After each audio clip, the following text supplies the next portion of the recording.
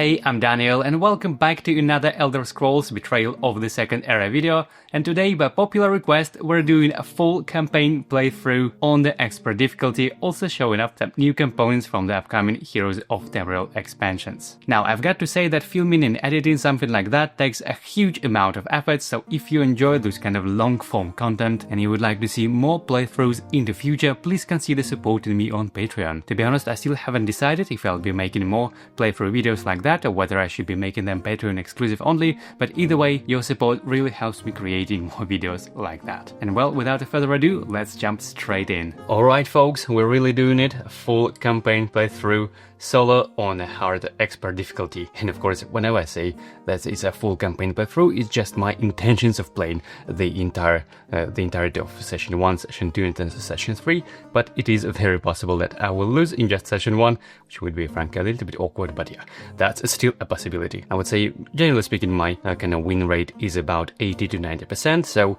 I win most of the times, but still not all the time, so yeah, that can be quite tense. And whew, even though we're not doing this as a live stream, in just a normal video, I still have this almost a little weird sensation, so yeah, that is quite excited, I must say. And just maybe for a little bit of kind of technical details, I want to first acknowledge that unfortunately my play area, my filming area is quite limited. As you can see, all the components are pretty tight here, so not even everything fits on the screen. Unfortunately, again, that's just the current limitation of my setup. I have mounted the camera as high as I can, but yeah, that's the only thing that I can fit on my screen.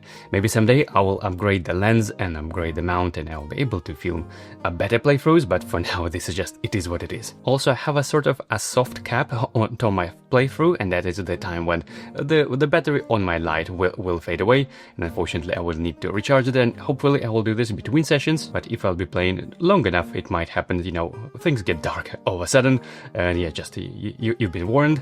And also I have a sort of almost a hard limit, if you will, and that is when my son gets back from school, which will be in about 5-ish hours from now, and normally that would be enough time for me to play the entire campaign, but because I'll be talking through things, it obviously will take a little longer for me, so I'll probably need to take a break, you know, maybe after session 2, in between the endgame, maybe even split this across a different filming days, so this is why I'm doing this in a normal kind of video format rather than a live stream. That's frankly the main reason of doing that.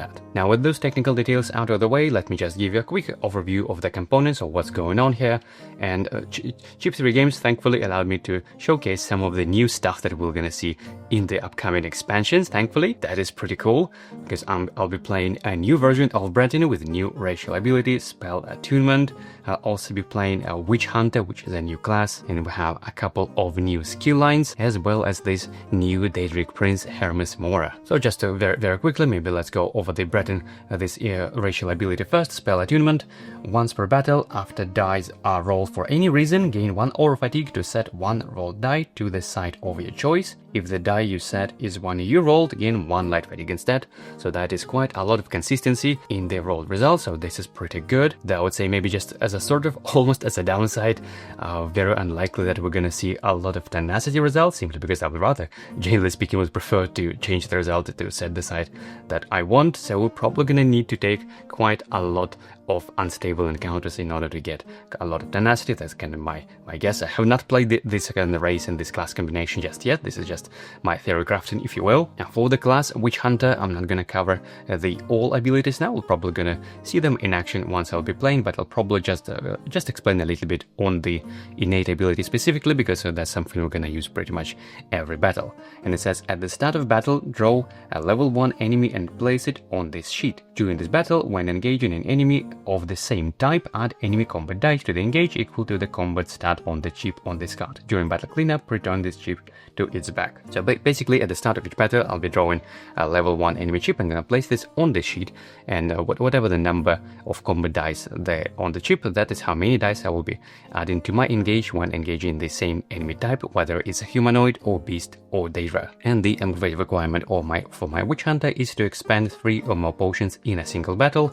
So ideally, I would like to stack my inventory with a bunch of potions, although potentially it could be even a single potion, because we have the ability called Chemistry that allows to refresh expanded potions, so potentially it could be used, could expand a potion, then refresh it, then expand it again and do this 3 times, of course, provided that I have enough tenacity in a battle. We also have this Daedric Prince, Mora, which is a pretty straightforward and very fun.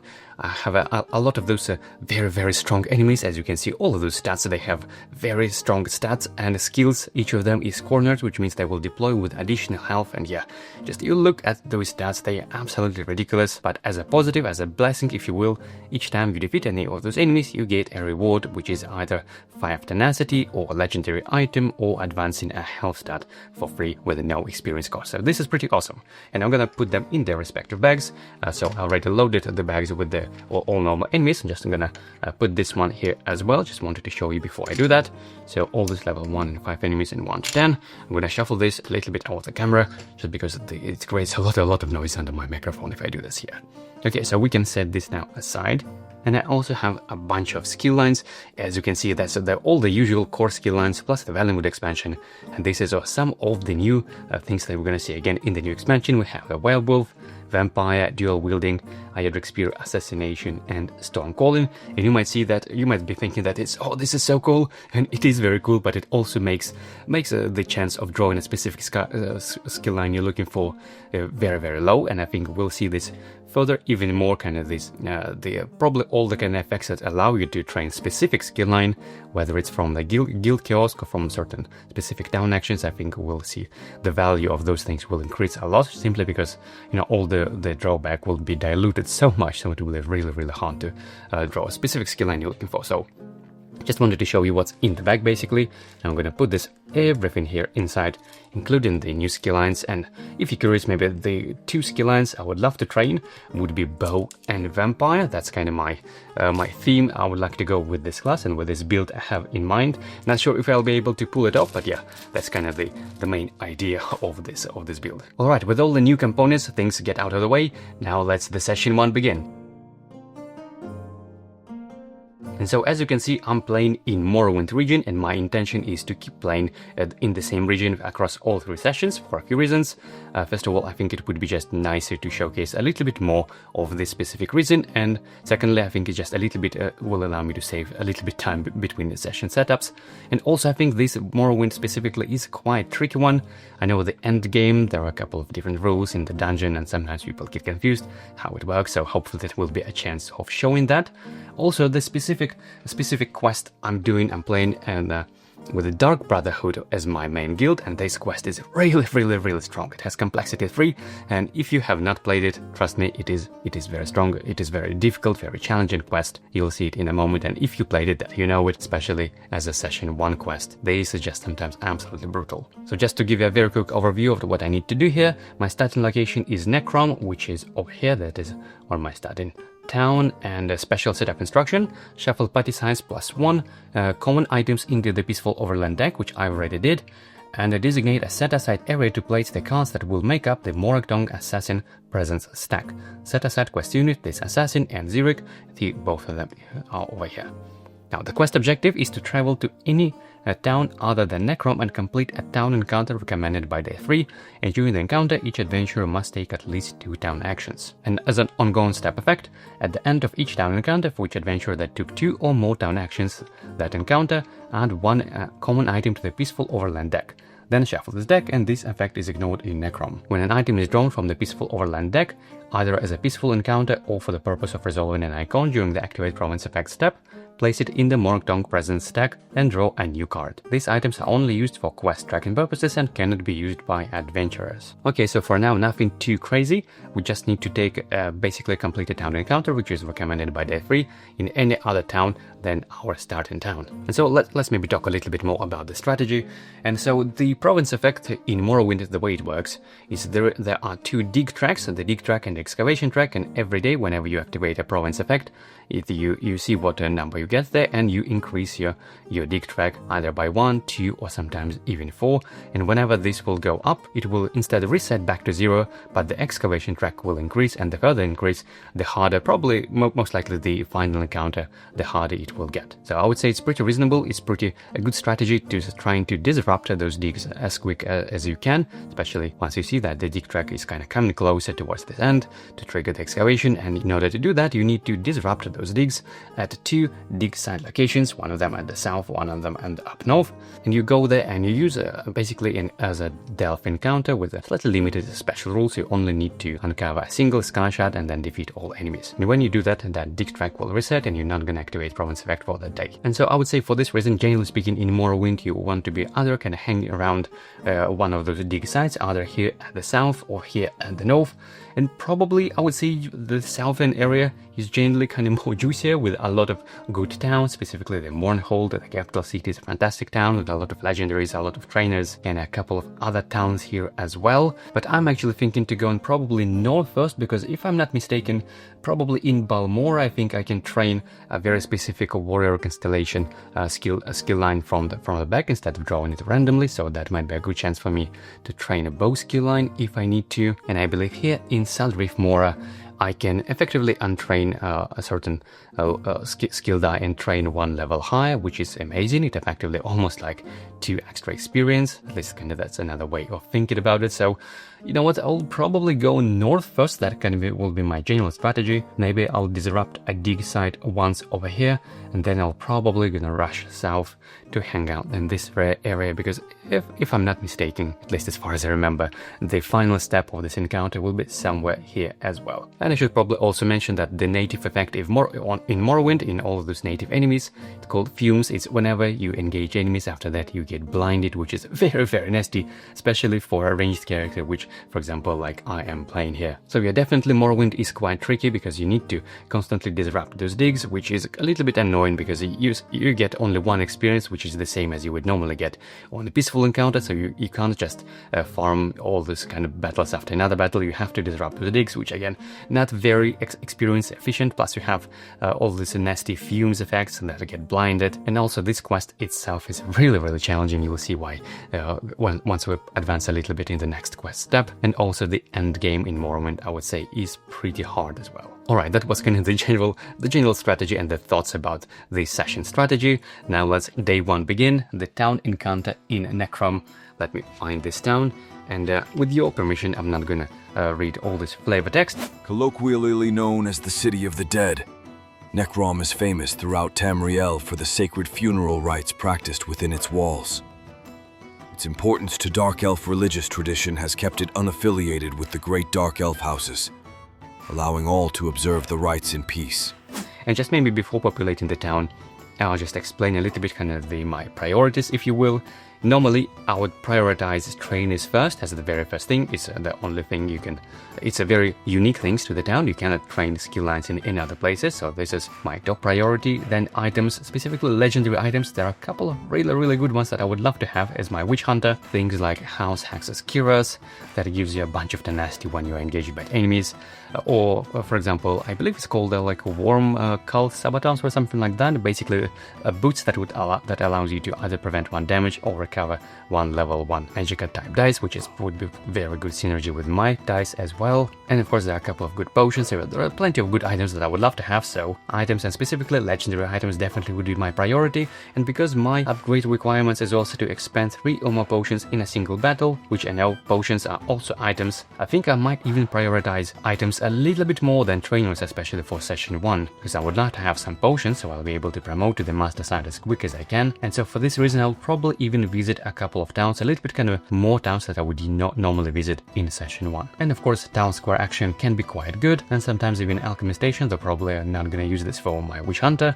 And sometimes the tavern, of course, and probably guild kiosk and quest boards are my least priority, I would say, in the towns. Okay, I just realized that I haven't even mentioned my starting skill line. Let me put this aside for a moment. So yeah, I'm playing also with a new starting skill line called Soul Magic, and as you can see, I've slotted this over here, even though normally I already play without all this reference sheet. I've generally memorized pretty much all the skill lists already in the game, but because these are new, I might pick occasionally just to see the results that I'm playing all correctly. And also I've slotted here Vampire skill line, even though I obviously don't have this yet, and I'm not even sure if we'll be able to train this at all, but just to save some time, hopefully we'll see this so I've slotted it here as well. And just to maybe explain here a little bit further, here with my adventurer folio, I use this first item sheet with 4 slots. These are my ready items, and here at the back, these are my items in the back. So 8 of them in total, just according to the rules, 4 or 8 of them as the total number of items you can have as your inventory, but only 4 of them in the ready slot. So that's kind of my structure. Okay, now back to this town encounter, and I guess now let's populate the town. We have 6 common items. 1, 2, 3, 4, 5, 6. Okay, this branch is pretty decent. And we have 2 legendary items. Okay, now let's get 5 trainers. We have assassination, and vampire would be good. Heavy armor, nope, nothing for me. And Daedric summoning, this is pretty good, but no.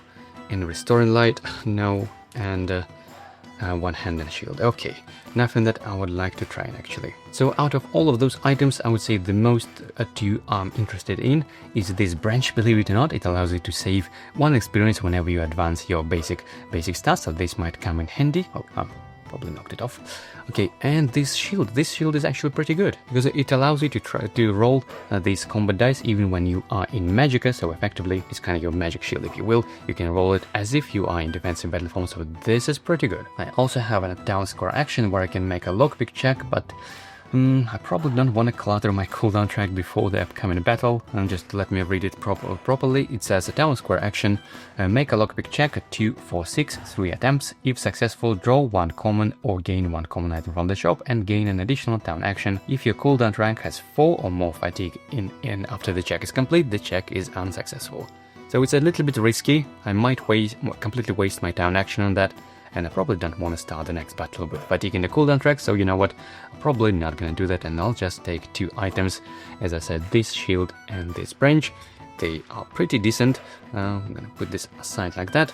Shield, definitely gonna place this in my active slot, and this branch, I'm using it only outside of battle, so it's not worth keeping in active slot, so I'll put this behind.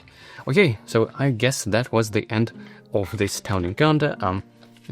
Discarding all of those items. Even though the glyph is nice, yeah, a lot of good items, but a lot of decisions and limitations of the town actions. That's what makes it so interesting. Okay, so this is all resolved. I don't want to untrain anything. I don't have any experience to train anything. So yeah, we're done with this reward phase. Now I just need to activate the province effect, and the sign we have is it's increased the tick track by 2. Yikes. Okay. That is beginning of day 2. Let's go. Now the next card I can see in my encounter deck is called Well of Life, and just by playing the game I know that this is a delve, and it's probably not the worst one, and as far as I remember it doesn't even have any specific kind of unstable downsides, if you will, and it probably even gives a little bit of healing if I'm not mistaken. And you might wonder, how do I know this? And well, just by playing the game. I think this card is from a general pool, so I've been seeing this quite often, and the name is quite memorable. The Well of Life is definitely a delve, and I would say it's generally quite risky to go with the 2 experience in a delve, especially when you don't have any movement, you don't have a lot of cooldown. But because this delve is probably not the worst one, and I guess in the worst case scenario I can just collect 1 or 2 sky shards and retreat. That is totally an option. I guess another option would be to use my guild assist in a worst case scenario, although frankly I would prefer not to do that because I would rather gain proper keywords that will actually makes the end game a little easier. So yeah, this is just the very last measure, which I would prefer not to do that, not to use it. And because of my innate ability, I think I actually might have just a little bit of more extra damage compared to some other classes, so this is definitely an advantage. And with this shield I can mitigate just a little bit of damage. So yeah, even though again, generally speaking, I'd probably avoid going to the delves with just to experience. I think in this case it might be worth it. Again, as I said, in worst case scenario I can just grab 1 or 2 sky shards and retreat. So now which way should I go? And as I said, I'm probably gonna head over to Sadrith Mora. And the way to do this is looks like from this unstable landmark. So we're gonna have 1, 2, 3 on this day, and on the next day we're gonna have 1, 2, 3, and then 3 more using the extra movement with light fatigue. I think this is the way to go, and it generally aligns with the goal of this quest step so far that I need to take at complete a town encounter. And I just know that in this Sadrith Mora there is a pretty good town square action. And by the way, there is no any rules restriction that would not allow you to read the gazetteer, at least the town encounter, so it is absolutely almost recommended. Feel free to take your time before starting the session, explore the town, see what they do, all the town actions. They might really come in handy. Don't underestimate this. Yeah, so I think I'm gonna move just 1, 2, 3 to this unstable landmark because I do need tenacity. Those class abilities, they are quite costly. So I'm gonna roll this unstable die and let's see what we get. And we've got a conflict, of course, so I'm gonna draw this one, Well of Life, and yeah, it's a Delph. We have after each time an adventurer defeats an enemy, that adventurer may heal for 1 HP. Yeah, this is not too bad. Oh, we have the unstable, kind of downside a little bit that you cannot retrieve from this battle until you have gained at least 2 sky shards. Oh boys, so yeah, we need to collect at least 2, but I think that hopefully should be doable. Alright, so let me set up the Delph. I'm gonna place this aside, remove this one. I'm gonna deploy my my character probably somewhere like that. Hopefully we'll even have enough space for Delph building. And now at the start of battle, draw 1 level 1 enemy, place this on the sheet. Let's see what we got, who we're gonna get. And we've got Nord Bandit, which I guess is not too bad. I mean, it's just a single enemy combat die, but at least it's a humanoid enemy, and it looks like for 1 to level 5 enemies, this is the most common type. I mean, with all those bandits and marauders. So I would say, generally speaking, humanoid enemies here are pretty good, at least from my kind of theorycraft understanding so far. Alright, so it's the beginning of combat round 1. Adventurer's turn. I already used my innate ability, so now because I'm standing here, I'm gonna trigger exploration, gonna draw a Delph card, and let's see what we have. Oh, we have Throne Room. Look at that. It says, when revealed, the party may choose to gain any amount of life fatigue and distribute it among adventurers. For each life fatigue gained by an adventurer, you may deal 2 true damage to an enemy on this tile.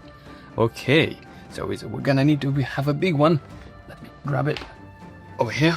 I'm gonna place it probably something like that. I guess I need to move this a little bit. Yeah, the space, sorry for that, is a little bit tricky. So this entrance tile is now connected to both of these, which is by the rules. All is good. Now we need to draw just two level 1 enemies because our enemy pool is just 2. And so the enemies we have are Imperial Bandit and Wisp. Let me deploy them with their proper health. 5 health for the Imperial Bandit. I'm going to place this on the furthest hex, which would be, I would guess, this one. Then Wisp with 4 health would be deployed here, I guess. And we have also a legendary item over here, legendary cache, and a common one over here. Alright. Now, should I use this ability? When revealed, the party may choose to gain any amount of light fatigue, and I think the answer is yes. Even though that will make me pretty much completely useless for the next probably 4 turns, I guess. I think this actually might be worth doing that, so dealing 2 true damage for each life fatigue, and we need to have 2 life fatigue over here and 3 there. Yeah, I think that is worth it. So basically, I'm just gaining 5 light fatigue, 1, 2, 3, 4, and both of these enemies are defeated, and this native ability is not triggered because that's technically not me who engaged them. It just happened accidentally. Okay, both enemies down. Now I still have not engaged yet, so that means I can move twice. And now the question is, should I collect any of those caches? And you know what, as soon as I step in here, it also says gain 1 over fatigue for each sky shard that has been collected this Delph, including this one, so that means I'll gain instantly 2 over fatigue as well. So that means I'll be completely paralyzed for the next couple of turns, really. So I think that would be a little bit too risky now to go in for any of those caches, so you know what, I'll just go 4 steps. So basically do double movement, 1, 2, and then another move, 1, 2, standing on this hex, but I choose not to trigger the exploration. Remember that it is optional. You can choose this whenever you either step on this tile or whenever you start a turn on this tile, you can choose to explore. So this is what I'm gonna do. And of course I'm gaining 2 over fatigue from collecting those sky shards. Okay, that is definitely the end of my turn. Now beginning of combat round 2. No enemies here, so this time I do trigger exploration and reveal a new delve tile. Let's see what we have. Ooh, it's a trap. Yeah, I'm glad that I saved some slots in my cooldown track, and of course I should have recovered 2 dice at the beginning of this round. So yeah, this goes a little bit better like that. Let me probably move a little further. Yeah, sorry about that. I'm gonna reveal a new tile, and it's a small one. Guess I could connect it something like that. Yep, that should do it, and I can explore still over here. Okay, and we need to deploy one level 1 enemy, would be this high elf bandit. So 3 health, deploying this over here, and then when revealed after deploying enemies, place caches in each unoccupied hex on these tiles. Okay, so I have plenty of caches, more than I need to, frankly. And as soon as I step in, there's a trap. Also, I need to make a lockpick checks on 3, 4, 5, 3 attempts, and if unsuccessful, discard all items in your ready slots and all caches on this tile. Okay, so before even stepping in and doing this lockpick check, I will try to defeat this enemy first, just so my dice would be closer to the cooldown recovery like that. So that's what I'm gonna roll, 2 of my soul magic dice alongside 1 of my enemy combat dice, because this enemy is humanoid and I have a humanoid here as well. So this is what I'm rolling, targeting high elf bandit. Let's go. And we've got 4 damage, which is more than needed to defeat this enemy. Yay, enemy is down, and I'm recovering, placing this back to the supply, and replacing this to the cooldown track. Okay, now I still have not moved yet. So I think I'm gonna move towards this hex, which is another explorable hex. But as soon as I step in here, bams, then the trap triggers, and I need to make a lockpick check on 3, 4, 5. Okay, let's see what we have. We have 3 attempts. And look at that, this is pretty decent. We have 4, 4, 6, which means I can secure 3 by gaining 1 light fatigue. Like that, and I can turn this 6 into 5 for 1 light fatigue as well.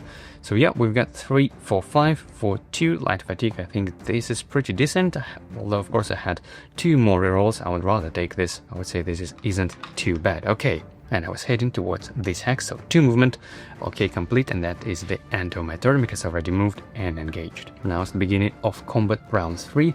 I'm recovering 2 dice, and you look at my cooldown track. I will be completely useless for the next almost 2 turns. Yeah, it looks like my best options would be to just grab a sky shard and go, although potentially I could already retreat with just 2 sky shards. But you know what, while I still have full health and with still a couple of rounds, I'll just continue exploring and let's see what we get. So I'm standing on the explorable hex, right? Yeah, and I'm not triggering, by the way, this cache because I don't want to get too many fatigue. So I'm exploring again, and let's see what we get. And we got outpost. Okay, another sky shard, not too bad. And this is another small one. And let's see, I'm gonna place this somewhere, something like that. Is it legal? Yep, looks correct. And when revealed, each adventurer may discard any number of common or legitimate items from their ready slots and draw an equal number of items from the corresponding decks. Well, I don't want to do that. I'm pretty happy with the shield so far. So yeah, I'm good. And when collecting the Sky Shard, the party may choose to discard the Sky Shard without gaining it. If it does, the adventurer who triggers the Sky Shard effect deals 5 true damage to all non-quest enemies inside. And well, it looks like I don't have any enemies inside, so I can just step in over here, collect this Sky Shard, and that's it. That's pretty much the end of this delve. Wow, I must say it was quite lucky. Things could have gone definitely much worse. Okay, so that is the end of this delve pretty much. Let me just clean up the area and shuffle all these delve cards like that and clean up. Okay, no, I haven't picked any caches, but I think that is worth it, and I still need to leave some space for the travel. So I'm returning all of those level 1 enemies to their bags. And let me just place this one like that, shuffle all of those things, and yeah, okay, I survived. That is pretty good. And we've got 4 experience because we managed to collect all 3 Sky Shards, so that means 4 experience. Yeah, that's quite juicy. And we're increasing the track now up to 6 experience here on the track. And I'm also gaining 2 tenacity because that was an unstable encounter, and now I have 4 experience to spend. Yay. First of all, I'm definitely gonna train another soul magic skill die over here, which will cost 2 tenacity, 2 experience, and I'm gonna train a level 2 skill die over here in this slot. Now for 2 extra experience, I think I can either train stamina or more magicka, and I think I would go for magicka actually, because the difference between 3 and 4 is quite a big breakpoint, because when you engage in enemies with the range of 4, they still normally cannot reach you, so this is a little bit safer to do that. And I think because I have a branch which says the next time you would advance health, stamina or magicka, discard this item, and the chosen stat is 1 fewer experience to advance. So yeah, I'll be advancing this stamina or this magicka for just 1 experience. That means I just still have 1 experience left, which I will save. Yeah, not too bad. Okay, that was the advancements. Let me discard this card as well. And yeah, that was the end of this advancement. Now let me check the province effect, and we have nothing here. Whew, okay. That wasn't too bad. Let me reset this combat tracker to 1, and that is now beginning of day 3. Now for this day, as I said, I'm heading towards Sadrith Mora, because our quest step is to make a town encounter, which is recommended by day 2, and I also would like to essentially upgrade my die to a higher level, so I'm moving 1, 2, 3, and then I'm adding 3 more light fatigue to my cooldown track and moving 3 extra, 1, 2, 3, and I'm triggering a town encounter. So let me find this town, Sadrith Mora. So this one, let's see what it offers. The mushroom city of Sadrith Mora is one of the most important holdings of House Telvanni. As befitting its house, which is outside the Ebonheart Pact, the island settlement is remote and hard to reach. Those who succeed in doing so, however, will find a world of magical possibilities at their fingertips. At the start of this encounter, each adventurer may discard a legendary to gain additional town action, and probably no thank you. Again, I'm pretty happy with this shield I have so far, even though I haven't even used it yet. And for the town square action, we have untrain a magicka type skill die and train a skill die of the next level higher in the same skill line. Fantastic. So this is what probably I'm gonna do. Let me now reveal the market. We have 3 items here. 1, 2, 3 legendaries. Oof, they are pretty good. This glyph of magic is pretty decent, I would say. We also have 2 common items. Oh, the potion. I need potions. Okay. And now let's see, for the trainers we have 4 of them, but only magicka and 5th constellations, so there is actually a chance of training or gaining a vampire if I have speech. And we have no, this goes back because it's a warrior. 3 more. Yep, that's another warrior. Let's see. Yeah, that's assassination. And let's see. Yep, that's distraction stuff. And come on, vampire. And no, that's warrior. And yep, that's magicka, light magic, light armor. Probably nothing I would train from here. And let me just return this one like that. Now for the 2 down actions, oof, this dram of speed is really good. The problem is that I definitely need to take an in action to remove all of this fatigue. Oof. So I guess the question is if I should effectively trade this legendary shield for this dram of speed. This shield is really good. But so is this dram of speed. I mean, it might come really handy in delves. And I also need to expend 3 potions in a single battle over here. Oof, I really want to save this shield now. This is a really tricky one, and I think I'm not gonna do that. I'll keep the shield. I think this might still save me a couple of hits or 2, which actually might be the difference between losing this scenario or losing this session or not. So yeah, I'll keep my shield. I'm not gonna use this at the start of encounter effect, but I'd rather use 2 town actions first on the inn, so I'm recovering, clearing my cooldown track entirely, cleaning up and removing all this bunch of life fatigue like that. And also for my second action, I'm using a town square, so I'm untraining a level 2 skill die and training 1 level higher on the level 3 like that. And that is almost effectively as if I've just gained 2 experience, so this is not too shabby. And I guess, okay, that was the end of the town encounter, so let me recover everything, remove everything back here to clear out the area. And these potions, these items go back here. Those 3 items, they go back here. And now, because I think I just completed the quest step requirement, let me check this Dark Brotherhood. over here it says travel to any town other than Necrom and complete a town encounter recommended by the 3, which we just did. During this encounter, each adventurer must take at least 2 turn actions, which we just did. And it says at the end of each town encounter, for each adventurer that took 2 or more turn actions, that encounter, add 1 common item to the Peaceful Overland deck, then shuffle the deck, and this effect is ignored in Necrom. So yeah, I need to take 1 common item and shuffle this into this Peaceful Overland deck. So this is what I'm going to do. I'm going to shuffle it up like that. Okay, and now let's... I'm not gaining any experience, unfortunately, for completing this step. Now I'm just heading towards the next quest step, which is B13 on page 27. Let's see what's gonna await us there. And I think this is where all the challenge begins. Okay, yep. 13, we need a new quest objective. Loot the bodies of party-size assassins, recommended by day 9. Proceed to quest C14 at the end of the day, in which you have looted at least the last required assassin corpse. So we have ongoing step effect. After deploying enemies to a clash or a delve tile, if there is at least 1 card in the Mora present stack, which we currently don't have any, deploy quest unit this assassin to the furthest unoccupied hex from all adventurers, unless it is already in play, even if previously defeated. So we basically will be hunted down by this assassin, and look at that, it's elusive, swapped and swift. So this is a really strong one, elusive and 3 combat dice. It means it's pretty much guaranteed gonna hit us first, which with 3 enemy combat die and 5 health, I mean that could be just complete GG. So this is why I think this shield might come in handy to prevent at least 1 damage. That really can make a difference here. This assassin also deploys with additional HP equal to the number of cards in the Morrowind present stack. This assassin does not need to be defeated for any conquer objective. Now, when this assassin is defeated, do not remove its chip from the mat. It no longer takes turns and cannot be targeted.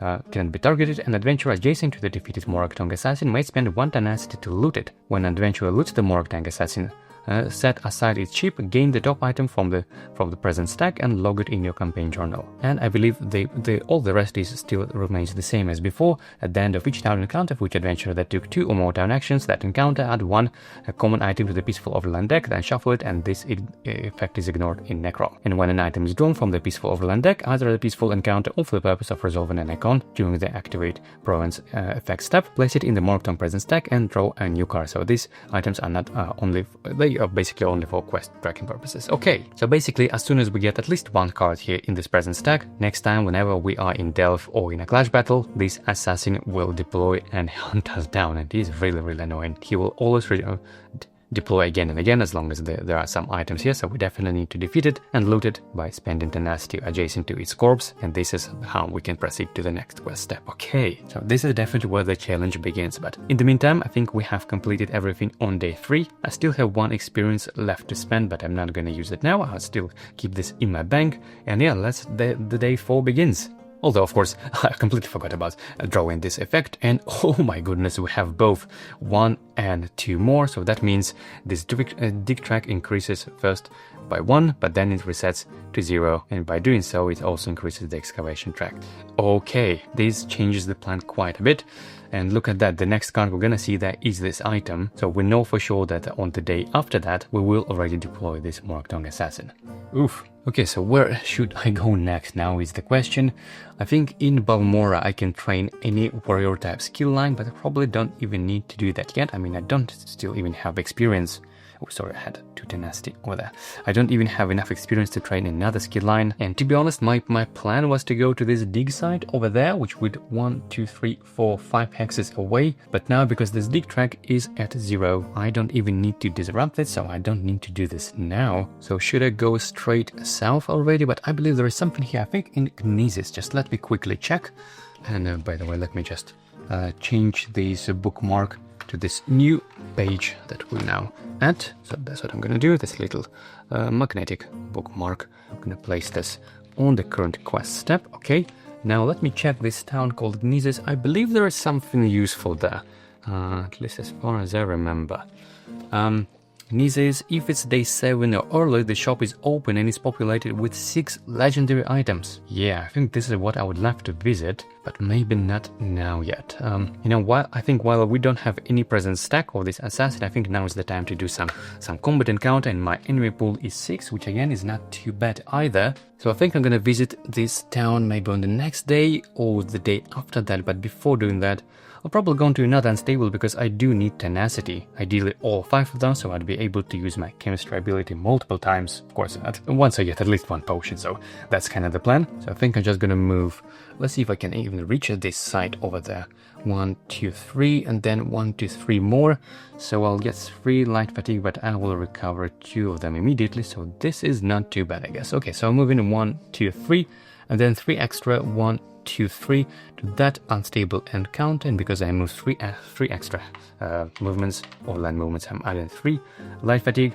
Now I'm rolling unstable die, and let's see what we have. The encounter that I see here is called Eggs Mine, no Eggs Mine, and this is something funny. I believe there will be a bunch of eggs and I would need to save them or something like that. And on the unstable, I believe it's not too bad. Yeah, we'll see what we get there. And yeah, of course, we've got the conflict again. It's statistically more got a common result. So I'm drawing this card, Eggs Mine, no Eggs Mine, and yeah, it's a clash battle. Place HP equal to 6 minus party size, so that means 5 HP under each cache. These are the eggs, and enemies treat the eggs as opposing units. When the last HP from the egg is lost, it is discarded, and adventurers treat the eggs as party members but cannot affect them, but can affect only by healing them.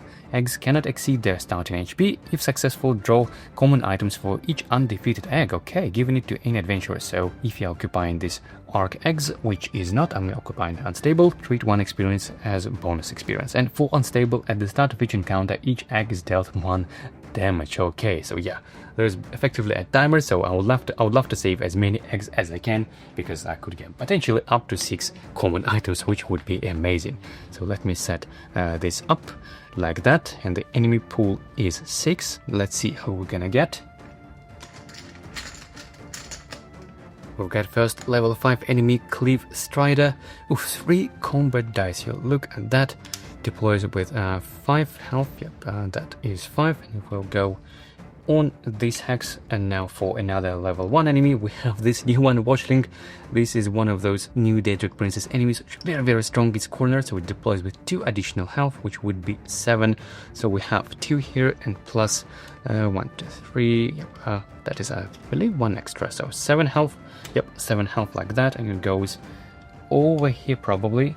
Yep, okay, and now we need to deploy all of those 6 cache chips with a lot with 5 health each. So let me do that.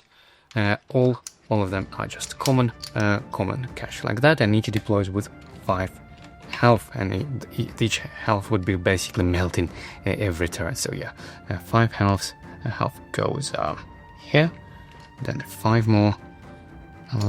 Let's see, that's 4, 5 like that, then that is 3, so we need 2 more. Yeah, that is a lot of health. It goes over here, and then 3 more to go. We have 5 over there, and we have 5 here to this style, I believe, this cat's hex, and this is 4, and 1 more to go. That would be like that. Okay, now I'm deploying my character, and I should probably go 1, 2, hold on, this has range 3. Yeah, we definitely need to focus on this one, because 3 enemy combat dice will destroy all the eggs instantaneously. So I think I'm just gonna deploy over there. And oh, I think I just realized that the entrance tile is supposed to go like that. So yeah, I'll be deploying here. And do I have range now? 4. If I'll stand here, 1, 2, 3, 4. Yep. Okay, so I'll be standing like that, and now I just need to draw a level 1 enemy. Let's see who we're gonna get. And we have Orc Bandit with 2 combat dice, which would be amazing, but the only problem is there is not a single humanoid enemy over here. Oh, this is such a waste. Oh my goodness. I'm probably gonna use my Evil Hunter ability to draw 2 new different enemies to hopefully replace this one with something, either a beast or a Daedra. Probably Daedra would be the way to go. Okay, so it's the beginning of combat round 1. I'm recovering 2 dice like that. And now I should probably focus on this one because it looks 3 combat dice and unlimited targets, so it's gonna just annihilate all the eggs. And this one range 3, cornered retreat. Okay, so I guess as my first action I'm gonna first move like that, just 1 hex, even though this will make me now in range of this fella, which he has unlimited number of targets, so this is a little bit annoying.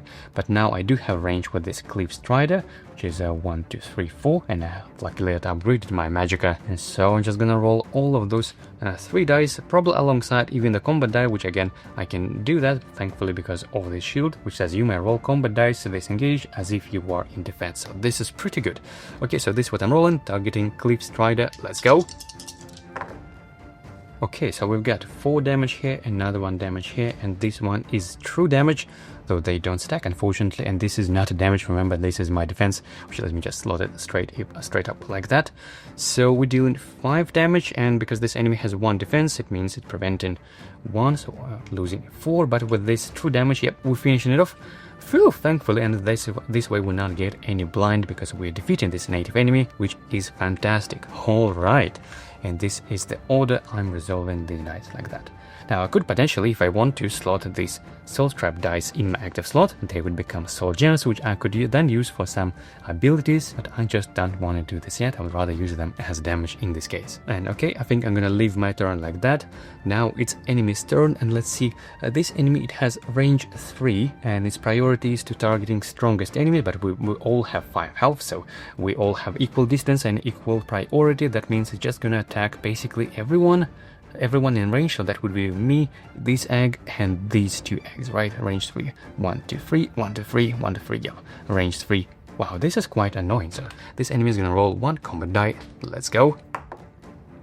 Oh, and we've got a miss, so this is pretty good, I guess. Okay, can't complain.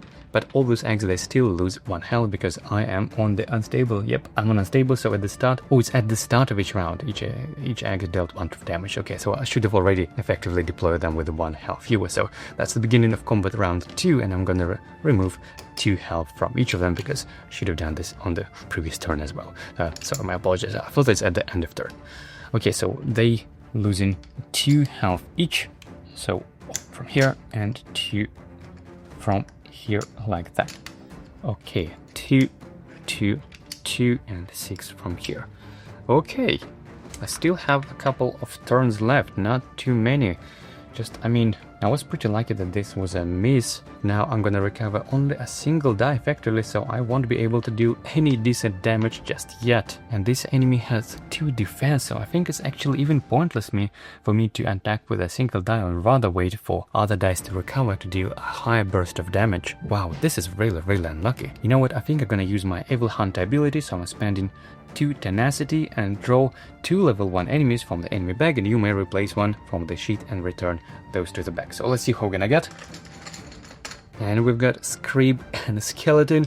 Well, look at that, 2 combat dice and 2 here, but this is such a waste because this is a beast and this is humanoid. So I'm definitely taking Skeleton, even though just a single combat die is definitely not as good as these 2. So yeah, that is somewhat a little bit unfortunate, but hey. And you know what, I think I'm just gonna probably even stay like that, or I guess technically I could even move away, maybe 1, 2, so I would not get hit at least. Yeah, I think that is the end of my turn. I don't think I can do anything else, frankly. So yeah, that is now enemy's turn. This watchlink is now attacking. Let's see what they're gonna do. And we've got 1 damage to all of those 3 eggs, so they're all losing 1 health from this engage, which is, yeah, that is a little bit annoying. And I think I just realized that because this enemy has the skill retreat last turn, it should have gained a stealth status dive, and because I did not engage this enemy, this didn't matter after all. So technically speaking, at the end of that turn, it should have gained this stealth, but now because it dealt some damage, this stealth would be removed. So yeah, even if I wanted, I wouldn't be able to engage this enemy anyway previous turn. So yeah, this little oversight, but didn't affect anything really. So now it's beginning of combat round 3, and now all of those eggs at the start of each round, they dealt 1 true damage. So we just have a couple of health left in those 3 stack of eggs. 3 and 3 more removed. Okay, and now I'm recovering these 2 dice, and now I'm ready to deal some damage. I do have range, 1, 2, 3, 4, okay. So these are the 3 dice I'm rolling alongside the enemy combat die. This enemy has 7 health and 2 defense, wow. 9 damage in total. I don't think this is even possible to do that. So let's see what we can do. And so we've got 4 and 6 and 7, which is pretty close, but not good enough. Definitely not enough to defeat this enemy. And even this combat die is missed. Oh, this is definitely unfortunate. Okay, so we got 7 damage, but only 5 of them goes through. And that means the enemy still has 2 health left. This is really, really annoying. I would definitely gonna lose those eggs. Okay, so these are resolved like that. This is recovered, and that is, I guess, the end of my turn. Nothing else I can do. So back to the enemy. It's again gonna engage with a single die, targeting the same 1, 2, 3 eggs in its range. And let's see. And it's again 1 damage. Oof, yeah. So those eggs are down. Unfortunately, no 6 item for me though. Yeah, I guess I was dreaming too much about it. Okay, but at least this enemy didn't get any stealth, so this is good. And now beginning of a new round 4. Those eggs are also taking 2 damage, so they all have just a couple of health left. Oh my goodness, I definitely need to finish it off. So I'm recovering those 2 dice, and yeah, that's what I do. Is a single engage, rolling these 2 dice alongside the enemy combat die, targeting this watchlink. Let's go. And we've got 4 damage here. This is 5 damage and 1 tenacity. Yep, this is now definitely enough to defeat this watchlink enemy. And it is not returned back to the bag. It is completely removed from the game. It's just 1 time per campaign, basically. So I'm completely removing this one further away. But I can now choose the reward, which I'm definitely taking, advancing my health for free, effectively. So I'm adding new health stat, and I also immediately increase my current health up to +1 more, so I'm now at 6 health. This is not too shabby, and of course these dice are removed like that, exhausted, so it goes like that. I'm also gaining 1 tenacity, and because it's end of battle, I'm also exhausting this one. And now it's the end of battle, so I have 3 eggs left saved, which is the last health chip, so that means I can draw 3 items, which is, oh, this is pretty good one. Wolf Pelt, Fisher Stick, and Void Steel Axe. Now, this is an amazing item, but unfortunately not for this build. So yeah, I'm definitely taking this Wolf Pelt over here, and probably these two to my backpack. They might come in handy for activating adventure rest step, which I might need to do some later. Okay, so let me just clean up this a bit.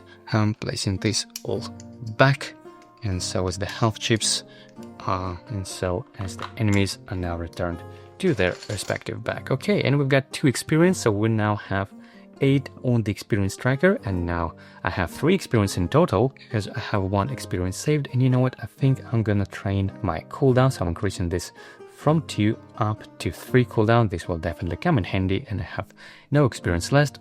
And oh, of course I should have also gained 2 tenacity because I was on the unstable encounter. Okay, and now we have 6 health. Yep, so this is pretty good. This encounter is now fully resolved, and now it's time to activate Province Effect. Let me just reset the tracker like that. Okay, and now we've got the first item in the present stack of this assassin. So next time I'll go to a Clash or a Delve, it will start hunting me down. But now I'm drawing a new one to activate the Province Effect, and we've got increase this dig track by 1. Okay, ooh, and look at that, we have another item coming up over there. Wow. Okay, so it's now beginning of day 5. Now, since I'm so close to the dig site, I think it might be worth to disrupting this, but because this dig track is just at 1, that is just not quite aligned with what I was hoping to do. To be honest, I can probably potentially already start moving south, but if I'll go further away from that, then the next day would definitely need to disrupt this dig. So I'll probably just stay here for 1 more day, for actually 2 days, and then I'm gonna start rushing down south. And just let me go check this town Gnisis again. It was before day 7 or before day 6. Mournhold, yeah, I definitely would love to visit Mournhold later on. Look how juicy that is. 5 legendaries, 3 common, 6 trainers. Yeah, So let's see what we have in Gnisis, and we have 6 legendaries if it's day 7 or early.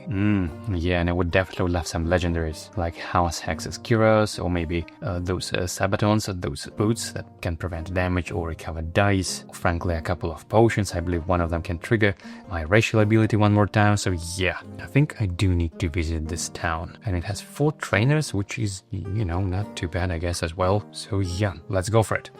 Day 5, I'm going to this town, Gnisis, and triggering this town encounter. Oh, why did I put this away? Okay, Gnisis. The small house Redoran holding is known for its prodigious Quama mining. Its operations were threatened by the discovery of a dangerous Dwemer artifact deep within the mine. But the crisis was averted, and the town quickly got back to normal, which is just the way its residents like it. And because it's a day 7 or early, which we're now on day 5, I can populate the shop with 6 legendaries. And I hope it's worth it. And there's 1, 2, 3. Oh yes, that's a good potion. 4, 5, 6. Oh, these are really good things. And even this pet, necrotic pet is a really good one. And look, it even goes paired with this glyph, so I can enchant the pet. Oh my goodness, so many good stuff. But hold on, I haven't even populated the trainers yet. So let me draw those. We have 4 from any constellations, and we have 200, and we have Daedric Summoning. Well, these all are good things, and we have Letter Domain. And we have One Hand and Shield. Okay. Okay, I definitely want to have to grab a couple of items. This one for sure. This one is a top probably item for my build actually. But this one, Necrotic Helper, is also amazing. And this is the second potion which will help me to become master quicker. Oh, but I believe I'm gonna add another item to this present stack only if I take 2 down actions, right? Let me double check this. Which page is that? Yeah, at the end of each town encounter for each adventure that took 2 or more town actions, add 1 item to this present stack. Yeah, I definitely don't want to beef up this assassin who is strong enough already. So I think I'm just gonna grab this single item, Conjure Potion, which is amazing. It says while performing and engage in magic battle form, select any one untrained Daedric Summoning skill die and freely add this to your engage. When this skill die would be exhausted or drained, returning to the supply. So I now can effectively summon a Daedric Summoning companion even without having this skill line, which is amazing. Phew, this visit was definitely worth it. So yeah, this is a single action, down action that I'm doing. I'm placing this my Conjure Potion over here. And I'm not taking a second down action because just I don't want to have any extra stacks, items in this assassin stack. Okay. So this is what I'm resolved right now, and all of those 6 legendary items. Okay, that was worth it after all. And now I just need to activate the province effect, and unfortunately I have to draw a second item in this stack, which is quite unfortunate. And let's see what we have. We're increasing this dig track by 1. Yeah, I think now it's time to disrupt it. Okay. That was the end of day 5. Now it's beginning of day 6. We're halfway through. And so yeah, as I said, I'm going to disrupt this dig. So I'm moving 1, 2 hexes to this dig site, and I'm gonna activate a special delve encounter with the special rules. And just let me place myself like that. So beginning of combat round 1. I'm recovering these dice, and also at the start of battle I need to draw 1 level 1 enemy. Let's see who is gonna have. And we have a Breton Bandit, which I guess is pretty useful overall, having this humanoid enemy, given especially since we have this assassin is also humanoid. Okay, so now I'm triggering exploration and drawing a delve card. And let's see what we have. Volcanic Fissure. Okay, when revealed, apply a blind status die to 1 enemy on this tile, which I guess not gonna help me that much since there's only 1 enemy. Just let me grab the tile of the appropriate size. Okay, so this one. Let's see how we can connect it. Oh, maybe this way? So I could potentially explore quite quickly. And is this legit? Yep, it's connecting 2 of them. And yeah, I can still explore this one. Okay. And my enemy pool is 8, but it instructs to deploy only a single enemy. So first I'm going to deploy a cash chip over here. And then 1 level 5 enemy, which is High Elf Marauder. Okay, 5 health deploys to the furthest hex. Like that, I guess. Oh, and also I believe as soon as we revealed this tile, we also need to deploy this assassin now. Let me double check. I think it's after you deploy enemy to this tile. Just double check. It's not this one. Sorry, next page. Over there. After deploying enemies to a clash or death tile. Okay, if at least one card in the Mora presence stack, deploy quest unit this assassin to the furthest unoccupied hex from all adventurers unless it's already in play. So I'm gonna deploy this one, and it deploys with additional health equal to number of cards in the presence stack, and I have 2 cards over here, so I was gonna deploy with 6 health. Wow, this is really nasty. Yep, 6 health to the furthest unoccupied hex, which would be this one, I guess. They all equal distance. And also this says when revealed, apply a blind status die to one enemy on this tile. So I cannot apply this to a quest enemy, unfortunately, but I'm gonna apply this to this High Elf Marauder. Just like that, okay. And if I step in onto here, then I will need to make this lockpick check, which I don't want to do just yet. I would rather engage first, although now as I think about it, yeah, I think the way to go for me would be to engage some enemy first and only then, and then move back a little bit and recover those dice and only then go and explore further. Okay, so this is what I'm gonna do for my first engage. I think I'm just gonna roll these 2 dice because I can recover only 3. I don't want to roll all of them. So these 2 dice alongside 1 enemy combat die because these simple matches is the same enemy type. That's what I'm rolling, targeting High Elf Marauder. I have range, I have sight. Let's go. And we have more damage than needed. We have 6 and that is 7, but because this enemy is divert, unfortunately I still cannot one-shot it. So yeah, that is a little bit unfortunate, but hey, these 2 are exhausted, this one is recovered, and now because this enemy is swift, which means its movement is equal to the current round, it means that this turn is gonna move only 1 hex, probably here or there, and once it moves, then this High Elf Marauder, because it's blinded, it's gonna attack this assassin. Okay, yeah, so I think I'm just gonna leave my turn like that. I'm not doing any class abilities or any actions just yet, so it's now its enemy's activation turn, starting with this elusive assassin. It moves just 1 hex closer like that, and it ends its turn. Now it's High Elf Marauder turn, and because it's already started its turn adjacent to this elusive enemy, and because it's a blinded enemy, it will attack this one. So okay, High Elf Marauder attacking this assassin. Let's go. And we've got 1 damage. Can't complain, this is not too bad. Okay, now it's the beginning of combat round 2. I'm recovering all of those dice, so this is pretty good. I'm now ready to deal some hopefully serious damage, although I don't even need to deal a lot of damage just yet. I mean, I would love to defeat this assassin, but because it is elusive, this is really annoying. Just let me double check if this assassin will redeploy if I defeat this or not. And it says after deploying enemies to a clash or delve tile, there is at least 1 card. Okay, then you will deploy it, unless it is already in play. Yeah, the thing is I just don't really like this trap, because as soon as I step in here, my cooldown track will be full of life fatigue, but I cannot deal any damage to this elusive enemy. And frankly, I don't even want to defeat this enemy, because it is blinded. Well, I guess I'm still gonna move here, so I'm moving 1, 2, as soon as I step in here, I need to make this trap. For each item in your ready slot, if unsuccessful, for each item in your ready slot that is not a weapon, you gain 1 over fatigue or dealt 2 true damage. And I have a bunch of not weapons, so yeah, I definitely don't want to take that, so I'm taking this lockpick check. I need 262 for 2 attempts. Let's go. Oh, this one kind of stuck in the middle. I guess let me reroll this one. Let's see what we have. We have 4, okay, so 2, 5, 4. Well, I'm securing 2. And I'm changing this 5 for 1 over fatigue to 6. This is secured, and now we have 1 attempt to roll 2. Let's see what we get. Oh, look at that. We've got 2. This is not too bad. Okay, this is completed, and now because I stepped in over here, I can reveal another delve tile and explore. And this is a sky shard. When revealed, gain 5 tenacity. Ooh, this is more than needed. This is a little bit an overkill, frankly. Okay, and when you step on this sky shard, make a lockpick check on top card of the common item deck. If unsuccessful, distribute by the size through damage among adventurers and place yourself in any unoccupied hex on the entrance tile if possible. Regardless of success, cycle the lockpick card to the bottom of the deck. Okay, so let me place enemies here first, and I'm gonna do this maybe something. Let me move everything a little up like that, and this is how I'm gonna connect it. We need to place 1 cache chip, probably here in the middle, and we need to deploy level 5 enemy and level 1 enemy. And we have Wisp Mother and Spriggan. None of them are those humanoid enemies. Really unfortunate.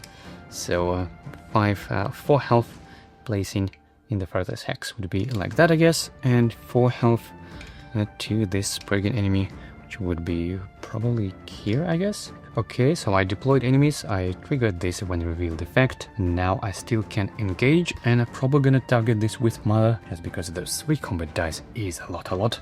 I'm probably gonna use just those 2 dice alongside my combat die, which you can use in defense, and I think I'm gonna use this time my Conjurer Potion, so I'm gonna add a free Daedric Summoning skill die, and to indicate that I used it, I'm gonna place this upside down like that. And the skill die that I'm gonna use is, of course, Summon. Let's see what it is. It's this one.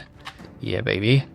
Okay, I'm gonna keep this nearby because apparently I'm gonna use this often now. So this is what I'm gonna add to my engage as a free thing.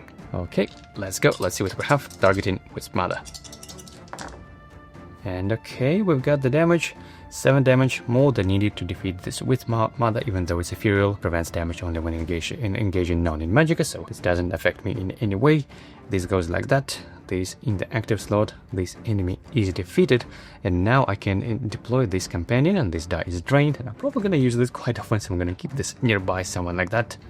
And I'm gonna deploy my Clanker companion, which is this fellow, and I'm gonna place this in my adjacent hex, which means that this companion can now already deal damage to this nasty assassin. So I think I'm pretty much done. The only thing I would also do is probably use chemistry. I'm gonna spend 3 tenacity and gain 1 light fatigue to recover this potion so it is usable again. Oh my goodness, this is so good. I guess potentially I could take another engage and even roll this again. I mean, roll another Daedric Summoning skill die potentially. Even things like Expert Summoner. Yeah, that could be good. I can even potentially revive this enemy using Tempered Soul. Do I want to do that though? Probably not. I think I'm gonna keep my tenacity and keep this potion available and not expended. Okay, so that was the end of my turn. Now it's my companion's turn, and it's aggressive and roll 2 enemy combat dice targeting this Morocton assassin. Because it's already started adjacent, it can already deal damage to this elusive enemy. So 2 combat dice targeting Morocton assassin. Let's go. Oof, and look at that. We've got 2 and we've got 1. 3 damage, which is so close to defeating this enemy. It has only 4 health. You know what?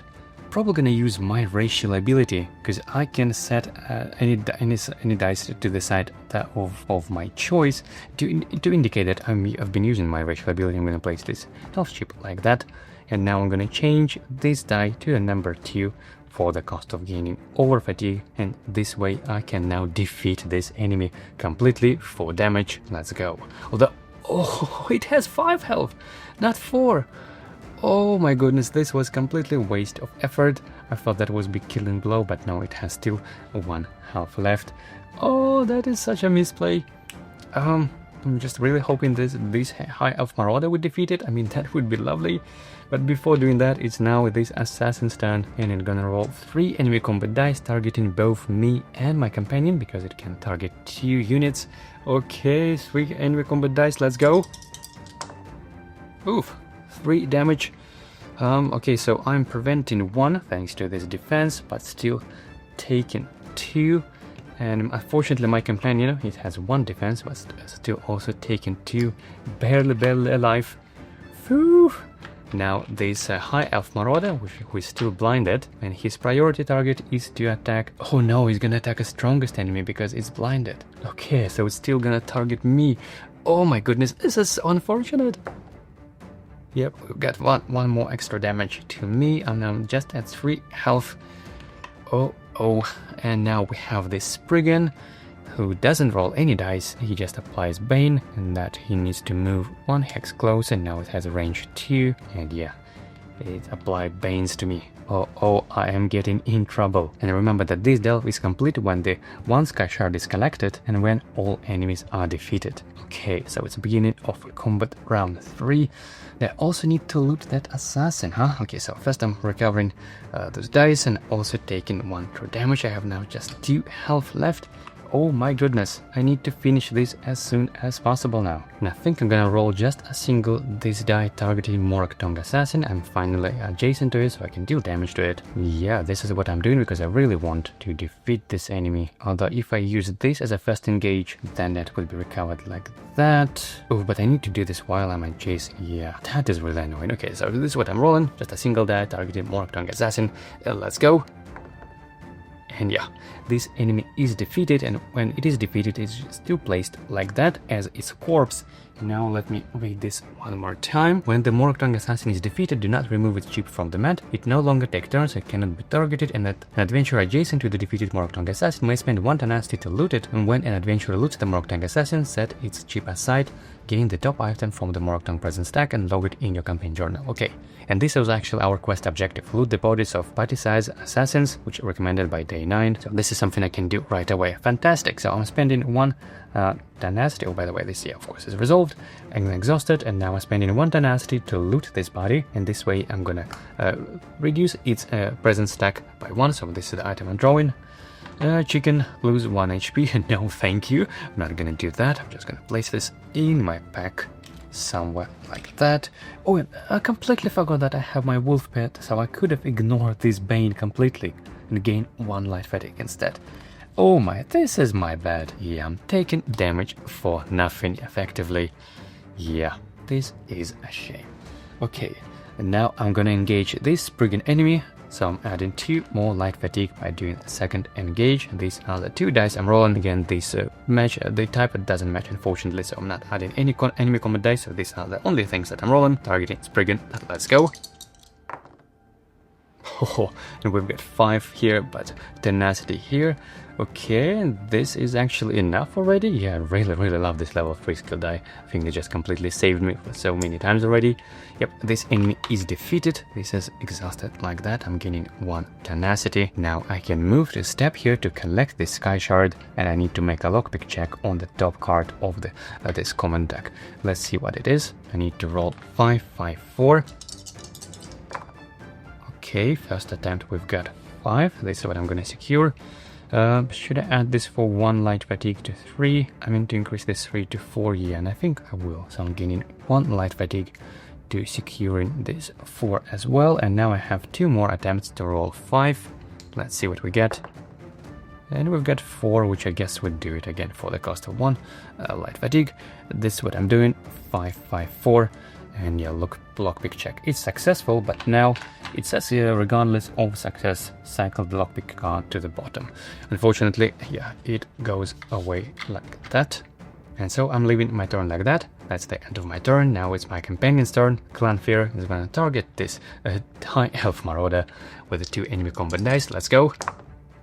And this enemy is aggressive, it's gonna reroll this miss 1 more time, and yeah, we'll get plenty of damage, more than needed. This enemy is just the last health chip, and yeah, but this enemy is defeated, and that is the end, the successful of this disruption of the dig. Because I believe, and just let me double check, this delve is successful at the end of round. After the first sky shard is revealed, no additional delves can be explored. The encounter is successful and the end of round in which at least 1 sky shard has been gained. Yep, and all enemies are defeated. Yep, both requirements are checked. So yep, this is successful and I'm gaining 1 experience for that. I'm also gaining that many items on the number of the dig tracks. So in this case, it's 2 common items. Nothing too spectacular. I guess although tenacity might come in handy, so yep, this is what I'm gonna do.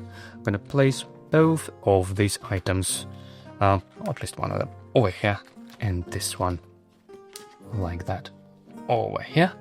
So okay, this now is all good. Let me just clean up the area.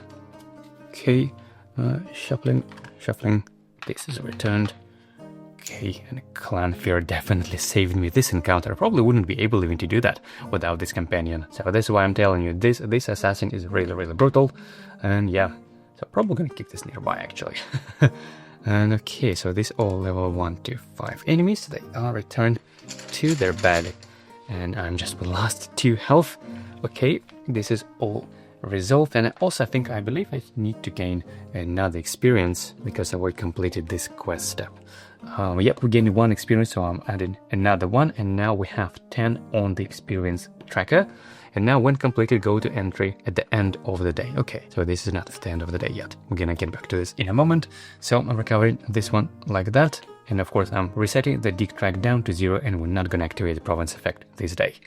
Okay, look at my cooldown track and 2 health. Yeah, I would need to visit some town probably. But before doing that, I have 2 experience to spend, and I think I'm gonna spend them on my stamina because yeah, movement is really needed in the Morrowind because there are a bunch of delves, and yeah, this will help me slightly, I guess. Now, in order to activate the province effect, I need to discard an item, and that is again because I'm playing on the expert difficulty.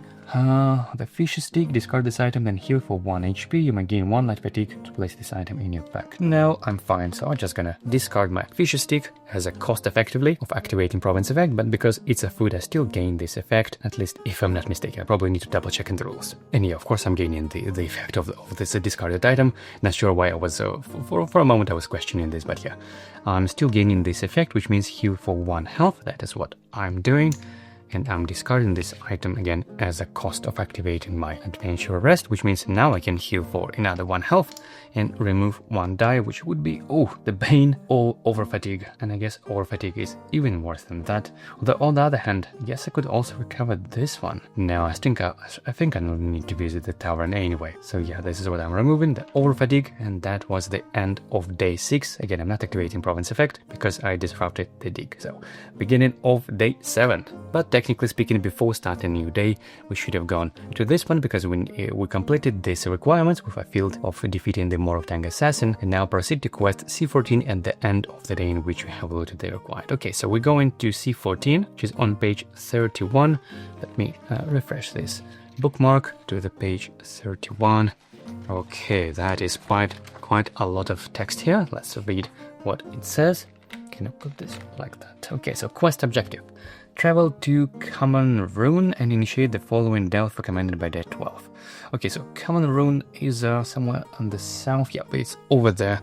Let me place a marker just to indicate that this will be our final destination for day 12 encounter.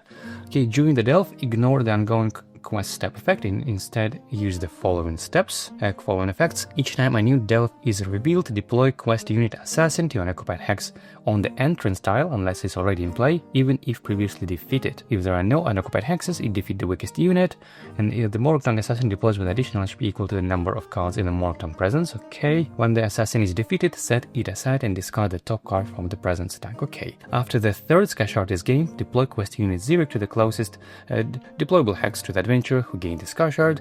Okay. After Vivec is deployed, immediately end the current turn and skip to the enemy third step. Then resolve the following effect that matches the value of the excavation track, which is currently, we have it on 1. So on 1, each adventurer loses all tenacity. On 2, each adventurer must exhaust all available skill dice from a single skill line, and there must be at least 1 available skill die from this one to be selected. On 3, each adventurer must discard all items in the ready slots. Wow, this is brutal. And on 4 and plus, in all remaining rounds after the current round, enemies take their turns before adventurers. Wow, I would say 3 is even more brutal than 4. And the objective is to eliminate Vivec. Okay, the final encounter will be really hard. Just to show you the Vivec, it has Bane and Penumbra. Really tough one. Okay, but there's more, I believe. Everything else still remains the same. The ongoing quest effect. After deploying enemies to a clash or delve, there is at least one more time killer, or everything from the previous step is still takes place, unfortunately. So this assassin is still hunting me down, at least for as long as there are at least 1 card in this stack. Wow. So I have 10 experience, and I guess the question is, where should we go? I mean, with such a cooldown, I could go to the peaceful encounter, I guess, or I could go to a town encounter, I think, just to be ready for the next challenge. I mean, you look at that. I mean, I think it's time to move in south, but it looks like not much I can go here. I mean, I could go to Balmora, which I believe this is the place where I can train a thief, but a warrior constellation skill line. So let me check. Balmora. If I'm not mistaken, I remember there was something useful there. Balmora, after populating trainers, each adventure may discard an item to replace one of the draw skill line, with a warrior type skill line or their choice from the trainer bag. Not sure if I want to do that just yet, because I mean, the only warrior skill line that I want to train is bow, but I probably don't even have enough experience to train it just yet, although the tavern looks good. Okay. I could also teleport here at the end of the day, place the party token in Necrom or Silent Maya, and you must spend the next day on that. Oh yeah, that definitely. I would love to teleport, but I don't want to spend the next day in that town as well. I guess I could have also reached a Vivec city. Let's see, 1, 2, 3. 1, 2, 3, just to maximize the movement, because I believe I have exactly 3 slots left in my cooldown track. Let's see what is in Vivec city. I honestly do not remember what's there. Vivec city. Effect, adventurer must spend 1 tenacity to take a second town action. This is annoying, although frankly I do have tenacity and there are 5 trainers and there are some legendaries and the tavern. Yeah, you know what, I think this is actually a pretty decent town. And I mean, with such a cooldown track, I honestly don't want to fight, so that means I could probably even save my that item that I discarded and do not activate the adventurer rest step. So yeah, you know what, let's go to Vivec city, and this is what I'm gonna do. So I'm moving 1, 2, 3, and then 3 extra 1, 2, 3 by gaining 3 light fatigue to completely fool my cooldown track. Look at that. And now let's populate the town. Perhaps the most holy city in Morrowind, Vivec city is named for the tribunal god who makes his home there. Mystical and grand, its ways are mysterious. From Vivec himself to the small moon that hangs impossibly above the city. We've got 4 legendaries. 1, 2, 3, 4. Oh, that's another potion, and the monkey is really good. Anytime you would take damage, you may choose to place that many HP chips on this pet instead. Okay, this is a good pet. Okay, 3 common items. Oh, another potion, and I do want them all. Oh my goodness. But let's also see what's in the trainers. We have 5 of them in all constellations. So, oh, we got vampire. Look at that, and shadow. And 1 hand and a shield, and we've got acrobatics, and this one is Storm Calling, also pretty good one. Okay, we got a lot of things, but it looks like unfortunately I have to take an inaction to clear my cooldown. That was kind of my whole point of visiting this town, frankly. Yeah, so I'm taking an in-town action, so I'm clearing up my cooldown track entirely like that. Okay, and a lot of fatigue here. All return to the supply like that. Now place this one like that as well, just to make things nice and tidy. And now for the second down action, first of all, if I even do the second down action, then I would need to add another item to this presence stack, which is quite annoying, but I do want to train vampire. Oh my, this is such a dilemma. And you know, despite the fact how good this potion and the monkey looks like, I think I'm gonna train vampire, because who knows whenever I see this skill line again. Yeah, so this is what I'm slotting as my second down action, and because I just did a second down action, I need to add another item to this presence, so this is what I'm gonna do. Sorry, I'm just shuffling all these things like that. Okay.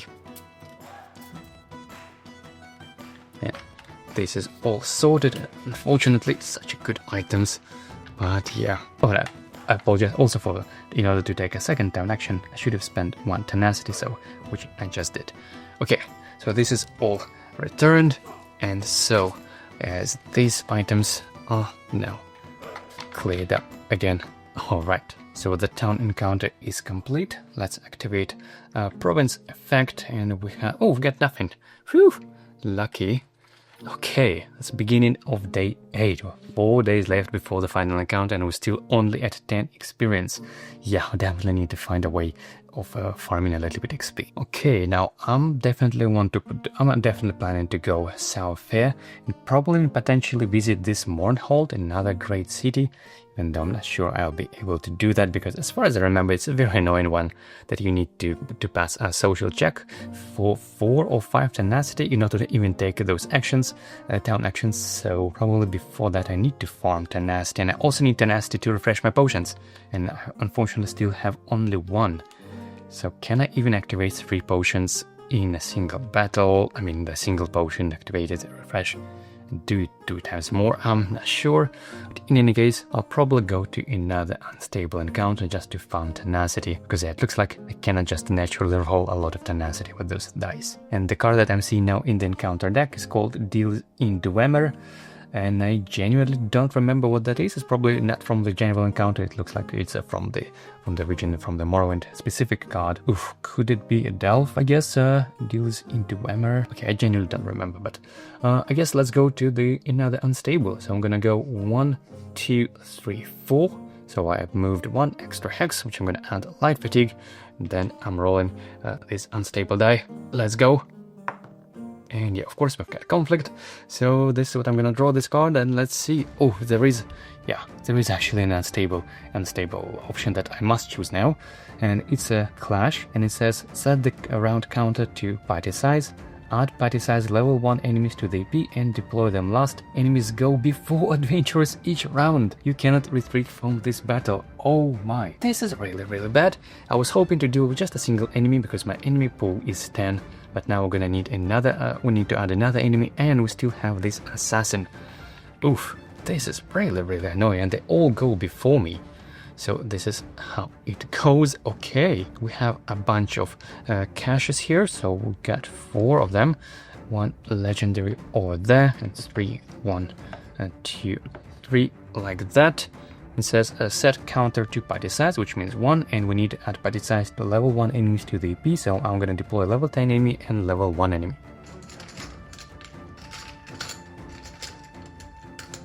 For the level 10 we have another Seeker. Look at that, another of these Daedric Prince enemies, 9 health plus quarter, so that is 11 health and 2 defense. Oh my goodness. I'm not sure if I'll be even have enough damage to deal with that enemy, so that is 6. It's gonna deploy with 11. That is 4 more and 1 more. Just let me double check. 11 health is a huge stack. That is 3, 4. Then another 4 and 3. Yep, that is 11 health, and it's gonna go before me. And not this round, but every round. Enemies go before adventurers each round. Oh my goodness, am I cooked? I think it's very possibly so. Now, for the next level 1 enemy, we have this Mud Crab Stalwart with 3 health, which is quite annoying to be honest. It goes over there. Now I need to deploy my character, and I'm gonna do this. Oh, by the way, I think I forgot to heal my to full HP once I was in the tavern, right? So I need to add 3 more health. So now at full, 2 more. So now at full 6 health. Yep, that is 6 health. It was a little extra. And then I think I'm gonna deploy probably here. I need to avoid getting hit by this fellow, so it's gonna move 1, 2, and then range 4. 1, 2, 3, 4. Yeah, I think I'm safe. Okay, and now that's province. This quest step effect is still active, remember? And let's see, ongoing effect. When Morocton gets... Okay, after deploying enemies to a clash or delve, if there is at least 1 card, yep, there is at least 1, deploy Morocton Assassin to the furthest unoccupied hex from all adventurers. Okay, and we also have this Assassin with extra health because there is a single card here in this card, so we have 5 health. Furthest hex would be, I don't know, this one, I guess? Okay. This is absolutely horrible. Oh, I should also forget to draw another level 1 enemy to my class sheet for the innate ability. And I've got this Skelly Boy Daedra enemy, which I guess is pretty good, although just a single die like that. I'm not sure if it's actually make any difference. Okay, so it's beginning of combat round 1 and enemies go first. Wow. So this Morocton Assassin makes just 1 step because it is a swift enemy. It means its movement is equal to the combat round, so it's only 1 in this case. Now next is level 10 enemy. It moves 1, 2 like that. Oh, and it's also Intimidate. It's gonna apply fear to me. Oh my. But thankfully I'm not in range yet. 1, 2, 3, 4. Yep. And now the Mud Crab moves on also 2 hexes. 1, 2 like that, I guess. Okay, wow. Okay, so now it is my turn and I'm gonna recover this die. And well, yeah, I'm definitely gonna move 1 step here. This way I'm not gonna take hit by this Mud Crab just yet and not get hit by this assassin. So this is pretty good, I suppose. And I think now it is the time to use my potion again. So while performing engage in Magicka, yep, I'm gonna expand this potion to add my companion. This is definitely the way to go here, so I'm rolling all of those dice alongside my die to this one in defense, targeting the Seeker, and also alongside 1 enemy combat die. Yeah, this is what I'm rolling, targeting Seeker. Let's go. Okay, we landed on our summon. This is pretty good. I'm gonna train this right away. This one only 3 out of 5. Yeah, this is a little bit underwhelming. So we've got 3 damage. This is not damage, this is my defense. And this is 3, 2, and 1 more. That is 6 damage, but because this enemy has 2 defense, only 4 goes through. Now this stack of health is still huge, absolutely massive. Look at that. And yeah, this is tenacity. So I'm now at 3, like that. Oof, and I'm gonna deploy this enemy, this companion, sorry, with 3 health. Probably on this spot, right? Because this way it's still gonna avoid getting hit by this assassin next turn. 1, 2, yep. But in the meantime, we still have range for this one, yeah. Wow, now this enemy has a lot of health still. So you know what? I think as my second action, probably gonna try to beef up my companion a little bit. So I'm gonna spend 3 tenacity on chemistry, gaining 1 light fatigue for that. That's what I'm doing. I'm recovering my potion, so it is no longer expanded. It is ready again. And now I'm gonna take another engage and expand it again. And this time I'm gonna add another Daedric Summoning die. And this time I'm gonna roll, oops, sorry, my Expert Summoner. Let's see where it is, this one. Okay, we've got Expert Summoner. I don't have any actual dice to roll, so it's gonna be basically an empty engage, but I'm still adding 2 life fatigue as a second engage this turn, and I'm rolling this single Expert Summoner. Wow, let's see what we get. Oh, and it's landed on a miss. Ooh. Yeah, you know what, I think this is actually time to use my racial ability, so to indicate this, that's what I'm placing a health chip like that, and I'm gonna gain another light fatigue to set this one to the side of my choice, which of course I'm setting this to the number 3, like that. Wow. Okay, so now it's my companion's turn, Clan Fear, and it's gonna engage this Seeker, this time with 5 enemy combat dice because I have that many of my Expert Summoner. 5 enemy combat dice, and this enemy is aggressive. It's gonna reroll all misses. Hopefully it's gonna get a good burst of damage. Let's go. Oh, look at that. 2, but 3 misses. Whew, I'm so glad this enemy is aggressive. This skill is really underrated for companions. So I'm rolling this one again, another try. And well, still 1 miss, but at least I guess that's fair. So we have 4, 5, 6 damage. It means this enemy takes 4 damage because of 2 defense. So I'm removing 4 health chips, and it's still, wow, still a lot of health there. Wow. Okay, and this was the end of my companion's engage, and now of course reducing this Expert Summoner down to 2. Now it's the beginning of combat round 2, and it's enemy's turn because they're going first. So now these combat round 2, so the movement of assassin is 2, 1, 2 like that. Now it's this Seeker's turn, and it has range 4 and unlimited number of targets, so that would be 1, 2, 3, 4. Yeah, both of us are in its range, and it's gonna engage us with 2 enemy combat dice. Let's go. Whew. Got 1 damage, not too bad.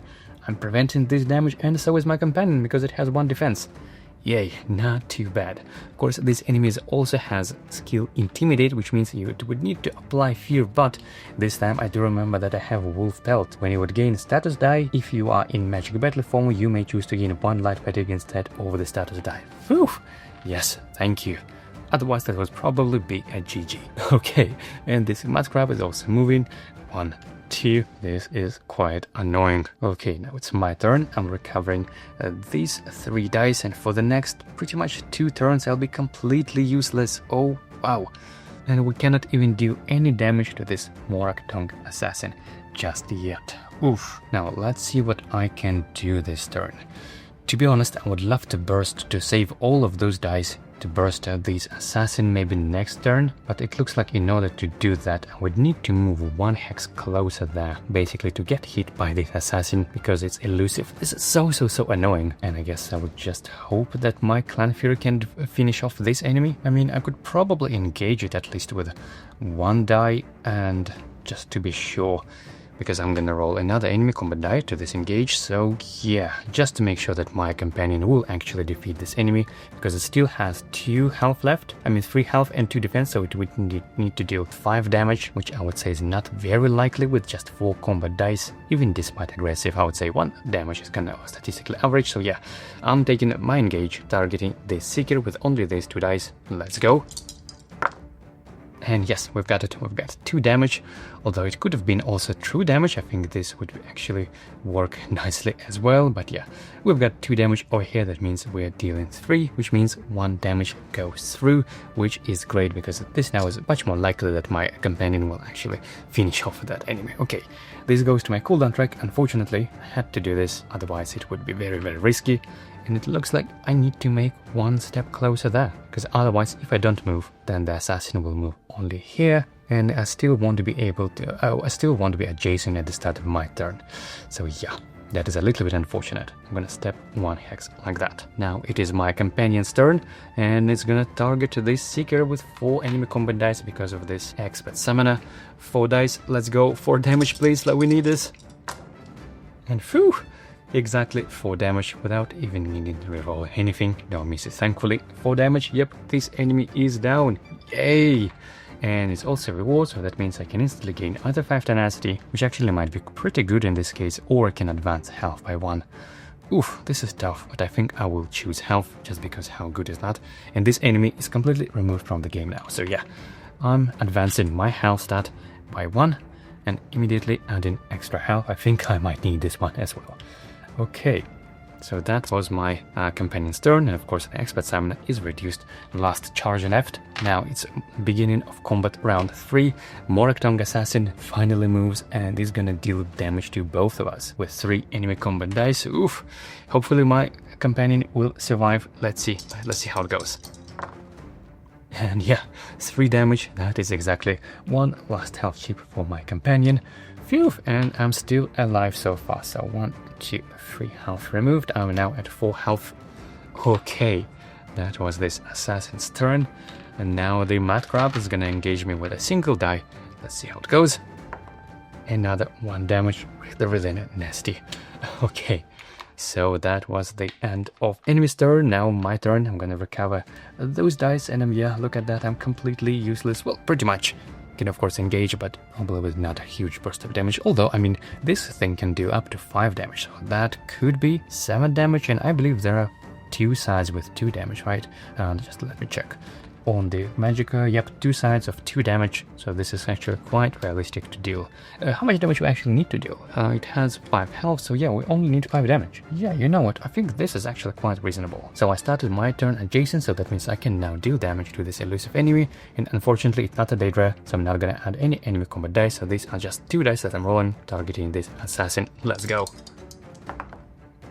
And yeah, we've got the lowest result on this one, but we've got a decent result on this one, so 5 damage in total, and this enemy is defeated. Phew, and I believe we still need to keep his corpse like that, and we can loot it to gain another item.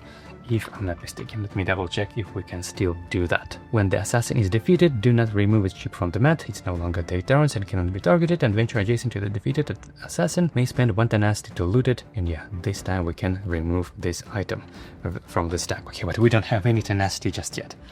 Okay, so this goes like that, and you know what? I think I'm just gonna move away because I didn't want to take any hits. Oh, and by the way, before moving, now I wonder if I should collect any of those cash items. And you know what? I think with just a single mud crab left, yeah, I think I can afford myself gaining a little bit of life fatigue over here, even from a legendary. And the question is, can I go through those enemy? I mean, it's still not considered as occupied hex, right? No, I believe it still counts as a As occupied hex, I cannot go through, at least from my understanding. Okay.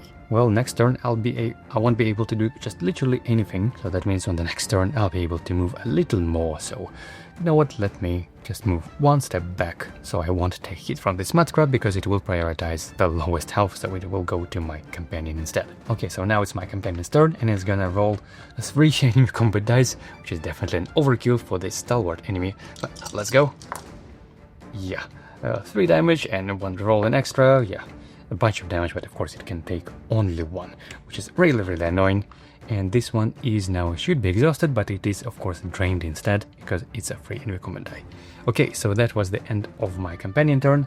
Now that is the beginning of combat round 4, and this stalwart, it moves towards the lowest enemy, which is Clanpeer in this case, and it's gonna roll it with a single, engage it with a single enemy combat die. And we've got 1 damage, which thankfully it prevents, so yeah, no harm done. Now my turn, and look at that, I'm just recovering fatigue and 1 combat die, so yeah, I'm completely useless this turn. And you know what, while it is the case, let me try to unlock this legendary item. I'm gonna move 1, 2, 3, and I'm gonna skip making a lockpick on this item, and instead I'm gonna take another move action and go to this legendary instead. So we need to make a lockpick check on 5, 3, 4, 6. And I can already imagine a lot of life fatigue added, so 4 attempts, 5, 3, 4, 6, let's go.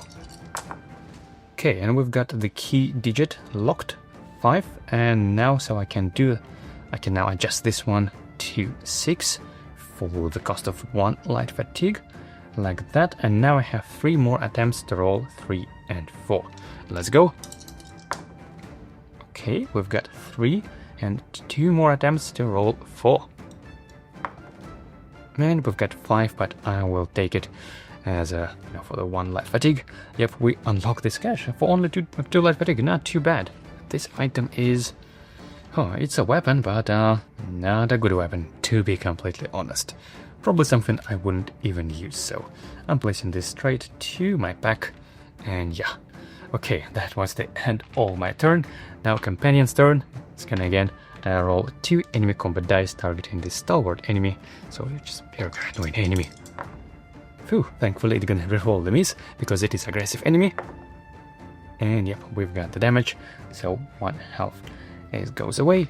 Okay, now it's the beginning of combat round 5. An enemy turn is gonna engage my Clanpeer companion with a single enemy combat die. Oh, and you look at that! That little mud crab, it defeated my Clanpeer! Oh no! Yeah. Even Mudcrab can deal some damage, and I couldn't even reroll because I already used my racial ability. So yeah, it's beginning of my turn. I'm recovering these dice, and of course, yeah, by the way, this cash chip was removed. So I guess I could engage this enemy and then make another lockpick. And I guess this is the way. The only thing is that I would love to have some tenacity actually, so I could be able to loot this Moroctong assassin. So even though this would be obviously an overkill, but I'm probably gonna roll all of those dice, and of course I'm gonna roll this one as well because of my item of my defensive shield. So this is what I'm rolling, targeting this poor mad crab. Yeah, let's go. And you look at that, we actually got it. Yay. Not too bad. Obviously an overkill, that is 6 damage, but only need to deal 2 damage. So yeah, this enemy is defeated, and I'm gaining 1 tenacity because of that. And this goes to my active slot, but I don't even need to place this. I'm gonna exhaust it right away. I was just rolling this exclusively for tenacity. So I'm gaining 1 tenacity, which I'm gonna spend right away in looting this corpse. So this way I can remove this item from its present stack. Yay. And this is a Glyph of Transmutation. Oh, this is actually a good one. It says enchant a legendary item. The enchanted item may be discarded at any time to draw the top 5 cards from the legendary deck. Choose 1 to keep and discard the rest along with this enchantment. Yeah, you know what? That's what I'm gonna do right away. As an action at my turn, I'm gonna enchant the item. It doesn't say in the ready slot, right? It's just any item, which I just thankfully grabbed. Yep, this stuff, maybe even I do have anything worse. Nope, I think this is actually the worst item I have currently, and it's a legendary item, so I can enchant it, and the enchanted item may be discarded at any time to draw the top 5 cards from the legendary deck. Okay, so this is what I'm doing. I'm discarding these 2 and drawing 5. 1, 2. Oh, this is good. Oof. Oh, Oh, no, no, no, why so many good items at the same time? They all are amazing. Look, this potion of heroism, instant defeat an enemy. Of course, House Hex's cures, a bunch of tenacity, and a sigil of Magnus' gift. Oof. This is a really hard choice. I mean, even the dog is really good. Wow, this is such a tough choice. And the reason why I like the Sigil of Magnus gift so much, because it adds extra magicka while you at an even number. So even while I'm currently at 4, I can already count this as if I have 5, and that in turn would allow me to safely train 2 dice, which frankly I'm not sure if I wouldn't be able to do otherwise. Oof, this is such a good item, but so is the House Hex's Cures. After an enemy engages, you gain 1 tenacity. Yeah, oof, such a tough choice, but I think I'll take this one just so I'll be able to refresh more potions potentially. Yeah, I guess this is the way to go. Oof, although I really want this one, and so is the potion. Okay, I'm gonna place this somewhere in the back for now. I'm gonna rearrange things a little later, and yeah, so I'm discarding all the rest alongside this legendary item to the back like that, and so as this glyph of transmutation as well. Okay, whew, at least we made it. The encounter is successful, and we're gaining 2 experience and 2 tenacity, right? Because we own the unstable landmark, yep. So this is all returned and goes like that. 2 experience, so we're now at 12 experience, and I'm gaining 2, which I should probably just train and spend on training some of the vampire things, shall we? And the die I'm looking for is Mesmerize, I believe, on level 2. Let me just double check on the skill line. Yeah, we have Feed, and then level 2, yeah, so we have Mesmerize. This is the die that I wanted. So 1 Feed goes like that, and another on level 2. And let me just double check, this is the one. Yep, I think that's how it looks like. Sorry, I have not played with this skill line before, so this is all new to me. Yep, that is how it looks like. Okay, Mesmerize, yep. Okay, good. This one actually will come in handy to walk around this elusive in the future. So I spend my 2 tenacity, and let me reset this round counter down to 1. Now, should I use Adventurer Rest? Oh, by the way, I don't need this one. Do I have any item to discard? Let's see. Actually, yeah, I do. I have either the salad or the chicken. And you know what, let me use the chicken. That's what I'm going to discard, lose 1 health, but I'm going to gain this health anyway because I'm using the adventure rest step. Then roll it 1d6 and remove that many light fatigue from my cooldown track. Okay, so that's what I'm doing. Yep, 2, that's exactly how much light fatigue I needed to remove. So that is what I do.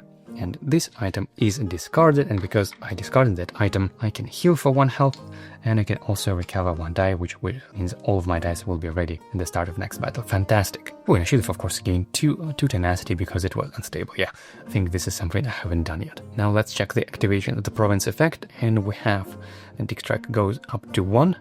Okay, not too bad, I guess, and that is the beginning of day 9. Let's go. So where should I go next? I think at the moment we don't have any items in this present stack, which is we can take this as advantage, which means it's now a little bit easier to just go and fight without all these extra enemies on the board. And the enemy pool is 12, which is also not too bad. So I think we need to take a look at any combat encounters around, although there aren't that many. And first of all, let me just put this one back. And the next card we have here is No Trespassing. I'm not sure what that is. It's something, again, probably from the Morrowind, because I don't recognize it as a general card. And it could be either a Delph or something weird. I think there was a one Delph card where you need to rotate every turn you need to rotate the Delph, which is a little bit annoying, and that could be the one. I'm not really sure. So I guess, should I take the Another Unstable just to farm tenacity? This means that the next battle I will guarantee start with 2 tenacity, just like I'm doing now, which hopefully, maybe this time finally with this House Executors, I'll be able to refresh 3 potions in a single battle. So yeah, I think this is what I'm gonna do. Roll another unstable die, and let's go. Let's see what we get. And of course, another conflict. Yeah, I actually wouldn't mind taking a peaceful encounter just for the sake of little diversity, but let's see what we have. And yes, it is a Delph. Okay, after the second Sky Shard is gained, deploy quest unit in ranged Dislandra to the entrance tile, defeating a unit occupying it if needed. If this encounter is successful and you also defeat in ranged Dislandra, reset the dick track to 0. Okay, but the battle objective is uncover, so we don't have to defeat this enraged Islandra if we don't want to. That is also an option, and there is nothing that would make this encounter harder, but because we are on unstable. So I think this is good. Not too bad. I really thought it's the one that with the rotating tiles, which is a little bit annoying. But enraged Islandra. Let me find the quest sheet. And empowered. Yeah, this is the one. Enraged Islandra. Okay. Oh, 4 combat dice and aggressive. Yeah, I'm just gonna keep this nearby over here for now. Okay, so let's go delving. I'm gonna remove this one. I'm gonna place myself something like that. But before I do, let me rearrange items a little bit. I'm definitely keeping this Conjurer Potion, and so is the Wolf Belt. Now, I'm not sure if this shield is now already worth keeping actually. But yeah, I'm definitely placing my Hound's Kex's Heroes. Well, actually removing Ore Fatigue might be pretty handy here in Delves, especially with extra tenacity from this item. So you know what, should I replace this one? Oh, by the way, I have only 3 health. So yeah, I definitely need some shield, so I'm moving those trousers, those pants back to my pack. Okay, so my items are now rearranged. Beginning of combat round 1.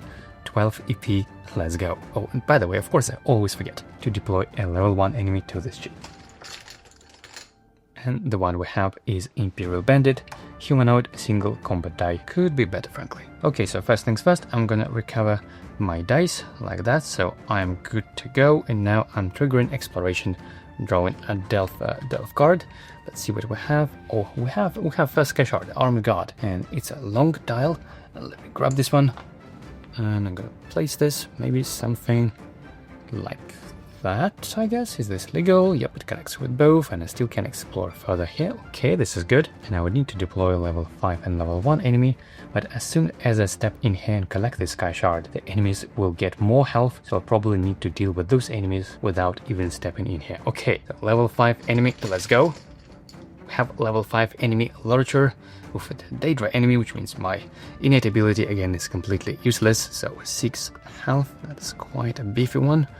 We're gonna deploy 2. Oh, by the way, I should also deploy a first cash chip, I believe, on this tile. And so that means the enemy would be deployed probably on the same tile, right? You can deploy that like that, the furthest hex.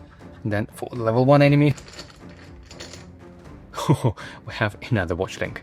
Okay. Oops, and it's going to deploy with 2 health because again it's cornered, so 2 additional health, so that is 5 and 2 more. Look at that, 7 health for just a level 1 enemy, plus it has maim, which is not too bad for me, but it is quite bad for my companion. I'm definitely planning to summon. Okay, and I'm actually not even sure who is worse here, because Bane and Disrupt, oof, both are definitely quite annoying.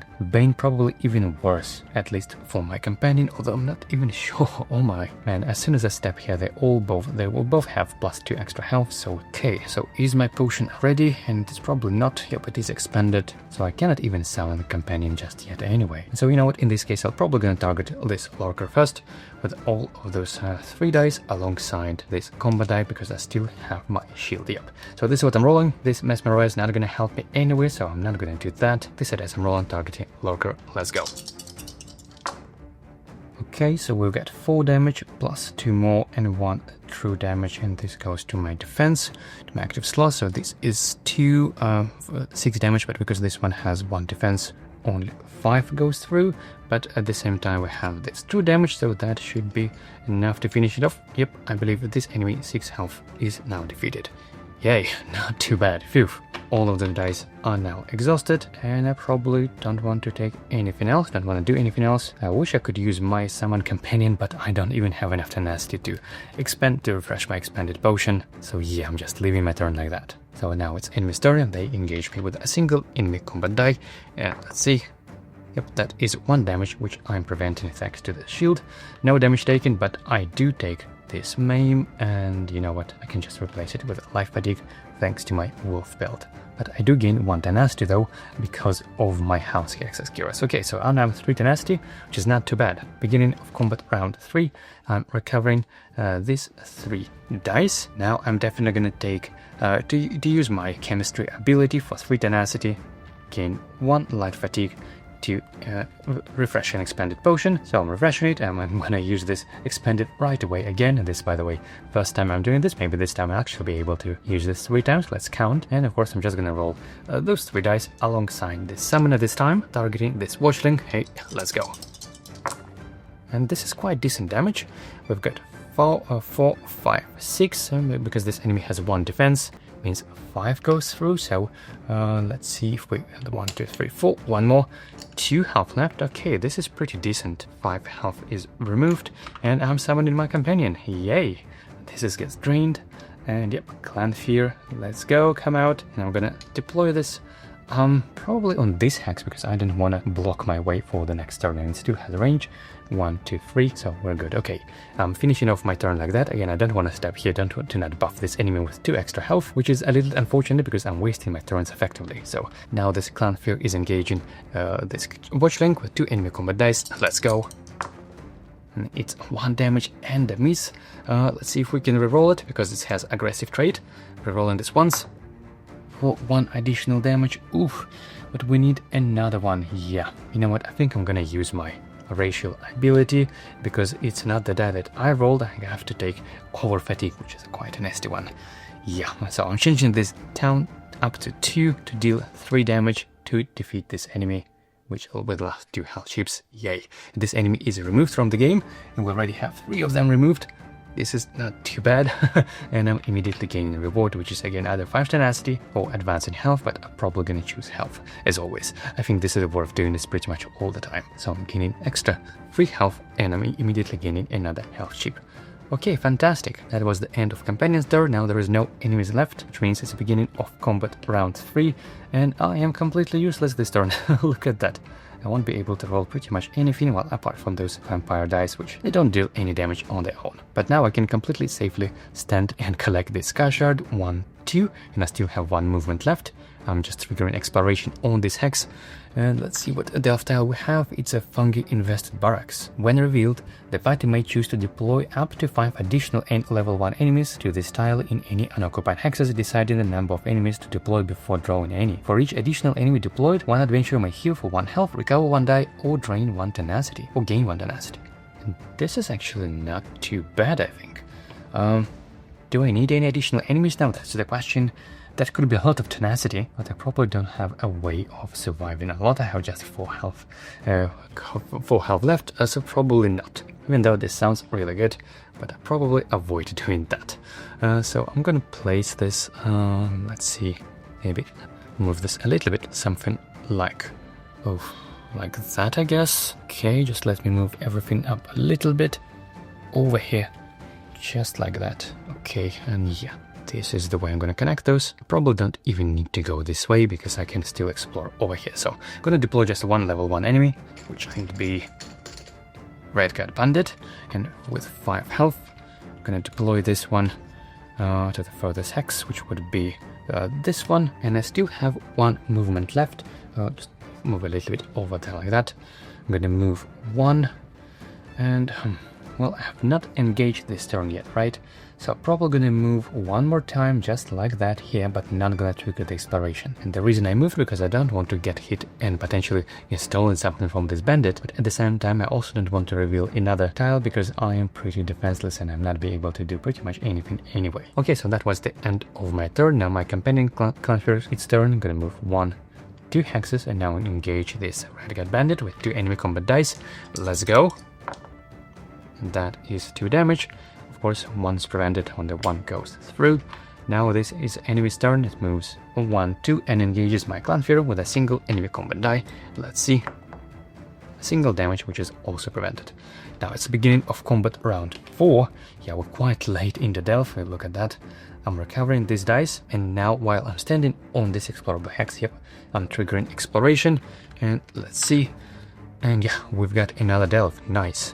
Another long tile, which would be, I guess, this one.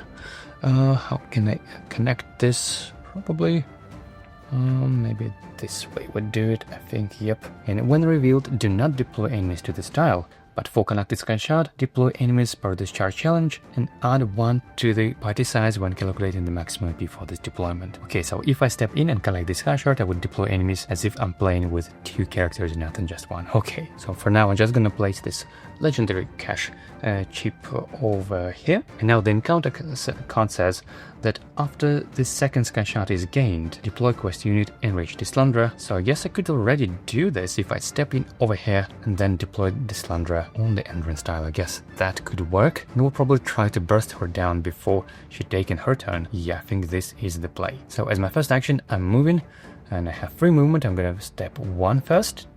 Just to collect this sky shard, and as soon as I do this, then first I'm gonna deploy this Slanderer with 5 health, and look at that, 4 enemy combat dice and aggressive. That is pretty much one shot for both of our myself and the companion. Gonna deploy her somewhere here probably. That should do it. And now I'm gonna deploy enemies to this hex, which would be level 20, but my enemy pool is still capped to 12, so that would be level 10 and then level 1. Okay, let's go. For the level 10, we have a Dark Elf Sentry, 8 HP. You just look at that. Oh my goodness, that is 4 and 4. Yep, that is 8. Gonna go like that, and then another Beast of Gore with this extra additional health because of my combat dice. So that would be 4 health to this tile like that. But I still have 2 movements though, so I think I'm gonna move 1 and 2 like that without triggering the lockpick check. And now I'm gonna roll all of those dice. Targeting this Slanderer, we definitely need to defeat her before she even acts, and I'm probably gonna even add my Mesmerize this time, and of course my combat die to defense, and also I'm gonna add 1 enemy combat die because she is a humanoid enemy. Okay, so these are the dice I'm rolling. We're rolling the Vampire for the first time and targeting this Slanderer. Let's go. And okay, our Vampire die landed. And so we have first damage, that is 5, okay, 7, 8, okay, that's a plenty of damage. And what defense goes there, 7, 8, is this actually enough for you to defeat this Slanderer? Yep, that is enough, nice one. This Slanderer down, and because it says, if the encounter is successful and you also defeat this Slanderer, reset the dig track. Okay, we can also, should not forget to do that in case the encounter will be successful. We also gain 1 tenacity, but now the fun part, this vampire die, I think we need to roll 1d6 and then apply that many dazes, right? Yep, roll 1d6 and apply daze status die to that many targetable enemies. Okay, let's go. And roll 1d6 and let's see what we get. We'll get number 2, that means that many days we can apply to targetable enemies, and targetable, it means everyone in the range 4 in this case. And I'll probably apply this to this red guard bandit, just like that, and as well as to this guard beast over there like that. Okay, this was pretty fun. This is exhausted, and so all of them. And now next turn I'll be recovering only 3 dice, huh? And I have a feeling that I might need this vampire die again. So I'll probably place this in my cooldown track in that order. Okay, now for my Clanspear companion, should I move it? And yeah, probably actually will make 1 step here, so this enemy wouldn't be even able to engage. But now my Clanspear rolls 2 enemy combat dice targeting, this bandit. Let's go. That is 2 damage. As usual, okay, 1 goes through. And that was the end of my companion's turn. Now enemy's turn, level 10 enemy, 1, 2. Now this one moves 1, 2, and it tries to engage me, but it cannot because it's dazed. It cannot roll any dice, so this one is removed, but I am still gaining tenacity. And so as this bandit, its priority target is the lowest health, so it's still gonna target this Clanspear. Gonna move 1 hex like that, but again it cannot even engage and roll any dice because of the daze. Okay, now it's the beginning of combat round 500. Things start looking pretty bad. This one goes to the right, now recovering these 2. Okay. Now the question is, should I even try to deal with those enemies? And it looks like the answer is no. I think I should just rush through and explore, because otherwise I would be taking true damage and I'll die pretty quickly. So I think I'm just gonna move 1, 2, 3 as my first movement, and then I make another move action. So I'm moving 1, 2 and explore again. But let's see what we have. It's a treasure cache with no sky shards, unfortunately. There's also a trap. Oof. So I'm placing this triangle cache, this dial something, probably maybe like that. I guess I can still explore here. So yeah, that's what I'm doing. Oh, and there is no enemies. Okay, when revealed after deploying enemies, but there are no enemies, place cache chips in each occupied hex. Okay, so there's a bunch of caches, so probably don't even need that many again. So yeah, and as soon as I step in here and I still have one move left, why? Because I moved 1, 2, 3 and then 1, 2, 3 again, and I need to make this this trap, which is 3, 4, 5, 3 attempts. Let's go. Oh man, what I'm rolling. Yeah, that will be quite hilarious. Well, these are lockpick checks. 3, 4, 5. Let's go.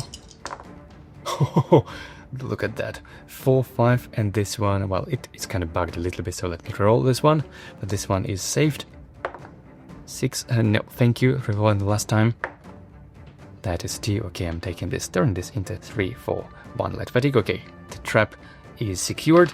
Now I'm ending my turn like that, because I already moved twice, I can't do anything. So now it is my companion turn, and I'm gonna let it move 1, 2, and just gonna hold the line basically. And rolling 2 enemy combat dice, targeting this Renegade Bandit again.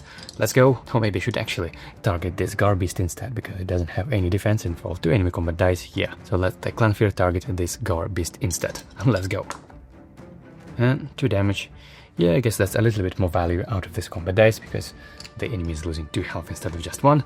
Okay, that was the end of my companion turn. Now the enemy, level 10 enemy, it's actually blocked, so it can't move anything. Yay, this is pretty good. Now the Renegade Bandit engages with a single enemy combat die. Let's see what we have. 1 damage is prevented. Yay, no damage taken, and this Garbeast is moving and it rolls 2 enemy combat dice this time. Let's see. That is 2 damage, but this time my Clanfear companion does take 1 damage. Okay, and now it is beginning of combat round. It's a fatigue round, combat round 6. I immediately gaining 1 over fatigue and take 2 true damage because of that. Oh my goodness, I have basically the last round left. Oof, I think this might be the case. I might trigger the guild assist, even though I would rather prefer not to do this. Oh wow. Okay, so first I'm recovering 3 dice. So like that. Okay, I do need another Sky Shard, please. So I need to move to this hex to explore, so that's what I'm moving. First out of 3 first moves, so 1, and exploring. And yes, we've got Sky Shard, which says, when revealed, each adventurer may discard any number of common or legendary items. Do I need to do that? No, probably not. Okay, and I need to deploy a single level 20 enemy, but in my case it will be level 10 enemy. Okay, so where's the small one? And it goes something... Oof, I guess so, like that. Can we connect this? Yeah, I suppose we can. Okay, so yeah, that is how it goes. This is a defeated stack. Okay, I'm gonna deploy level 10 enemy. And we've got the Gadget Cultist. Oof, not the best enemy. But probably I just need to survive effectively. Okay, so that is a little bit more than needed. That is 5, 6. It goes like that. There is also a cache, which again I don't even need. Okay, I've collected this Sky Shard.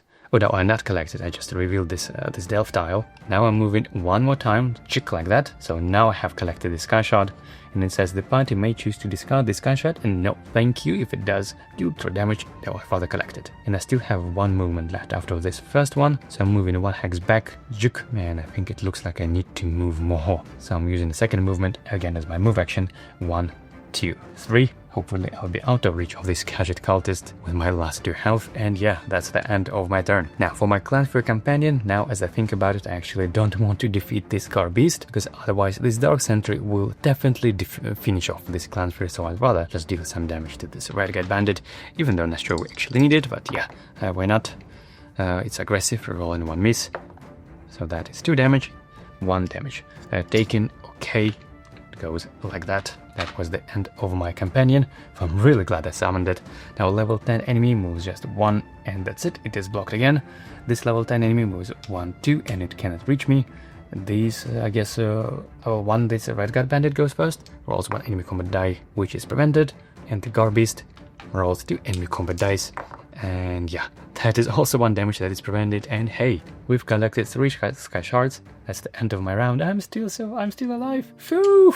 4 experienced. Yeah, baby. And we even disrupted this dig because we defeated this Landra. Nice one. Now, first of all, because it was an unstable encounter, I'm gaining 2 tenacity while I still remember that. I'm also gaining 4 experience, so I'm increasing the XP on the tracker up to 16, and I have 4 experience to spend, which is fantastic. Okay, let me clean this up now. So all the Delph cards. I'm gonna shuffle them back to the deck. Okay, very good. That was quite scary. One more round and I would definitely be KO. So level 10, 5, 10, level 1 and 5s, okay. Go like that. My Clanfer definitely has saved me again. What a fantastic companion and a fantastic potion. So glad that I have it. So yeah, that was a bunch of health. Thankfully, I just needed to survive and not defeat all enemies in this case. And we have a bunch of cash, but I was too scary even to try unlocking them because of my cooldown, yeah. You never know in Delves, when sometimes it's a trap and all of a sudden your cooldown track might be full just in no time. Okay, so this goes back and now and I shuffle all of those things and yeah. So I have 4 experience to spend, and the question is, do I want to maybe level up my cooldown while I have all those 4 experience? Oh, and by the way, I should have exhausted this die at the end of battle, okay. And I already don't need this one. So cooldown or more skill dice. And actually I think I do need more skill dice. And so for this soul magic skill line, I think I'm just gonna train another soul magic because we do need more damage and we need to do some combo with this die specifically. I still haven't even used this so far. So that was 2 experience out of 4 and I still have 2 left. And I think I'm gonna untrain this one to slide this one like that and train another vampire skill line for just a single 1 experience, and that skill line would be to restore some health. I believe it is called on level 3 Blood Frenzy. Yep, let me just try to find it. It's probably this one. Yep, this is the one. Okay, this now looks pretty decent and I still have 1 experience saved and I'll probably keep it like that. Okay, that was quite a strong day, quite impactful.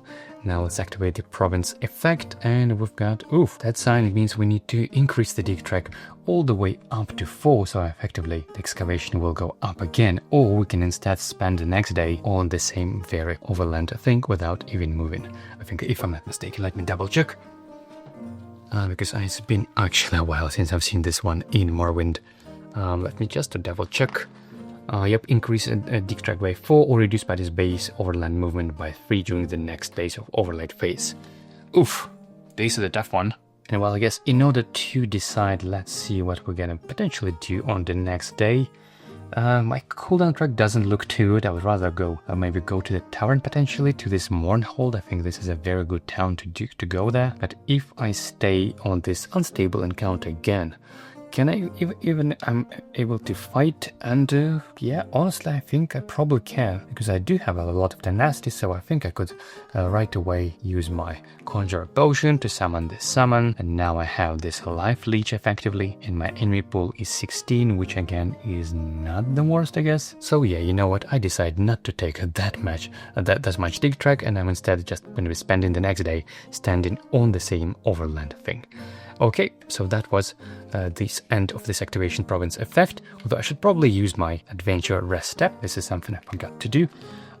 Should I discard something? Yeah, I guess this Void Steel Axe, I don't really need it, although it's a very good item, so I'm definitely removing 1 aura fatigue, and I'm healing for 1 health. Okay, now that was the end of the day for sure.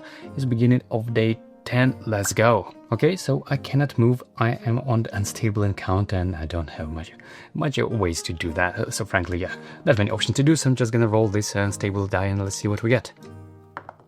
10, oh man, got another conflict. Okay, augmented arms on...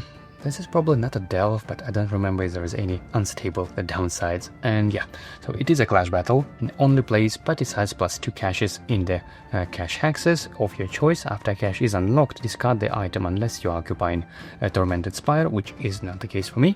And caches are not discarded when a lockpick is failed. At the end of battle, advance dig track by an amount of equal to the number of caches that remains on the battle map. Okay, so that is a little bit annoying because I get to take a lot of lockpick checks, so that means my cooldown track would be full of life fatigue by the end of this battle. Okay, so I need to deploy this one, set this up, sorry, a little bit like that. Yep, this is the way to go. Okay. And my enemy pool is 16, so I need to draw a level 10 enemy. We have this Orc Wizard, 5 health, not the worst one. I think I could actually one-shot this with a bunch of those dice, so this is not too bad. It goes to this one. Then a level 5 enemy, that would be a bear. Oof, that's a lot of enemy combat dice. 6 health, and it goes to this slot, I believe, and another one, level 1 enemy. We have a wood elf bandit, 5 health to the number 3, which would be over here. Yeah, okay, and we have 3 hexes because party size +1, so 3 cash chips, and I can place them in any hexes of my choice, right? So I think I'll go this way just to keep myself away from this bear, and I'm not sure if you actually can see up there so high. Okay, so let me move just ever so slightly like that. Okay, and this one will be over here. Yeah, so this is quite annoying because I would need to discard all of those cash chips and all of those items. Yeah, definitely quite annoying. So I'm deploying myself just, I guess, on this hex. It's the beginning of combat round 1. And as always, again, I completely forgot to draw a level 1 enemy on this class sheet. And we've got a red guard bandit. Okay, 1 humanoid enemy, which is not too bad in this case, I guess. So first of all, I'm gonna recover those dice, except the over fatigue, of course, unfortunately. And okay, now definitely gonna deal with this orc wizard first. The question is if I want to roll this mesmerize now, or should I save it potentially for later turns? And should I probably activate my conjurer potion again? And I guess the answer is yes. It's a little bit annoying to add a light fatigue right now, but yeah, that is what I'm gonna do. Add 1 light fatigue to use my chemistry, and I am activating my potion, and I'm then basically expanding this again, but now I can add this die to my roll. So you know what, I'm probably gonna roll all of these, or maybe not all, maybe just all 3 of these dice, because I need to deal 6 damage, and I'm also gonna add 1 enemy combat die, so yeah, I think that should do it. Plus I would like to add some defense, and plus I would like to add 2 more of those vampire skill dice. So yeah, I'm rolling a bunch of dice basically, targeting orc wizard, including this one. Let's go. Okay, we've got fantastic results pretty much, except for this Daedric summoning. Oof, should I add a life fatigue to reroll it? Yeah, that's probably what I'm gonna do, but I'm gonna resolve it last, okay? So first I'm placing this one in my active slot, then I'm dealing a bunch of damage, which would be 608 damage. Yeah, definitely one-shotting this orc wizard in one go, pew, and it loses 5 health, and because it loses 5 health, I think this is how much I can heal myself. Let me double check on this vampire skill dice. Blood Frenzy, heal for HP equal to the amount of HP lost by your target disengage. If this heals you to full HP, apply a maim status die to a targetable enemy. Okay, fantastic. Did I heal to full HP? Let's see, I have 8 in total, and I missed 5 health exactly, so yes, I actually healed to full HP. Wow, this is fantastic. Now we're talking. Look at this sustainability. Dealing damage and healing for that amount of damage is absolutely fantastic. I can also apply daze, and I need to roll 1d6 to see how many dazes I can apply. Wow, up to 5 targetable enemies. You just look at that. That would be ridiculous in a big battle, but in this case I don't even need that many. Do I have range to this bandit though? 1, 2, 3, 4, 4. Yep. So I'm gonna apply maim and daze to both of them. We're gonna go probably like that. So daze to both and maim to bear. Okay, and now the question is, do I even want to reroll this one? And yeah, I think I will. Well, not reroll, but I mean using my spell attunement ability, so I'm gonna probably resolve this like that alongside this vampire. None of them are drained, which is fantastic. I might even keep this mesmerizing actually over here like that. Oh no, I'd rather recover actually this one first. Yeah, this is the way to go. Okay, and then I'm adding 1 light fatigue to change this die to this result. Of course, summoning my clan free companion. Yep, let's go. 3 health. It's gonna deploy this. Probably something like that, I guess. Yep, that should do it. Okay, that was quite an engage. Look at that. Now I'm gonna move 1, 2, and now I need to make a lockpick check on this item, which is quite annoying that because it's an unstable encounter, all of this are replaced with a legendary cache instead. So 3, 6, 2, 4, let's go. Okay, we secured the number 3 here first, and now I think I can gain 2 light fatigue to change this one to 1 and 4. Yep, this is what I'm gonna do. 2 light fatigue to change this one to 2 and this one to 4, and I still have 3 attempts to roll 6. Okay, let's go. Oh, and we have 5, yeah. Not too shabby. I'm gonna change this to 6, and the lockpick check is successful, though unfortunately I need to discard this item, right? After a cache is unlocked, discard the item here. Which is a little shame, to be honest. Hope it wasn't something too good, but at least our dig track now gonna grow that much. Okay, that was the end of my turn. Now my Clanfear companion gonna roll the enemy combat dice targeting bear, I think. Yeah, because it has no defense, I think this is more valuable, even though this one doesn't have any defense as well. But you know what, I'm gonna target bear instead. 2 enemy combat dice, let's go. Oh, 4 damage. You look at that. Can't complain. Okay, this enemy takes all 4 damage. And yep, that was the end of enemy's turn, of my companion turn, sorry. Now the level 5 enemy just moves closer. 1, 2, and it cannot engage because it was dazed. And so as for this Wood Elf Bandit, well, I still tried to engage, but it cannot roll any dice. So I'm getting 1 tenacity because of that, of my house Hex's Gears, but this enemy just cannot roll any dice. Okay, fantastic. Beginning of combat round 2.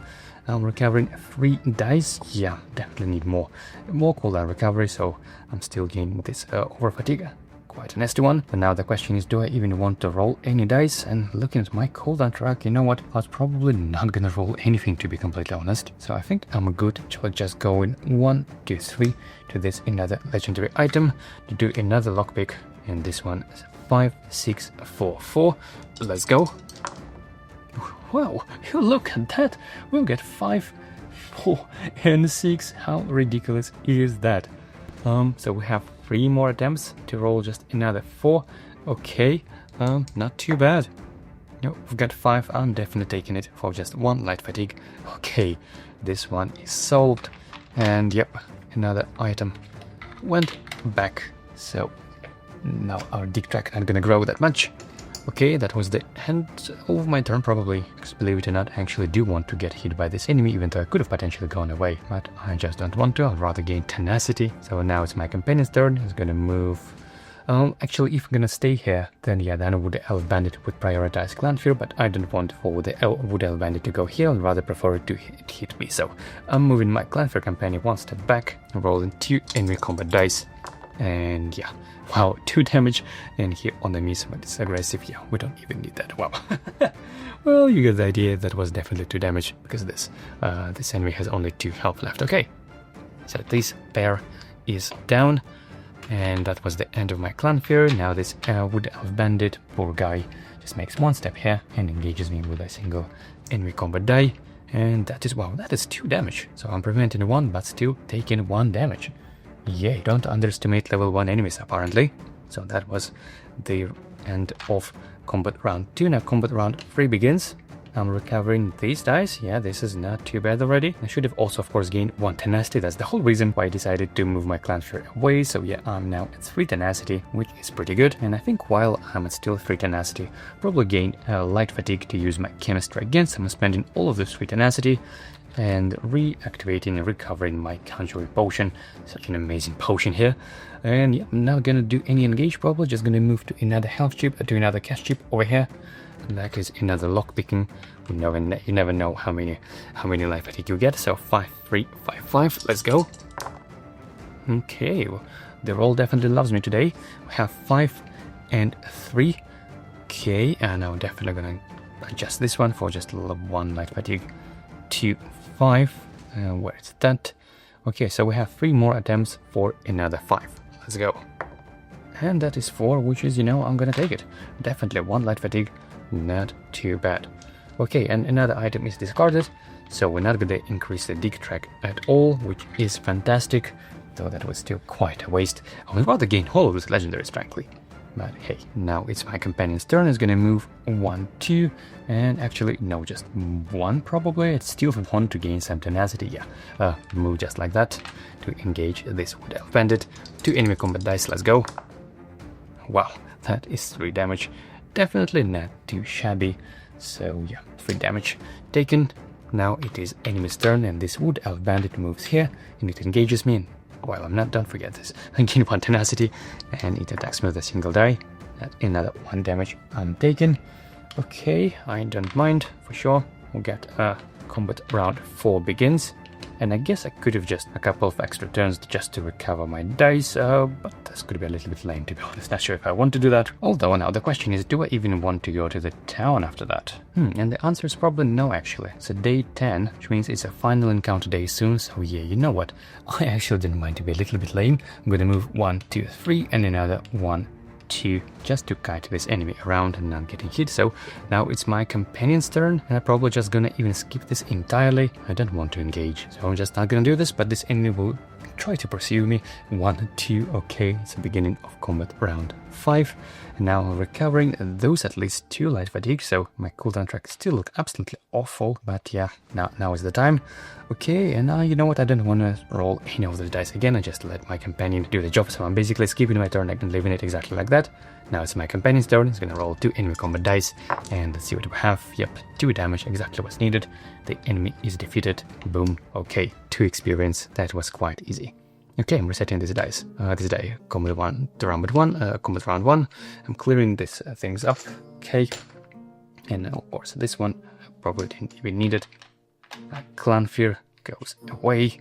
Okay, and I am gaining 2 experience, which is not too bad, so I'm increasing the XP counter up to 18. So I believe we're now almost at the recommended level, and I'm also gaining 2 experience myself, but I'm probably gonna save them and hopefully try and increase my cooldown next day. Okay, so this encounter is complete. Now for my adventure rest step, I would definitely like to remove this over fatigue. And oh, and by the way, that was unstable encounter, wasn't it? Yeah, so I'm gaining also 2 tenacity. And now for the item, if I need to discard any, do I need to? And well, I mean, those underwear, they're pretty good, but I'll rather remove this one for free and also heal in the process. Should I do this? Yeah, I think this is the way to go. Okay, so I'm discarding an item to activate my adventure rest step. So I'm removing this one, nasty aura fatigue, and also gaining healing for 1 health, which means I am now at 7 health, still not quite full, but yeah, this is not too bad. Now let's activate the province effect. Let's see what we have. And we've got a single dig track up by 1. Again, not too bad. Now it's the beginning of day 11. We're pretty much on the finish line. So looking at my cooldown track, it looks like I don't even need to go to a town. Even though this Mournhold is an amazing capital city, I believe, with a lot of items, I don't even have enough tenacity to pass the check. By the way, let me double check, because I believe it requires either 4 or 5. But it's a really good city. Mournhold, yep. Look at that, 5 core legendaries, we common a lot of trainers. But yeah, you must take this registration, and it requires 4, which I don't have. I have only 3 tenacity. Oof, so close. But you know what, I think I'll just go to another unstable. I mean, I don't mind staying here, frankly, and I'm just 1 hex away from this final destination. So you know what, let me just roll another one. Frankly, I don't even mind visiting a town, because I don't think we even have been there. But oh, and we got encounter, the peaceful encounter, just for a little diversity, I guess.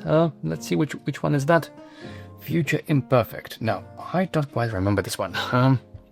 Okay, no unstable options, which is good. You may look at the top 3 cards of one of the Orlan decks. Well, we actually don't need this anymore, because it's a day 11 for the persistent effect. Draw 2 enemies and persistent effect during the next non-quest battle, which again is not applicable. We don't need any of those options, to be honest. So yeah, we're just gaining 1 experience effectively.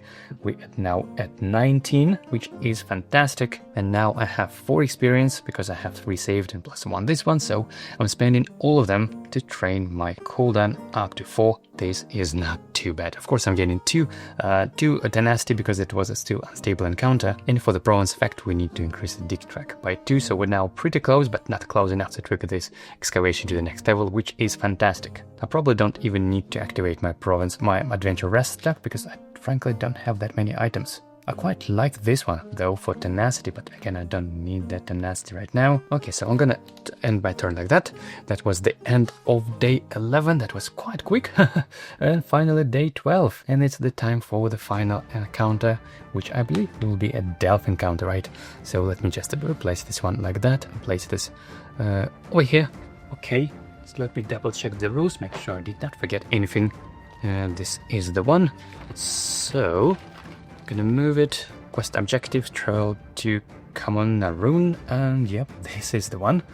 Okay, initiate the following delve, and it doesn't say anything about the end of session EP, so it means I'm just using my normal enemy pool, which is 19, and during the delve, ignore ongoing step effect and instead use the following effect. Each time a new delve tile is revealed, deploy quest unit, this assassin, oh my, this fun assassin again, doing an occupied hex on the entrance tile, okay, even if previously defeated. Okay, so previously in any clash or delve encounter, this assassin would deploy only if there is at least one card in this present stack, but in this case, it would deploy regardless. It doesn't matter if there is any cards or not, it will still deploy each time a new delve is revealed, unless of course this enemy is already in play. Wow, this is annoying. And after the third sky shard is gained, deploy quest unit Zurich to the closest deployable hex. Okay, and this quest unit Zurich, it has the enemy skill Penumbra, so it looks like we're gonna need to defeat pretty much all enemies before dealing with the Zurich, which again is really annoying, which is why I said this is a quite tough quest indeed. And when the Zurich will be deployed, we'll get to do this thing, and because our excavation track is on 1, we'll lose all tenacity. Oof, this is actually quite annoying. I would need to make sure to spend all the tenacity before doing that. Okay, so we've got with the rules, I guess, all good. Now let's deploy our character like that, and I'll probably need to rearrange items a little bit. Because you know what, I currently have all 5 tenacity, but I still have this salad that can gain me 3 more tenacity if I need it, and I will probably will try to use this battle to hopefully become master finally, using all 3 potions in a single battle. So you know what, I'll probably replace this with the shield. I'll put this shield in my pack. I'll still use this maybe next battle, in next session I mean. So yeah, I don't want to discard it, but this is how my inventory would look like for this battle. Okay, it's beginning of combat round 1, adventurer's turn. I'm gonna recover 4 dice, placing 3 of these to the supply and recovering 1 combat die, like that. And again, I completely forget about the level 1 skill die. This is something I always overlook. We've got this Imperial Bandit again, which again, you know, probably not too shabby. Now I'm definitely gonna explore, so I'm triggering exploration, and as soon as a new delve tile is revealed, I'm gonna need to deploy this assassin. So this is Darkened Hole.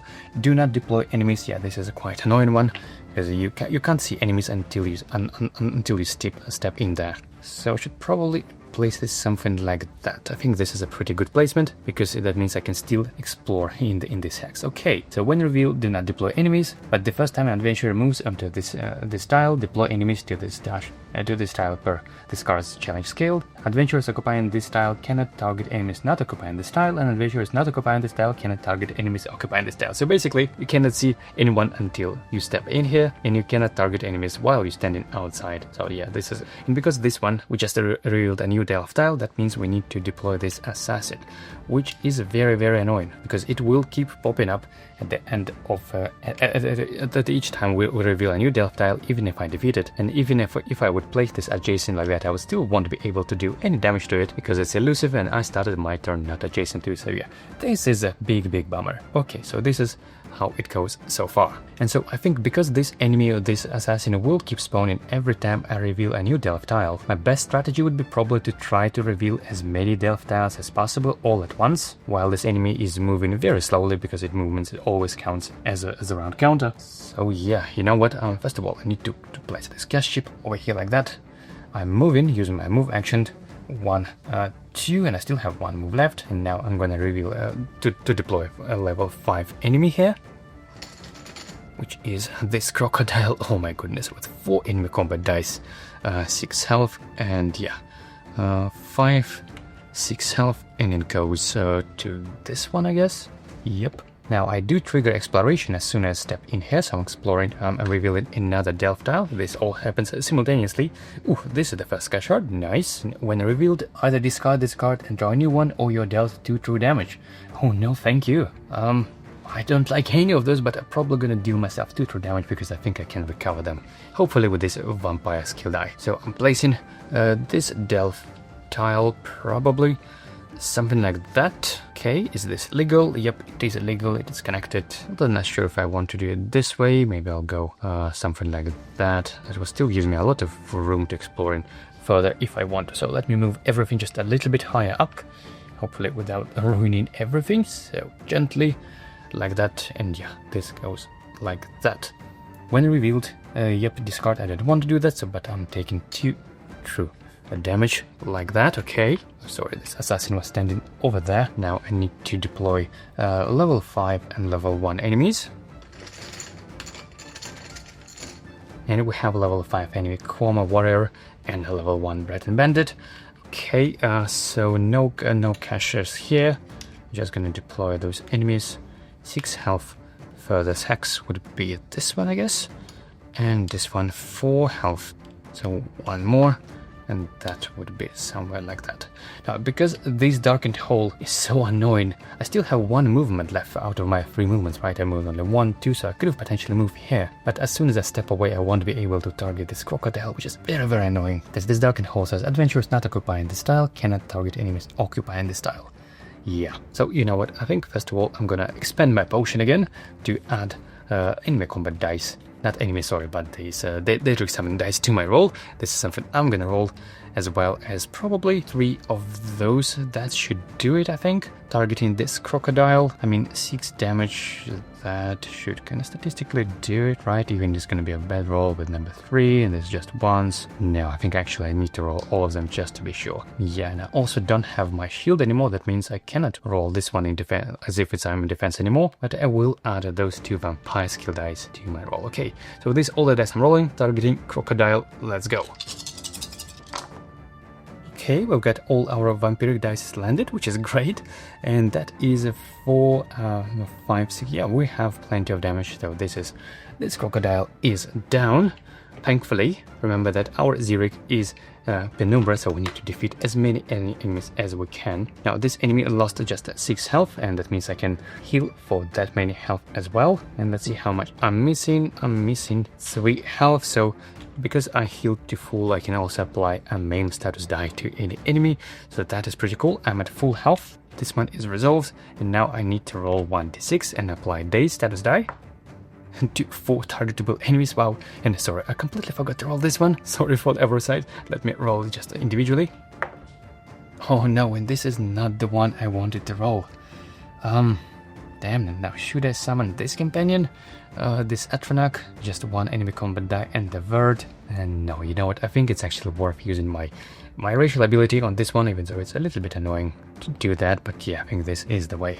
I'm adding 1 light fatigue to change this to this side instead, which I'm gonna do at the end of my engage. So yeah, I'm still resolving this one, so I'm adding a bunch of days, so it goes like that, and even quest teams can gain days in this case. Yeah, this is a unique part of this vampiric thing, so this goes like that, and 1 maim unfortunately cannot go to this one, so we're gonna apply this to this Coma Warrior, I guess. Okay, so this is all resolved, and I'm gonna place them probably in that order, like that.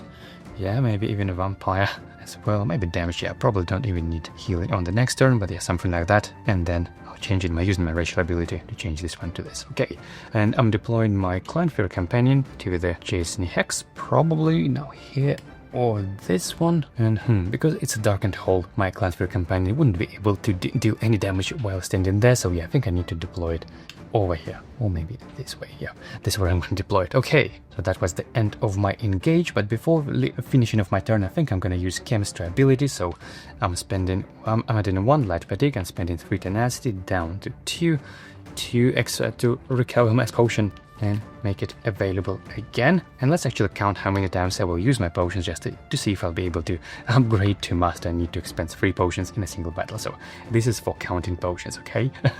Okay, so that was at the end of my turn, but actually, I think I a little bit misplayed, because yes, I was standing here in this darkened hole, dealing damage to this crocodile, but I think none of those enemies would be counted as targetable enemies, so I think I wouldn't be even able to apply daze to them and all the status effects. Yeah, I think that is correct, so sorry. I apologize for that, but I think this is a really correct move, so this is how I'm gonna do it. That's how I end my turn. Okay, now it's my companion's turn, and I think I'm just gonna target this Breton Bandit. Let's roll in 2 enemy combat dice. Let's go. Wow, this is 3 damage, not too shabby, and this enemy takes 2 damage because of its defense. Okay, now this enemy starting with this assassin. It moves only 1 hex because it's swift, its movement only 1 for now, this round. Now level 5 enemy, Kragenmoor warrior, moves 1, 2 and engages both of us, which is a little bit annoying. Also disrupt, but yeah, I don't have any dice in my active slots. Okay, so 1 enemy combat dice targeting both of us. That is 1 damage, so this is prevented, but I am taking 1 damage. Okay, and the Breton Bandit. Oh, I should have also gained, of course, tenacity. Now this Breton Bandit engages this Clan Fear fellow with a single enemy combat die. That is 1 damage. That is also prevented with this on defense. So yeah, no damage taken. It's the beginning of combat round 2. I'm recovering these 4 dice, placing 1 light fatigue to the supply in my vampire days, which wasn't actually needed the death engage at all. Okay, now the way everyone is standing here is also annoying because this is a darkened hole. This is one of the worst dev cards, really, especially for the case like that. Now I would love to go explore here, but I can't. So it looks like the way to go for me would be moving here. 1, 2, and I still have 1 move left. So I'm triggering exploration. Let's see what's there. Charged graveyard. When deployed, reveal up to 3 level 5 for 20 enemies. Okay, so up to, that means we can decide how many to deploy. And when we step in here, 1 level 1 to 5 enemies defeated on this tile. Okay, we're gonna flash some caches. You know what? I don't want to do that. So I'm just gonna place a single tile like that. How this to connect it legally? Oh, actually, should I maybe connect this to something like that? Yeah, okay, fantastic. And I still have 1 move left, so I'm standing like that. Although this way I won't be able to explore anything, so no, I probably need to place this. Maybe something like that. I guess that's fine. We're probably gonna explore more here. So I'm just gonna move 1 extra. So that was my 3 movements. I moved 1, 2, 3, yep, and explore here. Now, so far I still have not connected this sky shard. Should I just probably rush through and explore more? And yeah, I think this is the way to go. So I'm gonna, instead of engage, take another move action, moving 1 and exploring. And let's see what we get. Oh, this is a fertile fields. Reduce the round counter for each sky shard the party gained, including this one. Then each adventurer may remove fatigue. Okay, I wish I would gain this later, maybe the 3rd sky shard. That would be amazing. But only on round 1, this doesn't help that much. Okay, so I'm gonna connect this one. Oh, let me move this a little bit. And let's see what would be the better way to connect this one. Is there any way to connect those two? No, unfortunately. Maybe I still can by doing it like that, actually. Yeah, this way, this to connect it, and I have now another way of moving this way. Okay, this is fantastic. We have 1 common cache placed here in the middle. I'm gonna explore, I'm gonna deploy level 5 and level 1 enemies. And we've got Nord Marauder and High Elf Bandit. Oof, pesky archer. Okay, 7 health and native. So annoying. Yep, that is 7 health placed like that, and 3 more health, and I guess would be here, I suppose. Okay, and I still have 2 movements, which I think I will use them like here. So this is 1, probably even 2. Obviously, I don't mind gaining. I will get hit, obviously, but I don't mind in this case, having I still have enough health to survive this, and potentially next turn I'll be able to heal again. So because I have collected this sky shard, I can reduce this one, the round counter by 1 in this case, and remove 1 fatigue from my cooldown track, which unfortunately just 1. I wish I could gain this card much later, around round 5 or something. Okay, so that is the end of my turn. Let me just place those 2 things aside. Now my companion's turn, and I think I'm just gonna move it a little bit down here, maybe something like 1 and 2. Although if I placed it like that, then the Breton Bandit will target me, and do I even want that? Probably not. So you know what, I think I'm gonna just move 1, 2 here anyway, and I'm gonna target those this High Elf Bandit, because I really don't like it. So 2 enemy combat dice targeting High Elf Bandit. Let's go. Okay, that is 2 damage, but we can reroll this one. Let's see if we had 1 more. Yep, we have 3 damage. Fantastic. This enemy is down. Okay, really like this companion because it's aggressive. I think it makes such a huge difference. Okay, now it's enemy's turn, starting with this assassin, which again moves only 1, thankfully, because we resetted the round counter. This is pretty good. Now this Kragenmoor warrior moves like that and attacks this clan fear with 1 enemy combat die, and let's see what it gets. 1 damage, which my clan fear prevents, thankfully. Now the Nord Marauder gonna target and engage me with 2 enemy combat dice. that is 2 damage, so I'm taking 2 damage, 1 and 2. I'm now down to 5, I guess. Yep, I'm at 5 health, okay. And I'm also gaining 1 tenacity because of the engage. And Bret and Bandit, it has the equal distance to both of us, but it prioritizes highest health, so it's gonna move to me, unfortunately. And first, I think he's gonna engage, rolling 1 enemy combat die. Yep, that is 1 damage. So I'm now down to 5 health, which is pretty risky. But now, because it has a trait skill steal, it's gonna try to steal things from me. Let's see what it gets. We've got 3, which is not greater than my HP. And by the way, I think it actually should have done this before dealing damage. So yeah, anyway, nothing is stolen, which is great. And yeah, I think that was the end of enemy's turn. Now it's beginning of combat round 2. My turn, I'm recovering those dice. So I'm now full, ready to roll, which is fantastic. Now I do have 4 tenacity, so I think I can now expand this potion again. Yep, when performing engage. So this is what I'm gonna do. I'm just gonna expand it right away like that. And now I'm gonna perform an engage and add another enemy combat die. Sorry, this Daedric summoning skill. And I think I'll try to deal as much damage as I can to this Nord Marauder. So probably gonna roll all of these dice alongside 1 enemy combat die because it's a humanoid enemy, so this is pretty good. And I definitely need to add some healing. And do I need days? Probably actually not, so I'm not gonna roll this one. Just this 6 dice targeting Nord Marauder. Let's go. Oh, sorry, and again I forgot to add a Daedric summoning die, which is in this case I think I'm gonna use my another companion. So I'm gonna summon, I'm gonna roll this one. Yep, hopefully to resurrect another enemy, and maybe either this one or even a crocodile. Okay, so let's go with this, what I'm rolling. And okay, our resurrection is successful. We can resurrect 1 enemy, so this will be drained right away.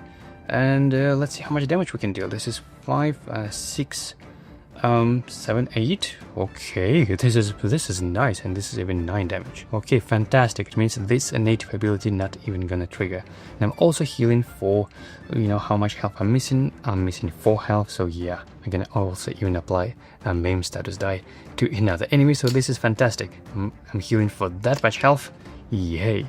And I can apply a maim status die to, let's say, this Bret and Bandit because I don't want to take any damage. And I'm gaining 1 tenacity because of the miss. So yeah, this is pretty good. And now the enemy that I want to resurrect, I'll probably place them like that. And the enemy I want to resurrect probably will be this crocodile. I mean, 4 enemy combat dice. Oh, this might definitely come in handy. Deploying it with a full health, 6 health, like that, to adjacent hex to me. Oh, yep, I guess like that would do it. And I think we used the potion a 2nd time, right? So I'm gonna place this again like that. And now I'm gonna use my chemistry again. So I'm spending 3 tenacity down to 2, gaining 1 light fatigue to refresh this potion again. So I can use this last time and become a master Witchhunter, which is finally can happen. So let me just clean up this a bit. This is our defeated stack. And I still have not collected this Sky Shard yet, which is a little bit of shame, but I think we'll get to that. Okay, so I still have not moved yet though this round, so this is what I'm probably gonna do or not. Now the question is, do I want to go there? And yeah, I think I will. I move just 1 hex over there to trigger exploration. Let's see what's that. Thankfully small one because there is really no space here. Okay, after deploying enemies, place a cache on each unoccupied hex, and when you step there, you need to make a lockpick check. Okay, let's see what we get. And we've got this tile. I'm gonna place this something like that. Now, yeah, we're really tight on space here, so let me probably move everything up a little bit again. Again, I'm sorry, I apologize for that. Hopefully I'm not gonna ruin too much here. This was like that, right? Yep, like that. Okay, and this is how I'm connecting this. Okay, there is a level 5 enemy. I'm gonna deploy now. Let's see what we have. Oh, we have this Khajiit Marauder with 2 enemy combat dice. I should probably resurrect this one just because it's a ranger unit. This is so useful. I'm gonna place this probably over here, and when revealed after deploying enemies, place cache chip in each occupied hex. So 2 more cache chips, and I can't even explore because it's standing over there, which is a little bit unfortunate. But I think I'm still gonna move over here because I still have some movements left. So as soon as I step in, I need to check past this trap. I think I've already seen this trap actually before. Although I'm pretty sure, make sure that I actually shuffled it out deck pretty nicely. But in any case, let's see what we have. 4, 3, 2, 4, 2, 2, and we need 3, 4, 5. Okay, so we've got a 4 and 2 more attempts on 3 and 5. Let's go. And well, I could guess this. I can take this 2 life fatigue to turn this into 3 and 5. And yeah, I think this is fair. I'm gonna take it like that. Okay, trap successfully activated, or rather deactivated, I would say. Okay, and that was probably the end of my turn. Now my companion's turn, starting probably with this Clanfire companion, and you know what? I'm gonna try to defeat this Breton Bandit, the stealing guy. So my Clanfire targeting Breton Bandit, roll into enemy combat dice. Let's go. This is 1 damage and reroll in another one. And that is another damage, so it takes 1. Okay, nothing too crazy unfortunately. But now it's my Crocodile's turn, and yeah baby, I'm gonna move 1, 2, targeting this Hatchet Marauder. It's probably gonna just completely annihilate it with 4 enemy combat dice. Let's go. Yeah, that is way more than needed. So the enemy is defeated. Fantastic. Okay, thank you Crocodile.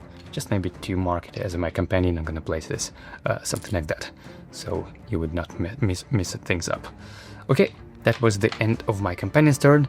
Now the enemy's turn, starting with this assassin, it moves 1, 2. Let's just connect this a little better. Yep, this way. Okay. Now the level 5 enemy, Qualm Warrior, rolls 1 enemy combat dice. Let's go. 1 damage just prevented. Okay, and the Breton Bandit, it moves. I guess this time it actually moves here because it's a closer. So 1 hex over there, rolling 1 the same enemy combat die. Let's go. Oof, 2 damage. Oh, it's thankfully it's rounded down because of maim. Oof. So no damage taken for Clanfire. Yay. Okay, combat round 3 begins. My turn. I'm recovering these dice. I'm really glad that I leveled up my cooldown up to 4. That makes such a huge difference. Now I do want to deal with this assassin enemy because it's really annoying, but I want to deal with it after I revealed enough tiles so I wouldn't need to reveal it again. So basically, so I can defeat it once and don't pop it up again. Okay, so while I still have not collected this Sky Shard, and I think, by the way, I should probably mark it on something like that. Oof, and look at this Sky Shard effect.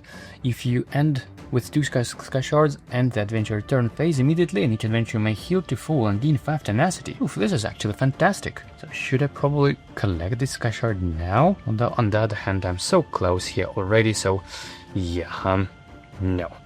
I think I would like to keep exploring until I make sure that I have all 3 Sky Shards at least revealed. So yeah, that's what I'm gonna do. I'm gonna move 1 and explore. And yes, we've got Sky Shard. Whew! And when revealed, gate 5 tenacity. Oh my goodness, that is such an overkill. I don't need that much tenacity. Yeah. Do I even have my potion refilled? Yeah, it's activated. Okay, fine. At least that wasn't that much big of a waste. Okay, and then I'm gonna need to make a lockpick check. So let me try to place another tile, something like that. Oof.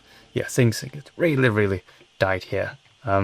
Probably place this this way. Okay, now I need to deploy level 5 and 1 enemies with a cash chip over here. Okay, I think now I can finally deal with that assassin. So first level 5 enemy, we have Cliff Strider. Okay, 5 health, yep, like that. Deploy over here, and then in the level 1 enemy, let's see who we're gonna have. And then we have a Wisp. That's 4 health, and it goes to this tile, I guess. Okay, so that was my first movement. Then I move 1 more to collect this Sky Shard, and as soon as I do that, I need to make a lockpick check on the top of this common item. So that's what I'm doing, a lockpick check. 2 to 5, and after that I'll probably need to discard this. Yeah, 2 to 5. Let's go. Okay, we've got 5, and we've got 1, which I'll turn this into 2 for 1 light fatigue, and another 2 attempts for 2. And 3, yep, I think I'll take it for 2. This is not too bad. Okay, so this is now resolved, and shuffle this back, have places back on the back, and this Sky Shard is collected, and I still have 1 movement because I moved 1 and 2. Probably gonna move 1 hex away like that, and I'll get hit by this Cliff Strider with 3 enemy combat dice. Okay, so 2 Sky Shards collected, which is fantastic. I have not collected this one, which is good, because as soon as I step in there, then this Vivec will pop up, and I don't want to do that just yet, so I'm not gonna step on this tile. And now, okay, should I engage? I mean, ideally that would be nice, but I want to be mindful of my cooldown track, so let's say if I roll a single, this die, or maybe this too.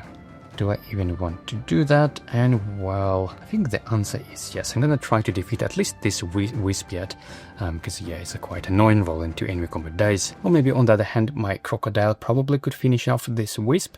I mean, with rolling 4 enemy combat dice, so I could probably instead target this Cliff Strider instead, because I need to deal 6 damage. Yeah, I think that is pretty doable, so yeah, that's what I'm gonna do. Rolling this 3 dice alongside any vampire. Now, do I need to? Probably not, but I can expand the potion, which I think is available. Yes, I think I'm gonna expand this just like that for a 3rd time. Fantastic. And now I can roll another enemy, another die from this skill line, which is probably gonna be Expert Summoner this time. And let's see if there is, where is it? Oh yeah, it's over here. So this is what I'm gonna add to my roll, targeting Cliff Strider. Let's go. Okay, we've got our Expert Summoner with the number 2, which is, I guess, is pretty fine, it's doable. And we've got a 5-6 damage. Yep, that is exactly enough to defeat this Cliff Strider. Phew! Another enemy down, which is fantastic. I'm gonna place those like that. Okay. Now, as another action on my turn, I'm gonna spend 3 tenacity and one light fatigue. That's we're down to 2, spending 3 to activate chemistry. And yeah, that was, by the way, the 3rd time I've been using the potion, wasn't it? So yay, I am now definitely a master Witchhunter. Let me check what's changed there. Yeah, fantastic. I have now banished the wicked ability. Ooh, okay, I have some more goodies, which I'm not gonna spend time on reading that, but yeah, that was pretty good. Okay, now it's my companion's turn, and I think while I have 2 of those Expert Summon in my active slot, I'll probably start with Clan here first, dealing as much damage as I can to this Quama Warrior, rolling 4 enemy combat dice. Let's go. Okay, that is 3, 4, and 1 miss, which I'm gonna reroll because it's aggressive. And that is 5 damage, not too bad. This enemy has 2 defense, which is a little bit annoying, so only 3 goes through, but that was still a decent burst. And yeah, this now Expert Summoner is reduced down to 1. Now it's my Crocodile's turn, and it's gonna move just 1, 2 hexes and engage this enemy with 5 enemy combat dice this time, which I believe should be enough, but we'll see. And yeah, more than needed. We have, oh, we actually got exactly, that is 3, oh no, we have 5 damage. Yeah, that was a little bit more than needed, but yeah. Anyway, can't complain, and this die is now drained as this enemy is defeated. Fantastic, we have just 2 more enemies left, and then we can summon this Vivec enemy. Okay, my companion's turn finished. Now the enemy's activation turn, starting with this assassin, and it moves to my clan fear. Oh, I'm gonna roll 3 enemy combat dice, and let's see. That is 3 damage. But this one thankfully prevented with defense over there. It's still alive. Here, look at that. Now Quama Warrior, 1 enemy combat dice. Let's go. That is 1 damage, thankfully prevented. And Breton Bandit. I think if it were all 2 damage, that would still didn't count because of the maybe. So yeah, we are officially good. That's the beginning of combat round 4. I'm recovering a bunch of light fatigue, so nothing, pretty much nothing I'll be able to do this turn.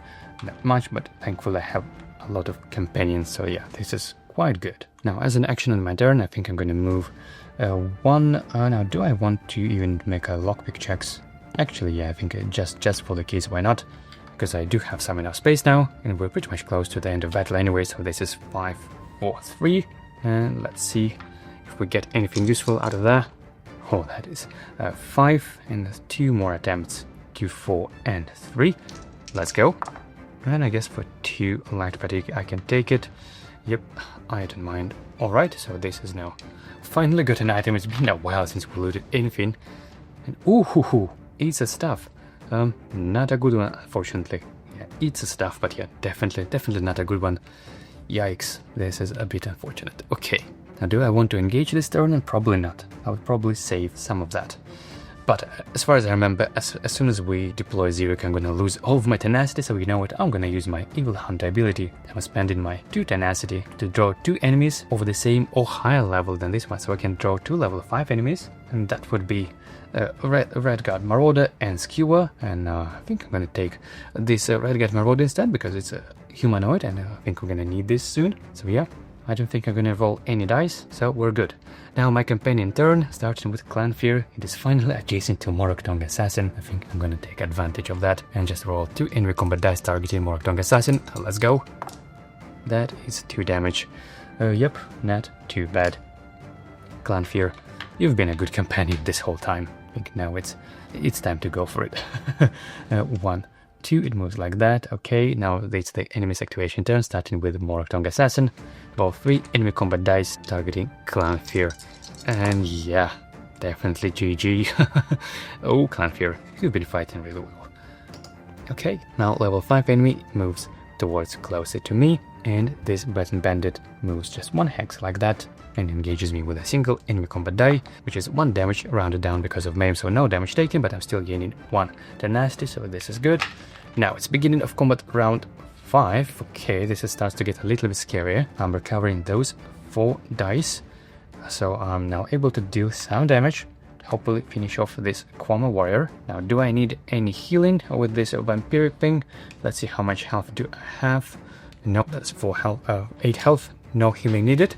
I do want to get adjacent to this enemy though, so probably gonna move 1, 2 like that, so I could at least do some damage on the next turn after that. Now I'm gonna roll all of those 3 dice targeting Kragenmoor warrior, and let's go. And yeah, we've got a bunch of damage. That is 4 plus 1 true damage. This enemy is definitely down. I mean, this is 6. Yeah, so this enemy is definitely down. And those dice are exhausted. And I think I'm gonna leave my turn like that. Oh, and by the way, I just collected this Sky Shard, which means I should have ended my turn immediately. I apologize for that. I couldn't even be able to do some damage to this Kragenmoor warrior, which has 3 health left. So yeah, as soon as I step in and collect this Sky Shard, and the adventurer's turn phase immediately, and each adventurer gained 1 common item, which I guess this sandwich will come in handy. Maybe not. We'll see. Okay. And by the way, we don't need those health chips anymore. Okay, and now we're deploying Xeric to the closest deployable hex with 6 health like that. Okay, 6. Yep, we are good to deploy it like that. Oof, Bane and 3 enemy combat dice. This is quite bad actually. I hope I'll survive that attack. Okay, now it's my companion's turn, and it moves over here, and let's finally defeat this nasty Breton Bandit with 4 enemy combat dice. Let's go. Yeah, definitely more than needed. So another enemy down. Finally, this Breton Bandit. It's been alive for way too long, frankly. Okay, now it is time for these quest enemies. I guess let's start with Morokdong Assassin. 3 enemy combat dice. Yeah, let's go. Let me just put this like that. Oh, that is 4 damage. That is a lot. Oof, I hope I'll survive this one. And then Xeric will, of course, apply even Bane, although, of course, I can ignore Bane, so this is not a problem. Okay, this Morokdong Assassin turns is resolved, and by the way, when I stepped in here, I should have lost all of my tenacity, I mean, when Xeric deployed, but because this Morokdong Assassin just engaged me, I gained this 1 tenacity back, so this is fine. Okay, now Xeric turn, it engages me with also 3 enemy combat dice. Oh my goodness, and I have only 4 health. Ooh, this is scary. Whew, 1 miss. Thankfully, I'm taking 2 damage because I have absolutely no way of any damage mitigation, and it also applies Bane. Thankfully, I have wolfed that, so instead of gaining just light fatigue. And finally, we have this Kragenmoor warrior. Please don't one-shot me with this final die, please. Oh, and that is a miss. Phew! Saved. We made it to another round, which by the way is now round 6. It's a fatigue round, which means I'm getting all fatigue and taking true damage. I'm gonna have at last 1 health chip. Wow, I think stepping in right like that was a little bit reckless. I should have probably applied daze to this Morokdong Assassin. Yeah, that would be probably smarter. In any case, that's what I'm recovering. There's 4 dice. Okay, like that.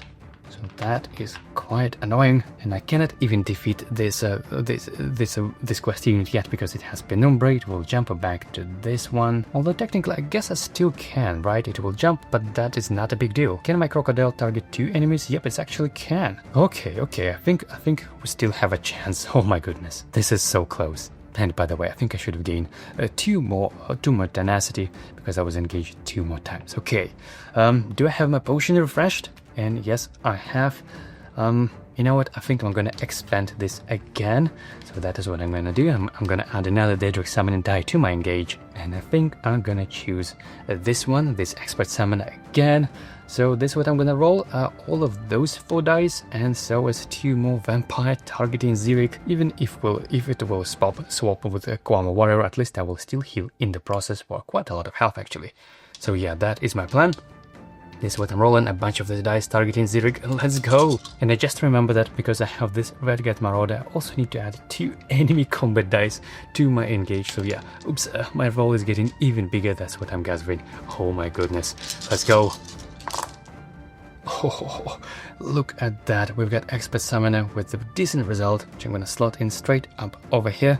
We've got 2 tenacity. Okay, so we're now at full 5. And do we have enough damage to defeat even this fellow? That is 5, 6, 7, 8, 9. And yes, we've got enough damage. Woohoo! And we're healing for that much health in the process. So yeah, Xeric is defeated. I'm healing. Oh, sorry, I'm healing for 7 health, for 6 health because that's much health as Xeric has. So I'm now at 7 health, like that. Fantastic. Whew! It looks like I can survive even more if needed now. A couple at least more rounds. And I just probably move away a little bit. And of course, Xeric, is supposed to jump over here like that.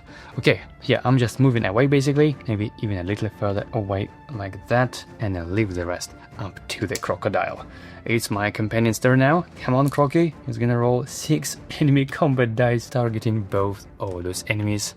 I mean, this enemy has 2 defense and 3 health, so yeah, I think that should do it. Targeting both of them, 6 enemy combat dice. Let's go.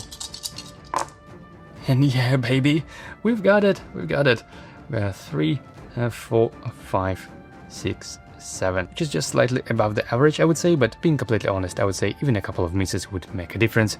Even like that, that would still be enough. We're defeating both Xeric and Morktongue Assassin, who was the last 2 enemies left. No more Penumbra triggering. We defeated Xeric and this encounter is successful. Yay! Whew! That was so close. That spike, I mean, jumping from 1 last health chip to almost full health, this is amazing. Wow. I love the vampire skill line, and this die specifically, yeah, that was pretty cool. This is now, of course, drained, and yeah, it's the final encounter anyway, but let's see what we get. Oh yeah, our quest objective is to eliminate Xeric, which is now completed, and let's see if we get any reward from that. And yeah, we gain 2 experience, so I'm adding 2 more at we get 21, I believe, on the quest track, although I thought it was 18 before that. In any case, yeah, it looks like 21. I hope I didn't mess things up a bit. And I'm having 2 experience, which I'll just probably instantly spend just on another stamina, because yeah, movement is really something we need a lot here. And yay! When completed, go to entry A15 on page 39, and let's see what's that. A15 page 39, Dark Brotherhood. We've got the keyword eliminate agent. Okay, this is something I will add in my notes, and in the meantime I'm gonna clean up this mess and get ready for the session 2. Yay! Alright guys, welcome back to session 2, and I must say right away that I am such an idiot, and you probably already know why, because look at my inventory and my potions specifically. I'm pretty sure at the last battle I had 5 full tenacity and I have not used my chemistry ability, and that definitely was my intention to refresh the potion before the battle ends, but apparently I didn't, yeah, because I am such an idiot, and rules are rules. This potion needs to be discarded at the end of session. This is such an amazing potion, and it definitely carried me for the whole session 1, but yeah, unfortunately it has to go. Just wanted to show you how dumb I am. Okay, this time I'm playing for the Eye of the Queen quest, and we have our starting location in Vivec City, which I already located over here, and our special instructions: to set aside quest unit Break the Bloody, which I did. In quest objective, travel to either Kragenmoor or Mora and initiate a town encounter recommended by day 4. And Kragenmoor is over here, and Mora is over there. and we need, at the end of the town encounter, you must resolve one of the following options. Either make a social check, offer 5 tenacity, an adventure may roll shadow or illusions, which I don't have, and another option would be to make a successful lockpick check on the top of the legendary deck. And adventurers have 2 fewer attempts each, and yeah, I think making a lockpick, the social check is probably what I'm gonna do. And choosing between those 2 towns, I think I'm gonna go to Kragenmoor, so let me mark this location on the map just to know that this is where I'm gonna heading towards, recommended by day 4. The complexity of this quest is 2, not 3 that we had before, so this is probably won't be as brutal, won't be as challenging. However, because I don't have that potion anymore, my power level definitely decreased a bit, so I won't be able to rely on my summoning, and I have to deal just with all the enemies with all the tools that I have here. Now, my intention is still to train a bow skill line over here, and thankfully in this town in Balmora, as you remember, you can choose the specific skill line instead of relying on the luck of the draw, so this is probably what I'm gonna visit at some point, probably not in the first half of the session though, because we need to go south here, I suppose. But if probably somewhere by the middle of the session I won't find the bow skill line, then I'm definitely gonna head towards Balmora, and yeah, we'll see what we're gonna have. We need to gain 5 tenacity before visiting this Kragenmoor town. Okay, so let the town encounter begin, I guess. Vivec City, let me find this town. Vivec City, let's see, it should be probably the last, yep, over here.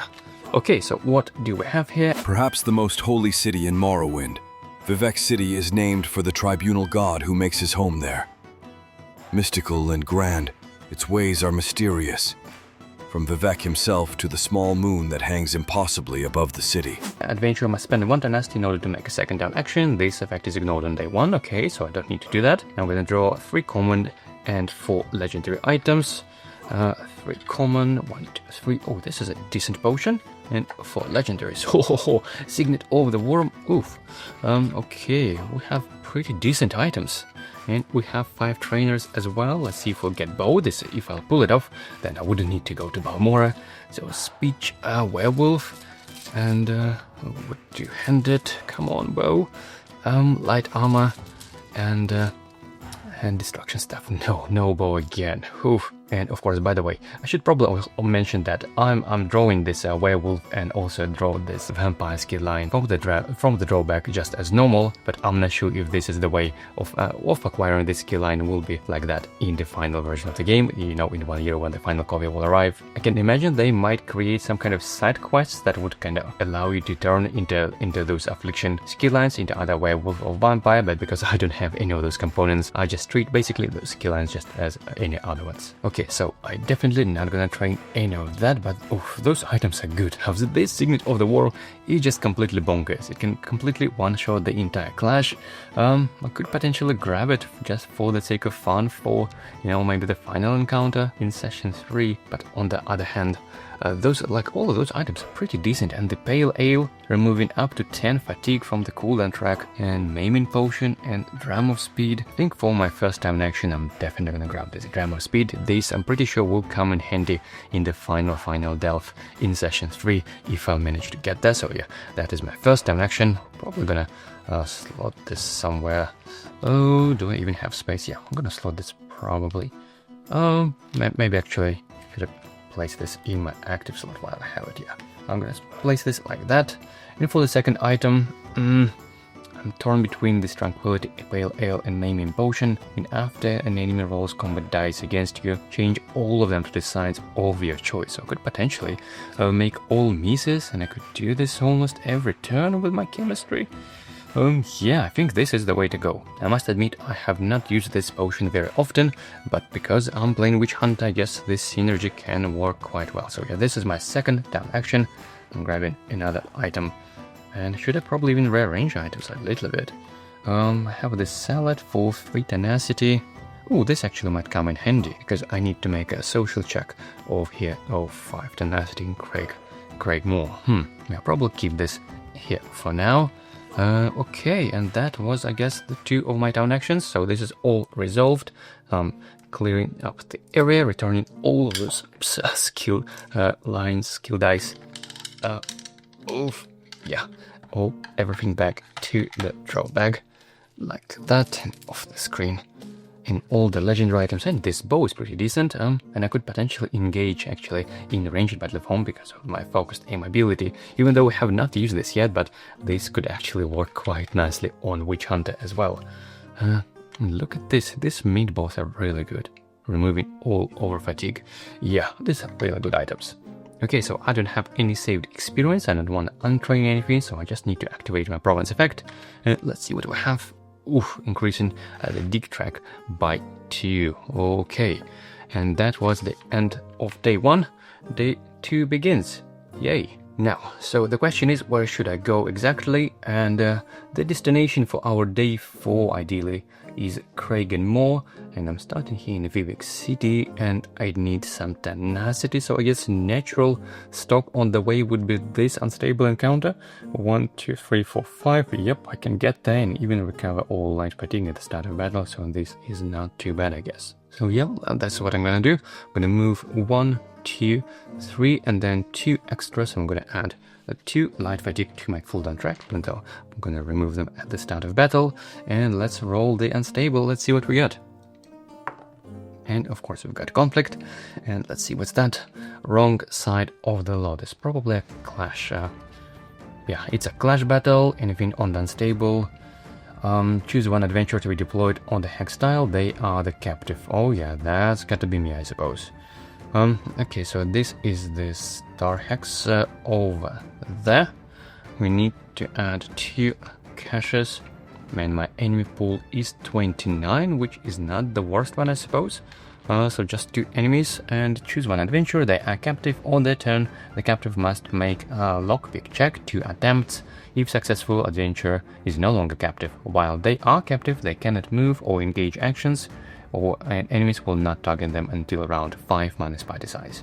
If you are occupying an orange egg mine, which is not the case, then enemies deploy with extra health, and unstable replaces the lockpick check with a harder combination of 6, 4, 1. Okay, an object conquer. Let's see who we get. And we've got Nyx Hound pack. 5 combat dice. I believe this is the only enemy with a 5 combat, 9 health. Oof, you look at that. That is 8 and 1 more, 9. That is a lot of health. I don't think I'll be able to burst it down in a single engage. Yeah, definitely get in for the level 1 we have. This is Orc Bandit. Okay, quite nasty level 1 as an enemy as well. Okay. Ooh, and also because I'm now a master witch hunter, I'm gonna draw 2 level 1 enemies, and I'm gonna keep 1 and discard another one. So let's see what we have. Dark Elf Bandit and a Beast. Actually, Beast might come in handy, even though just a single die. But yep, I'm gonna take this Might Crab.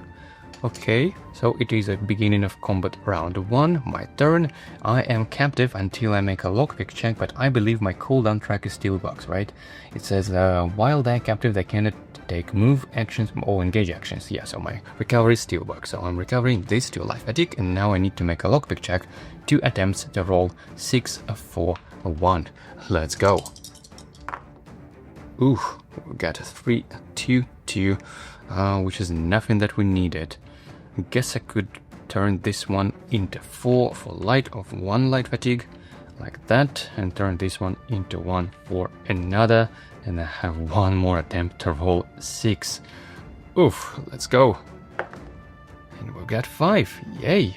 Not too shabby, so I'm turning this into 6 for, again, another light fatigue, so 3 light fatigue, and I'm no longer captive. 6, 4, 1, checked. Okay. Now I wonder if I should try to deal with this Orc Bandit first, or should I burst this Nyx Hound, this beast basically, with everything I have. Oof, and I think I will deal as much damage as I can probably to this level 20 enemy, even though I probably won't defeat this in one go, but I'll do my best in trying.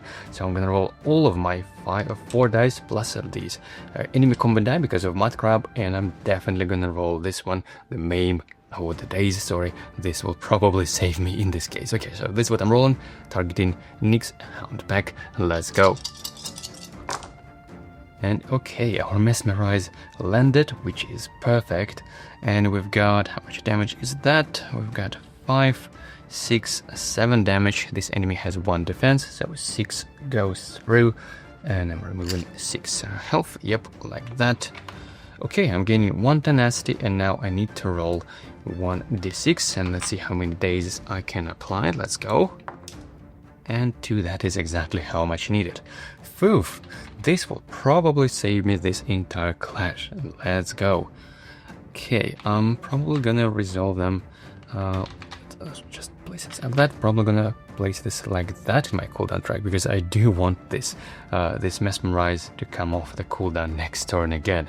Oof. I'm not sure if I even want to make any lockpick checks, probably not, but I'll just make 1 step away here so they would be dazed. Okay, that is the end of my turn. Starting with level 20, they move, they engage me, but they cannot roll any dice, so the daze goes away, but I do gain 1 tenacity because all my house hexes cures. Okay, and the same is for the Orb Bandit. It moves 1 hex, it engages me, but cannot roll any dice, plus 1 tenacity. Yay. Okay, beginning of combat round 2.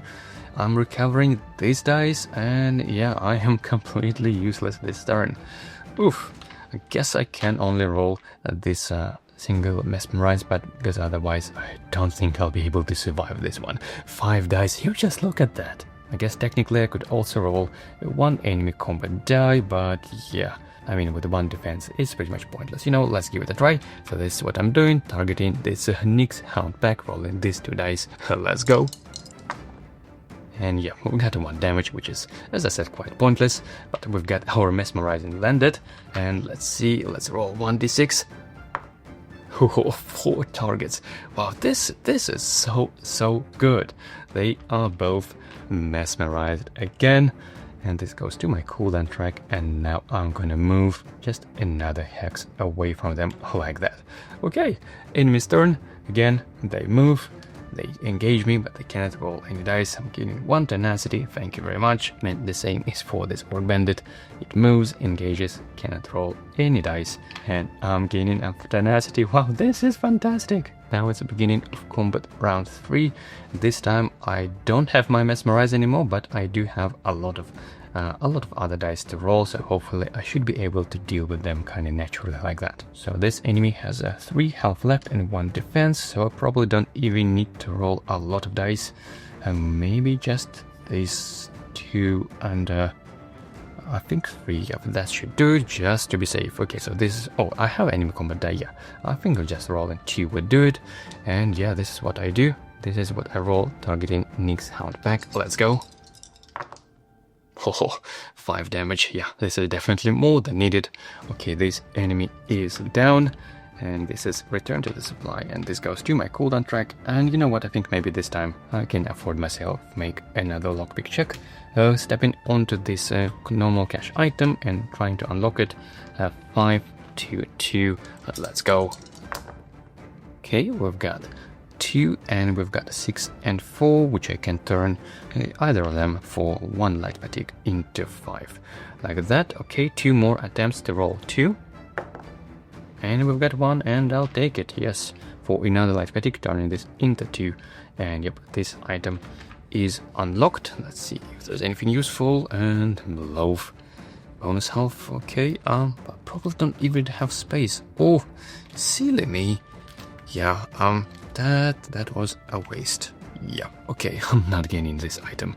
Wow, I should have checked before if I have any even slots to keep in my inventory. Okay, but this item is discarded. Okay, this cash. Now on the enemy's turn, they move and engage 2 enemy combat dice. Let's go. 2 damage. Okay, I'm taking 2. And now it's the beginning of combat round 4. I'm recovering these dice like that. And now I think I can roll my... how does it call it? Level 3 skill? I always forget what it's a name. It's called Blood Frenzy, yeah, to recover some health back. Okay, so this time I'm gonna roll 1, 2, and probably 3. No, I think I'm gonna need another one, just to be sure I can deal 5 damage, because I don't have any combat dice with me. Yeah, this is what I'm gonna roll. Okay, so 5 dice or 4 dice targeting Orc Bandit. Let's go. Okay, we've got 3, 2, and 1. That is 6 damage. Yep, more than needed. So this enemy is down, and I'm healing for my 2, basically up to full health. I'm now back to 8. Yep, easy. That wasn't too bad after all. This vampire thing definitely, oh, I'm gonna place this like that, definitely helped me this battle a lot. So I'm removing all of those enemies back to their respective bags. 120, okay, this one is removed, and I'm gaining 2 experience, so my experience tracker is now at 23 experience, and I have 2 here. Now, do I want to train anything? Probably not. I want to save this to train 2 last dice of my soul magic skill line. Yeah, this is what I'm gonna do. So this is resolved. Now I'm checking the province effect, and we have one more. Oh, it's gonna time now to disrupt this dig track, this excavation. Okay, do I need to discard any item in order to activate my adventure rest step? And probably not. I don't need any healing, and I don't mind with my cooldown track like that. And I even got 2 tenacity because that was unstable encounter, but I am at full 5, so I think I'm good. Let me just reset this combat tracker down to 1, and it's the beginning of day 3. Yep. Now I guess the question is, should I go to this town or should I disrupt this dig site? Oof, I mean, the dig track is about to go the excavation up, but I think on 1 it's not too bad, and because I have all 5 tenacity, I think I'll just deal with this social check once and for all, so I don't need to worry about this after that. Yeah, I think that's what I'm gonna do. I'm moving to this Kragenmoor and initiating a town encounter. Let's see what's that. And by the way, let me just double check that this is what I need, right? Let me just find this. It says travel to Kragenmoor or initiate a town encounter and enter the end of town encounter. Okay, so first I'm doing the town encounter. Let me find Kragenmoor. It is this one. The capital of House Drez, Kragenmoor has a poor reputation in the Ebonheart Pact. Part of that reputation is sheer snobbery. Simple salt rice farming makes up a sizable chunk of the city's economy, but part of it is justified, as House Drez is known to skirt the Pact's ban on slavery. Is anything useful? If the party ever takes the Liberation Town Square action, Kragenmoor becomes closed for the rest of the campaign, except for quest-specific reasons. Okay, do I want to take a town action? Probably not. Oh, we'll see. Let's populate the town. 5 common items. We have 1, 2, 3, 4, 5. Got a pledge of, this is a nice one. And 1 legendary Berserker medallion. Okay, and 3 trainers. Let's see what we get. All constellations. Come on, bow. I don't want to go all the way up north to Balmora. Speech and leisure domain. And wow, how many times have I pulled this one? Okay, yeah. Pulling off of the right and correct skill lines you need is really getting more challenging as the more skill lines you added. So just imagine this, after all of the skill lines will be released. Yeah, like having over 20 skill lines here. I mean, the odds are pretty low. Okay, but we've got some good items here. This item is really good if you start with destruction stuff, or maybe if you don't have a vampire skill line, this one. Probably don't even need to gain some health after defeated enemies. This potion, on the other hand, is pretty amazing. Ignore all enemy skills in a single no-quest unit until the end of turn. So basically, it's like a fear status die, effectively, but only at the end, until the end of turn. This is a healing potion, also quite decent, but I guess I just don't need that much healing with this vampire skill line. The Berserker medallion is a really good one, but it's only like almost one-time use, I guess. I probably don't even have a space in my inventory for that. I mean, I could have also gained the town square, which says after each adventure gains 5 light fatigue, the party gains 1 experience, and Kajitargoyan adventurers may gain 5 tenacity. No additional town actions can be taken today. Okay, no, I don't want to do that. Okay, so as my first town action, definitely gonna grab this Dram of Detection. Oof, I'm not sure where to place it though. Probably this shield has to go. I mean, yeah, eventually I'm planning to untrain this combat skill there anyway, so A little bit shame of just throwing away a legendary item like that, but yeah, I think it has to go. And as my first direction, I'm grabbing this one. Now, I am in the Eye of the Queen quest, so I could take a guild kiosk and potentially look at all top couple of 2 or 3 items, cards in the deck, but probably don't want to waste my action on that. And you know what, I guess let me grab this this one. Not sure if I'm gonna need this though, but just in case.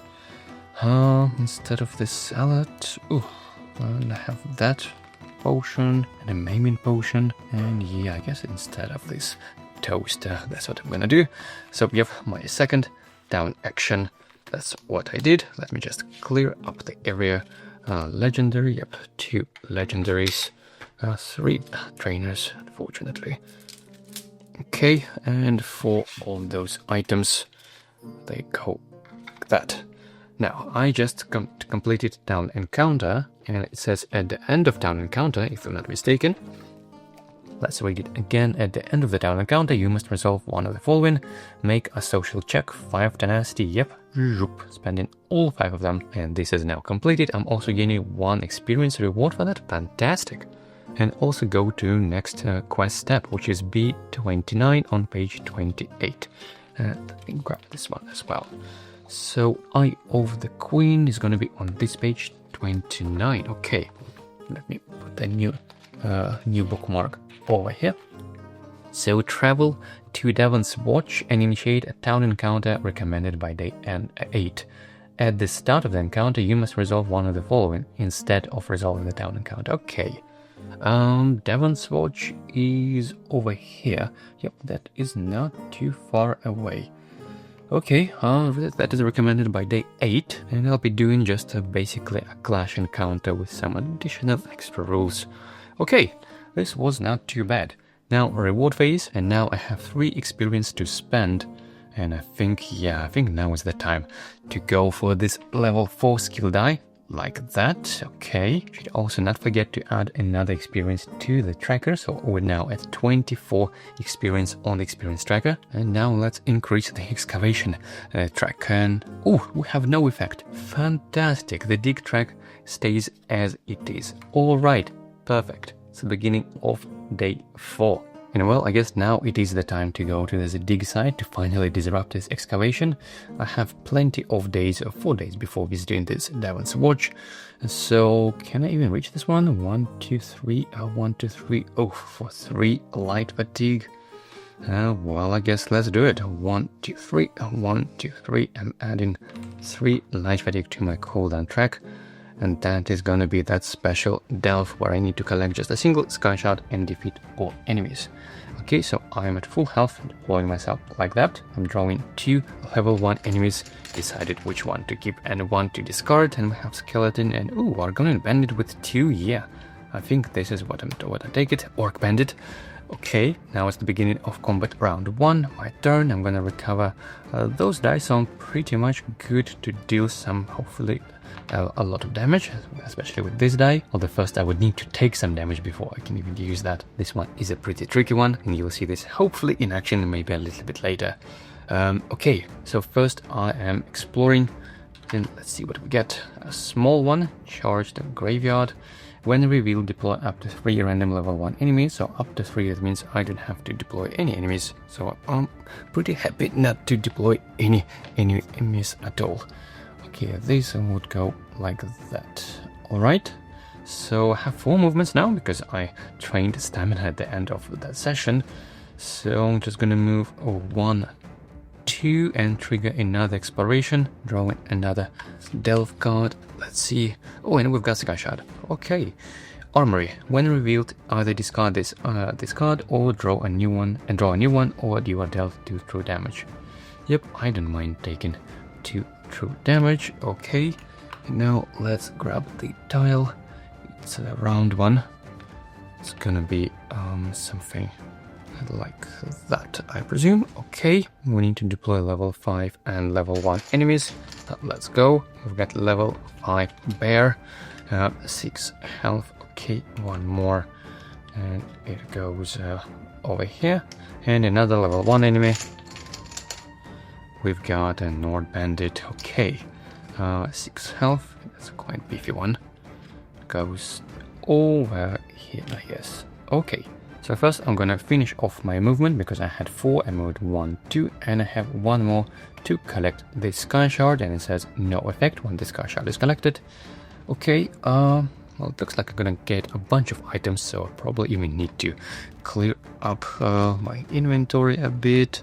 And you know what, yeah, let me just use this salad finally, because yeah, discard this item, then gain 3 tenacity, or each adventure gains 1 tenacity. So I'm just gaining 3 tenacity and discarding this item just so I could have some space when I'll be gaining 3 items because of this this excavation. Now, as my first action, I'm gonna roll those 3 of maybe add another one. I need to deal 6 damage.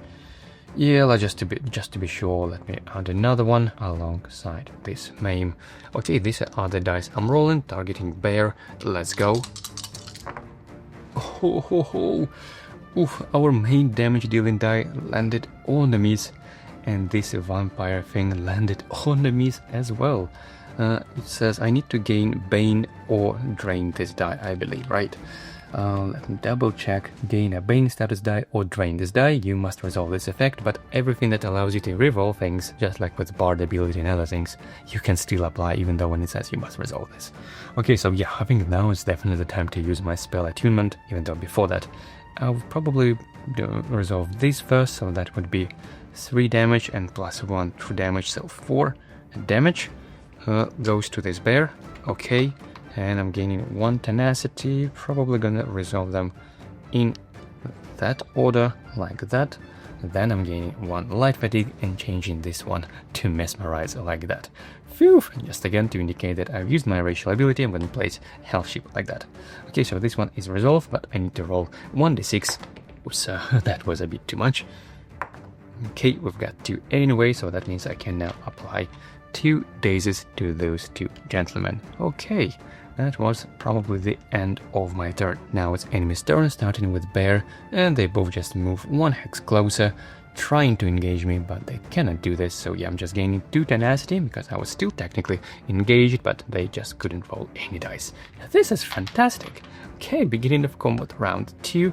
I'm recovering these dice, and yeah, I am completely useless this turn. Yeah, just look at that. I mean, technically, I could roll this one, but yeah, I would rather save it. I do have 5 tenacity though, so that is a little bit an overkill probably. I'll probably be engaged again, so you know what, let's maybe try this Banish the Wicked. It says, deal a targetable enemy true damage equal to its health stat. The enemy must be the same type and the same level or lower as the enemy on this sheet. Then discard the enemy on this sheet and draw a new level 5 enemy to place on this sheet. Okay, yeah, just for the sake of fun, you know what, I'm spending all 5 tenacity and dealing a targetable enemy true damage equal to its health stat. So I'm effectively one-shot an enemy, which might be the same type, so I'm doing this to this humanoid Nord Bandit. Pew! 1 shot, yeah baby. Okay, and then I'm discarding this one. I'm drawing a new level 5 enemy from the bag, which would be this Wismother of 3 enemy combat dice, but only to Daedra.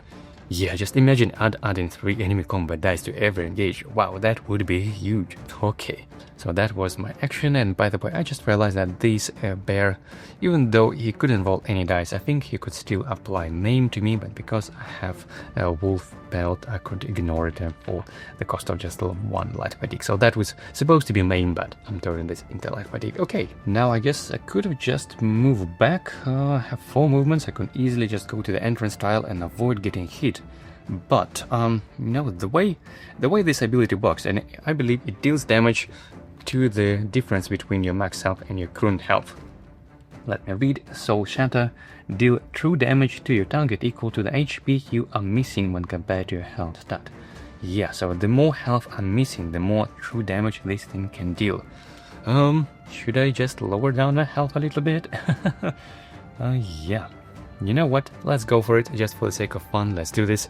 I'm not gonna move away. I mean, I currently have 6 health. I mean, I don't think I would die from this engage, right? 3 enemy combat dice, I mean, that would be quite statistically unlikely. So yeah, I'm just standing like that to purposely taking hit. So this bear now engages me with 3 enemy combat dice. Let's go.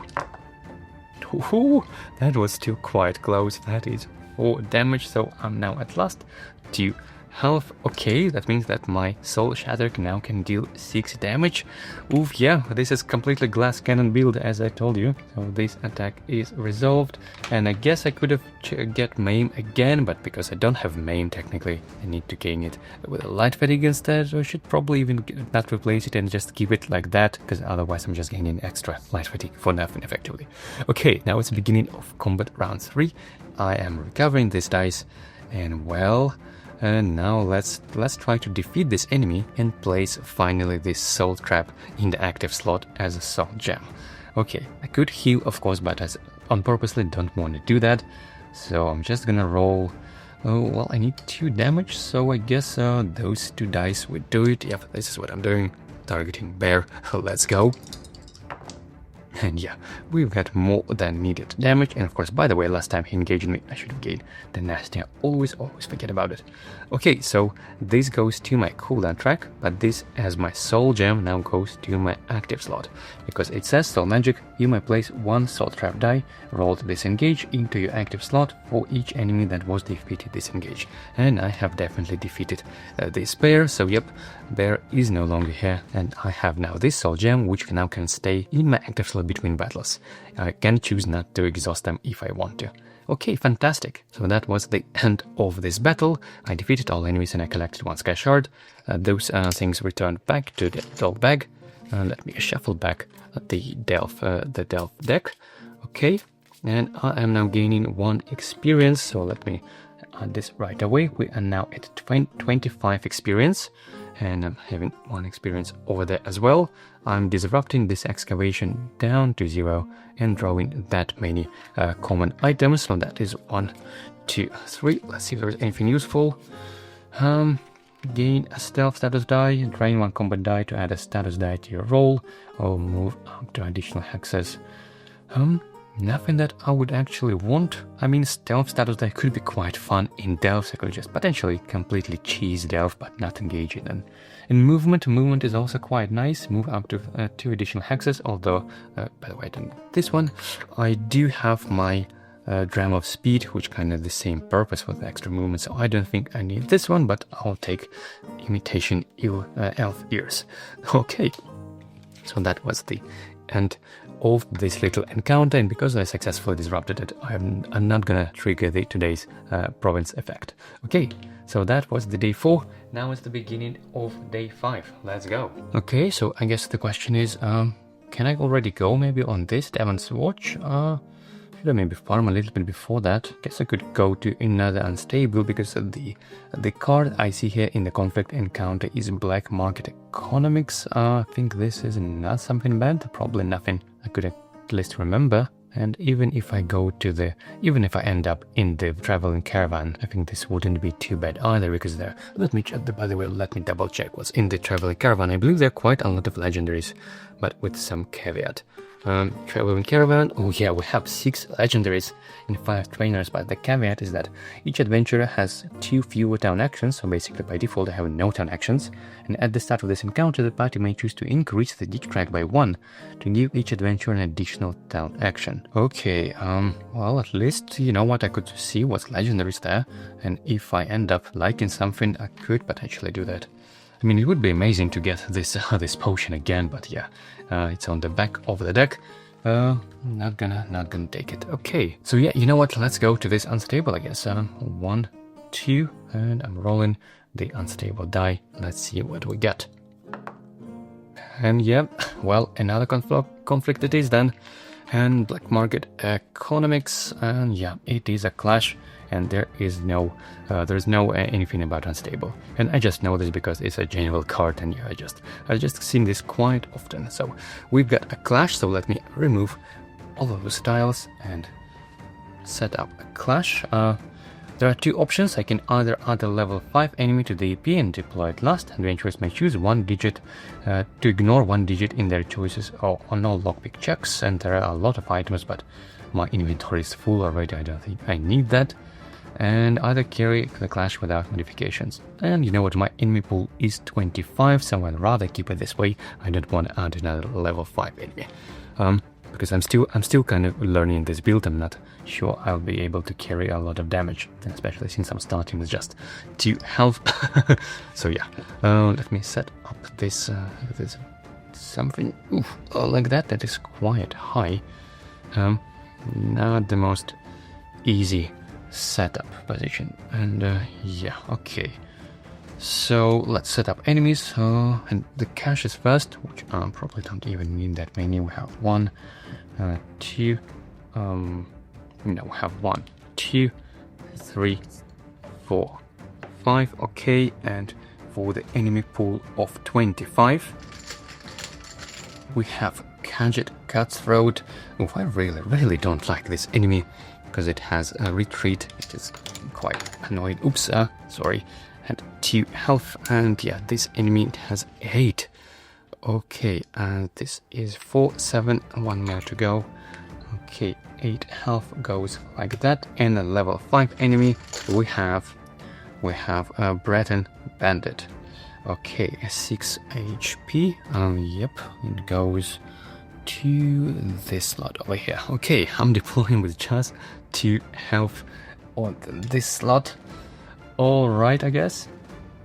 I should also draw 2 level 1 enemies and choose one to keep on my class sheet. And we have Beast and Daedra. Come on, both are completely useless in this case. I need humanoids here. Okay, let's go, I guess. So beginning of combat round 1, I'm recovering 4 dice. And my main damage dealing die is still in the cooldown track.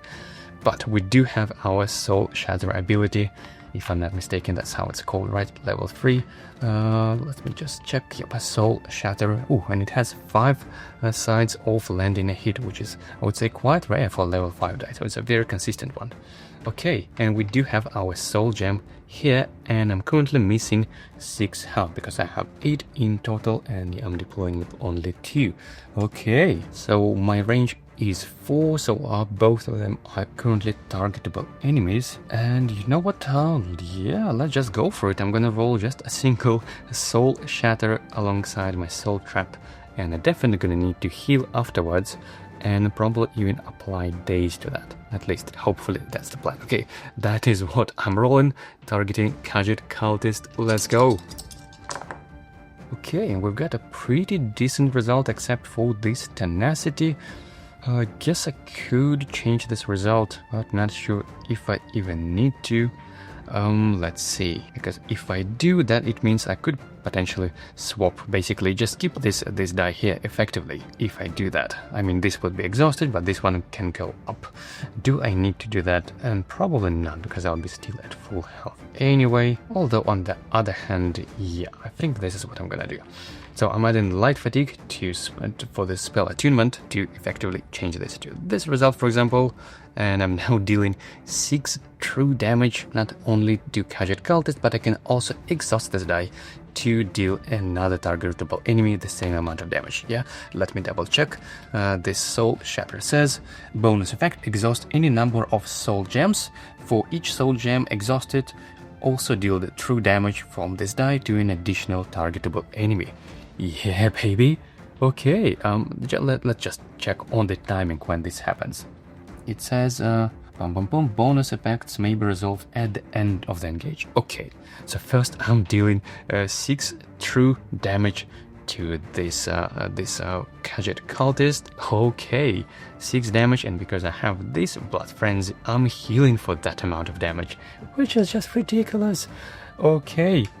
And also gonna apply Maim, Daze, hopefully, and yeah, Maim, by the way, as well, because I healed to full HP, so I'm now can apply Maim to this Gadget Cultist, and also I'm dealing 2 more damage, but this one will be prevented with the shield, but I can also now exhaust this one to deal the same amount of damage to Breath Marauder, which has only 6 health, so that means this enemy is defeated now, which is just ridiculous. You look at that.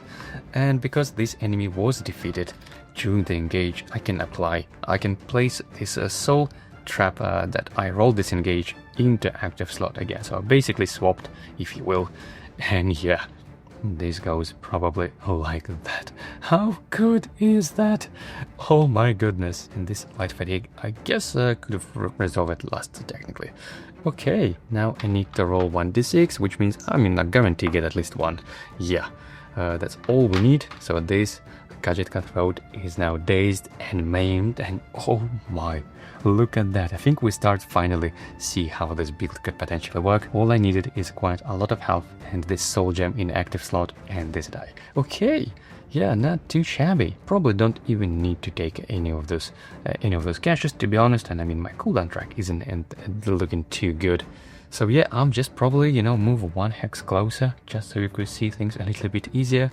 And Gadget Cutthroat, he just moves and he tries to engage me, so I'm gaining 1 tenacity, but he cannot roll any dice.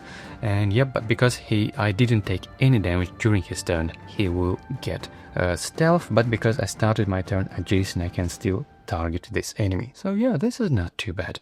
Beginning of combat round 2, I'm recovering these dice, and okay, let's see how much damage do I need to deal to this guy. He has 2 health left and 3 defense, so I need to deal at least 5 damage. Okay, I'm not currently at max health, so I can't even roll this one. Yeah, I need to rely just again on this level 3 skill die. How is called, by the way? I'll probably don't well remember. It's called Soul Assault. Okay, so yeah, this is what I'm gonna roll. These 3 dice targeting Gadget Cutthroat. Let's go. And oh, we've got 2 true damage, so we didn't even need this Soul Assault. But yep, I'm gonna resolve these dice in this order because I want it to recover first. And this enemy is defeated. How crazy is that? I mean, that turn 1 with the soul shatter, yeah, was absolutely amazing. So satisfying. It's really hard to pull it off, but it's so amazing when you do that. Okay, so I'm returning this to level 20, level 1 to 5. Let's clear up this one, and I'm even at full HP, even though I started with just 2. I mean, this one, the Blood Frenzy, I believe, yeah, but that's how it's called, is so good. And we're gaining 2 experience, so we're now at 27 on our tracker, and I'm now at 3, which means I can now train the final die in this skill line, which I'm probably gonna do, and try a level 3 skill die. Yeah, I think now we can see this kind of engine of this build going in action. This die called Soul Strike. This another fun one, because as soon as you roll this one, then you would need to roll 2d6 just to show you. For example, you're gonna need to do like that, and this is probably the best case scenario actually, because you can choose to deal damage from one side, from one die to an targetable enemy, and another die to yourself. So this is now a potentially sort of reliable way of reducing your own health without taking damage from enemies in a more like almost like sort of controlled manner, so then you can deal a bunch of burst damage with the Soul Shatter. At least that's kind of the idea. Not sure if I'll be able to pull it off, but yeah, this kind of the plan. Okay, so this is now resolved. And do I need to make anything to activate my Adventurer Rest step? And probably not. And I mean, I'm pretty fine like that. I do need to activate Province Effect though, and we have increases by 1. Okay, beginning of combat of day 6. Let's go. We're halfway through, and of course I spent all of my experience, so I'm now at 0. Now, I believe this one, double check the quest step. It is recommended by day 8 to go to the Davon's Watch, which is over here. I'm just two overland hexes away. But I also want to go to Balmora to finally train the bow skill line. I mean, that would be amazing, combining this with a focused aim, with a scatter shot. Yeah, you probably know where I'm going with this build, right? But the problem is I cannot even reach Balmora just yet. I mean, 1, 2, 3, and 1, 2, 3. Yep, I cannot reach it yet. So should I just go to this straight to this Davon's Watch? I mean, I would gain 2 experience for that. That is not too bad either. And my enemy pool is 27, which is not the worst, even though I'm gonna have now 4 enemies and not just 2. And it's gonna be this clash, and we have 2 options to choose from. We can either initiate the following clash, and when deploying enemies, use as many humanoid enemies as possible. Each Argonian, Dark Elf, and Nord enemy deployed with additional HP equal to party size. Or the other option would be initiate the following clash, and when deploying enemies, use as many humanoid enemies as possible, and after each Breton, Orc, or Red Guard enemy deployed, each adventure gains 2 light fatigue.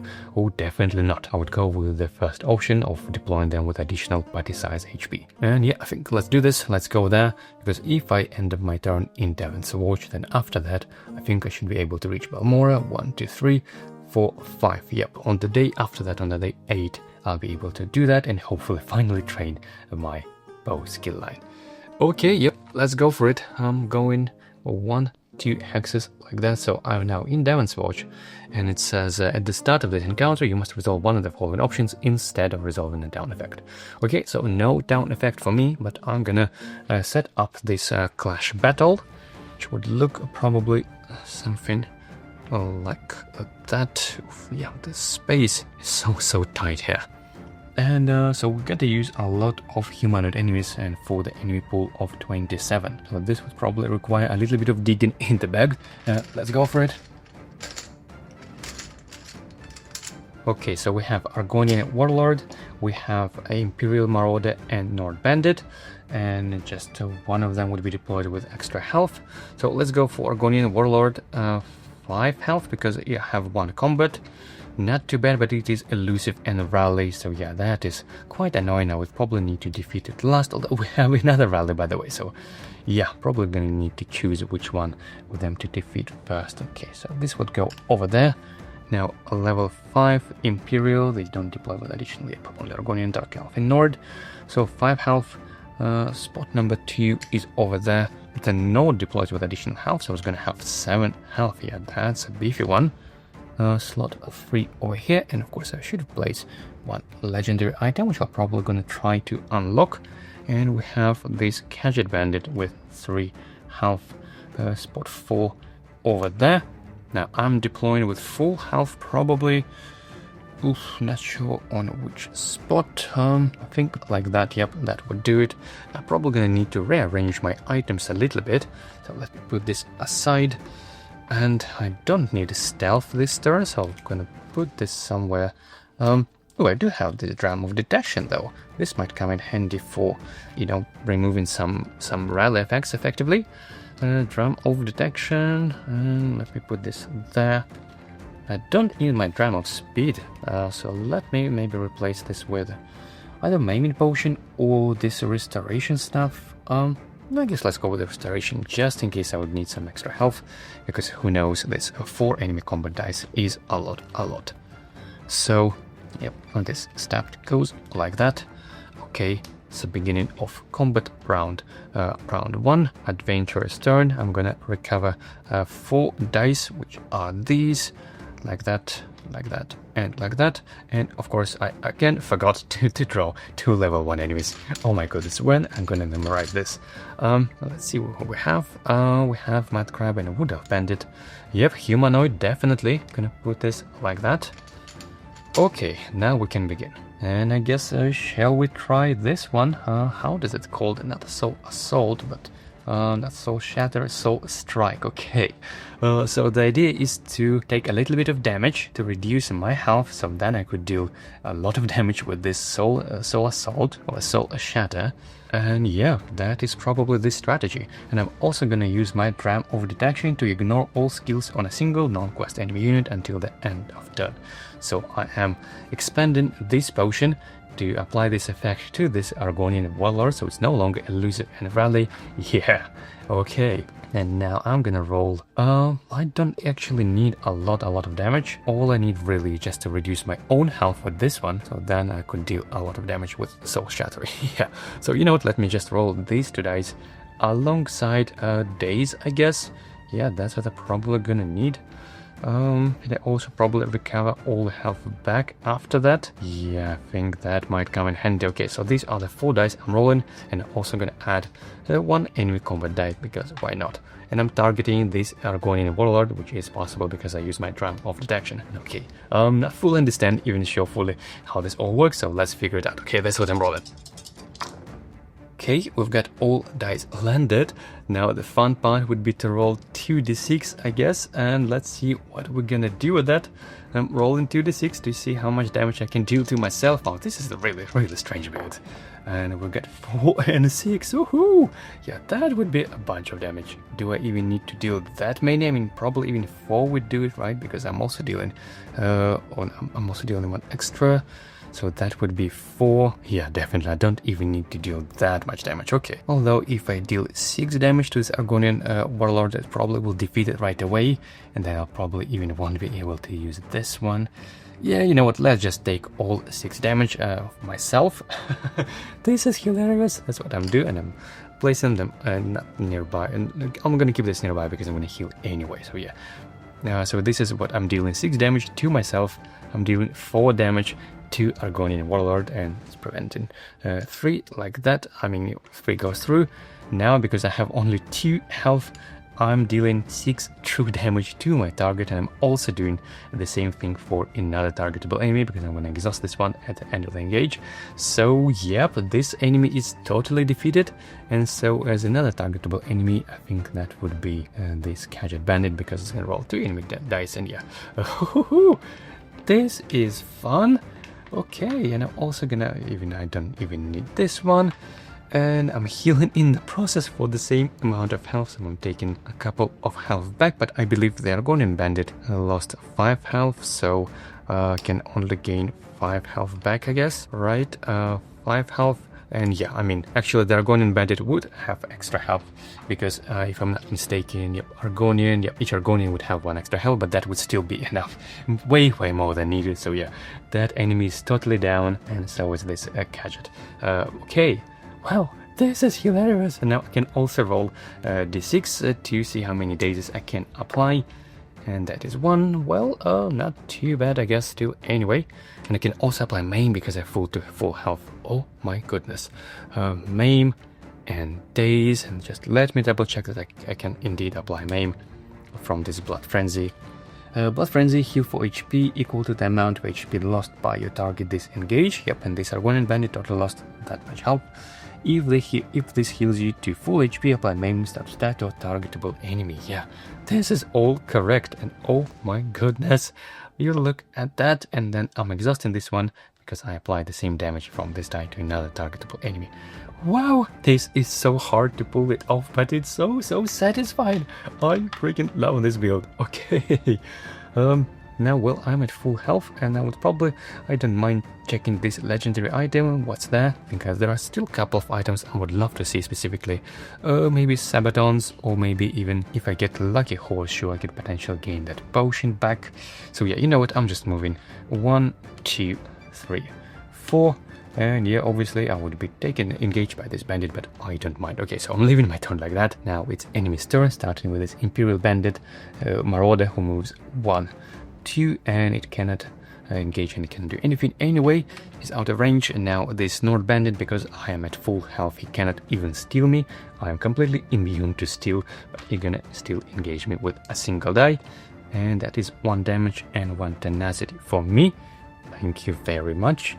Okay, now it's beginning of combat round 2. I'm recovering these dice, and I am pretty good to rock and roll again. Okay, so because this enemy is native and rally, I probably would defeat it last, because I don't want to trigger its rally ability, so I'd probably engage this Nord Bandit first. Okay, so it has no defense but 7 health, and so I guess I'll just go with this 3 and plus the enemy combat die. I guess this could do it. Let's see what we get. Let's go. And we've got 3, 5, 6 plus 1 true damage. Yep, that is enough to defeat this enemy. And you know what? I'm gonna place this soul trap as a soul gem in my active slot and let it put it on this shiny side like that.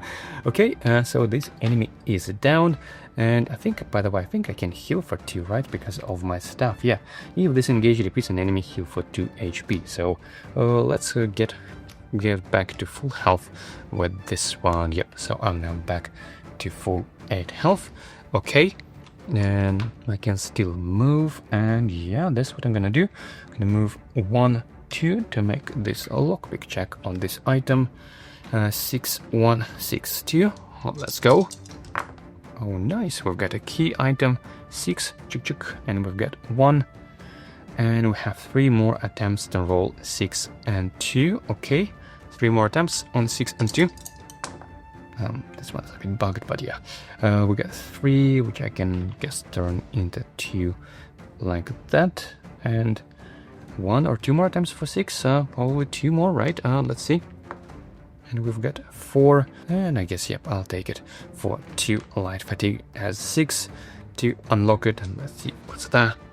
A high elf, no, with this waste, I probably don't even need this.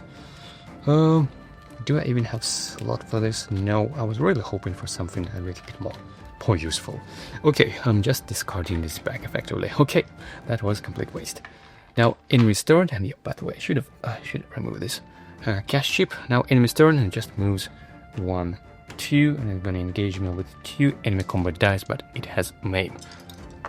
Hoo, that is still 3 damage, not too bad, but because of my aim, it's rounded down, it's halved and rounded down, so I'm taking only a single damage, and I'm also gaining 1 tenacity. Okay, not too bad. Now it's beginning of combat round 3, I'm recovering this dice, okay, and I have a lot of tenacity actually. I should have for chemistry, expend 1 potion in your inventory. Yeah, I think that's what I'm gonna do. From 4 down to 1, spending 3 tenacity to refresh my dram of detection. That was quite useful. Now, this enemy has a native effect, so if I defeat this in one go, its a native effect fume's not gonna trigger, so this is what I would love ideally. So 6 damage, I think I'm just gonna roll these 3 dice, that statistically should do it alongside the enemy combat die, which I'm gonna roll as well. So yep, that's what I'm rolling, let's go. And yep, that's totally done the job. We've got 5, 6, 7. We defeated this enemy, and I can even place this one as my soul gem again because I just defeated the enemy. So yeah, and I think I can even heal, right, because of my stuff. Yeah, so I am now at full 8 health. Okay, I'm placing this like that, and this is all resolved. Level 1 to 5 goes that level 20 was here. Okay, wow, these builds are really start working really nicely. And these are exhausted, and I'm gaining 2 experience, so we have now 29 on the experience tracker. Let me reset the round counter to 1. I'm gaining 2, which are probably maybe I should increase health now, because the more health I have and the more difference I have, the more true damage I can deal. Yeah, I think this would be the play. Or on the other hand, I could potentially save it and maybe even train a little bit of cooldown. I think this is what this build needs a lot.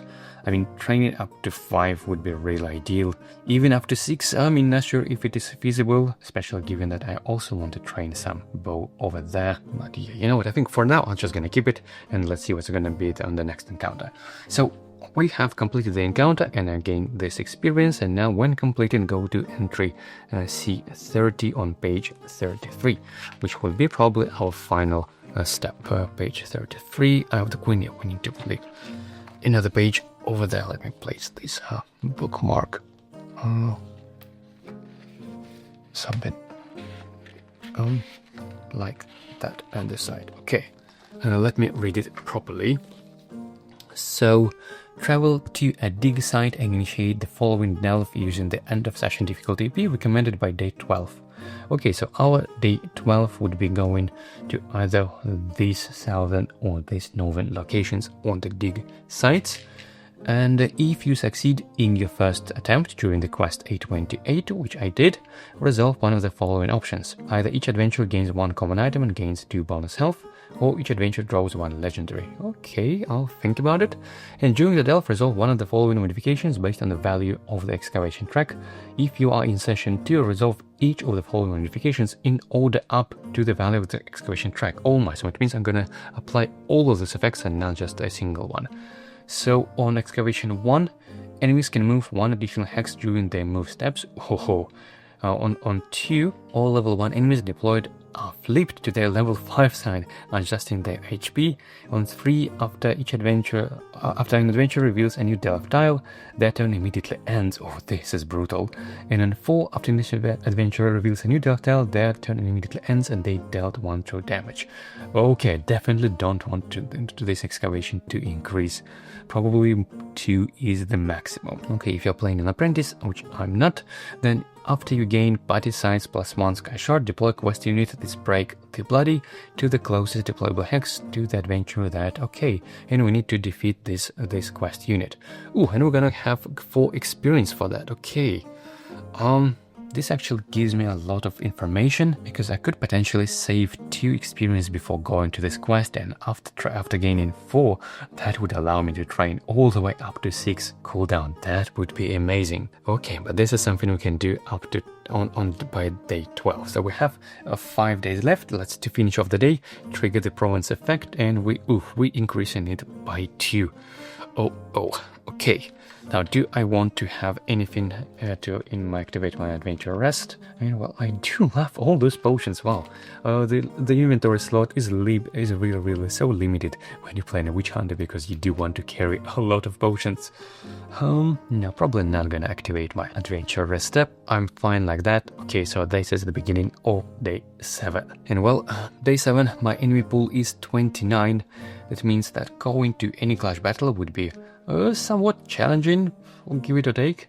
And I also do want to train a bow before we end this session for sure. So I think I'm going to stick to the plan and go to Balmora, even though if I do, then this excavation will definitely increase by 1. So that means in the final delve, enemies will move 1 additional move. So they basically will have free movement instead of 2, which makes things quite more challenging. So should I get back to this dig site to disrupt it? And I mean, gaining 1 experience is quite nice, because that means that my experience tracker would be rounded up to 30. But on the other hand, I'll probably miss out on training bow entirely, which kind of a little bit of shame because of my focused aim ability. Remember that during that skill dice that must be rolled in Magicka or range battle form, excluding combat, can be rolled in either form. So with all those shenanigans that I'm already doing, I could also add Scatter Shot to that.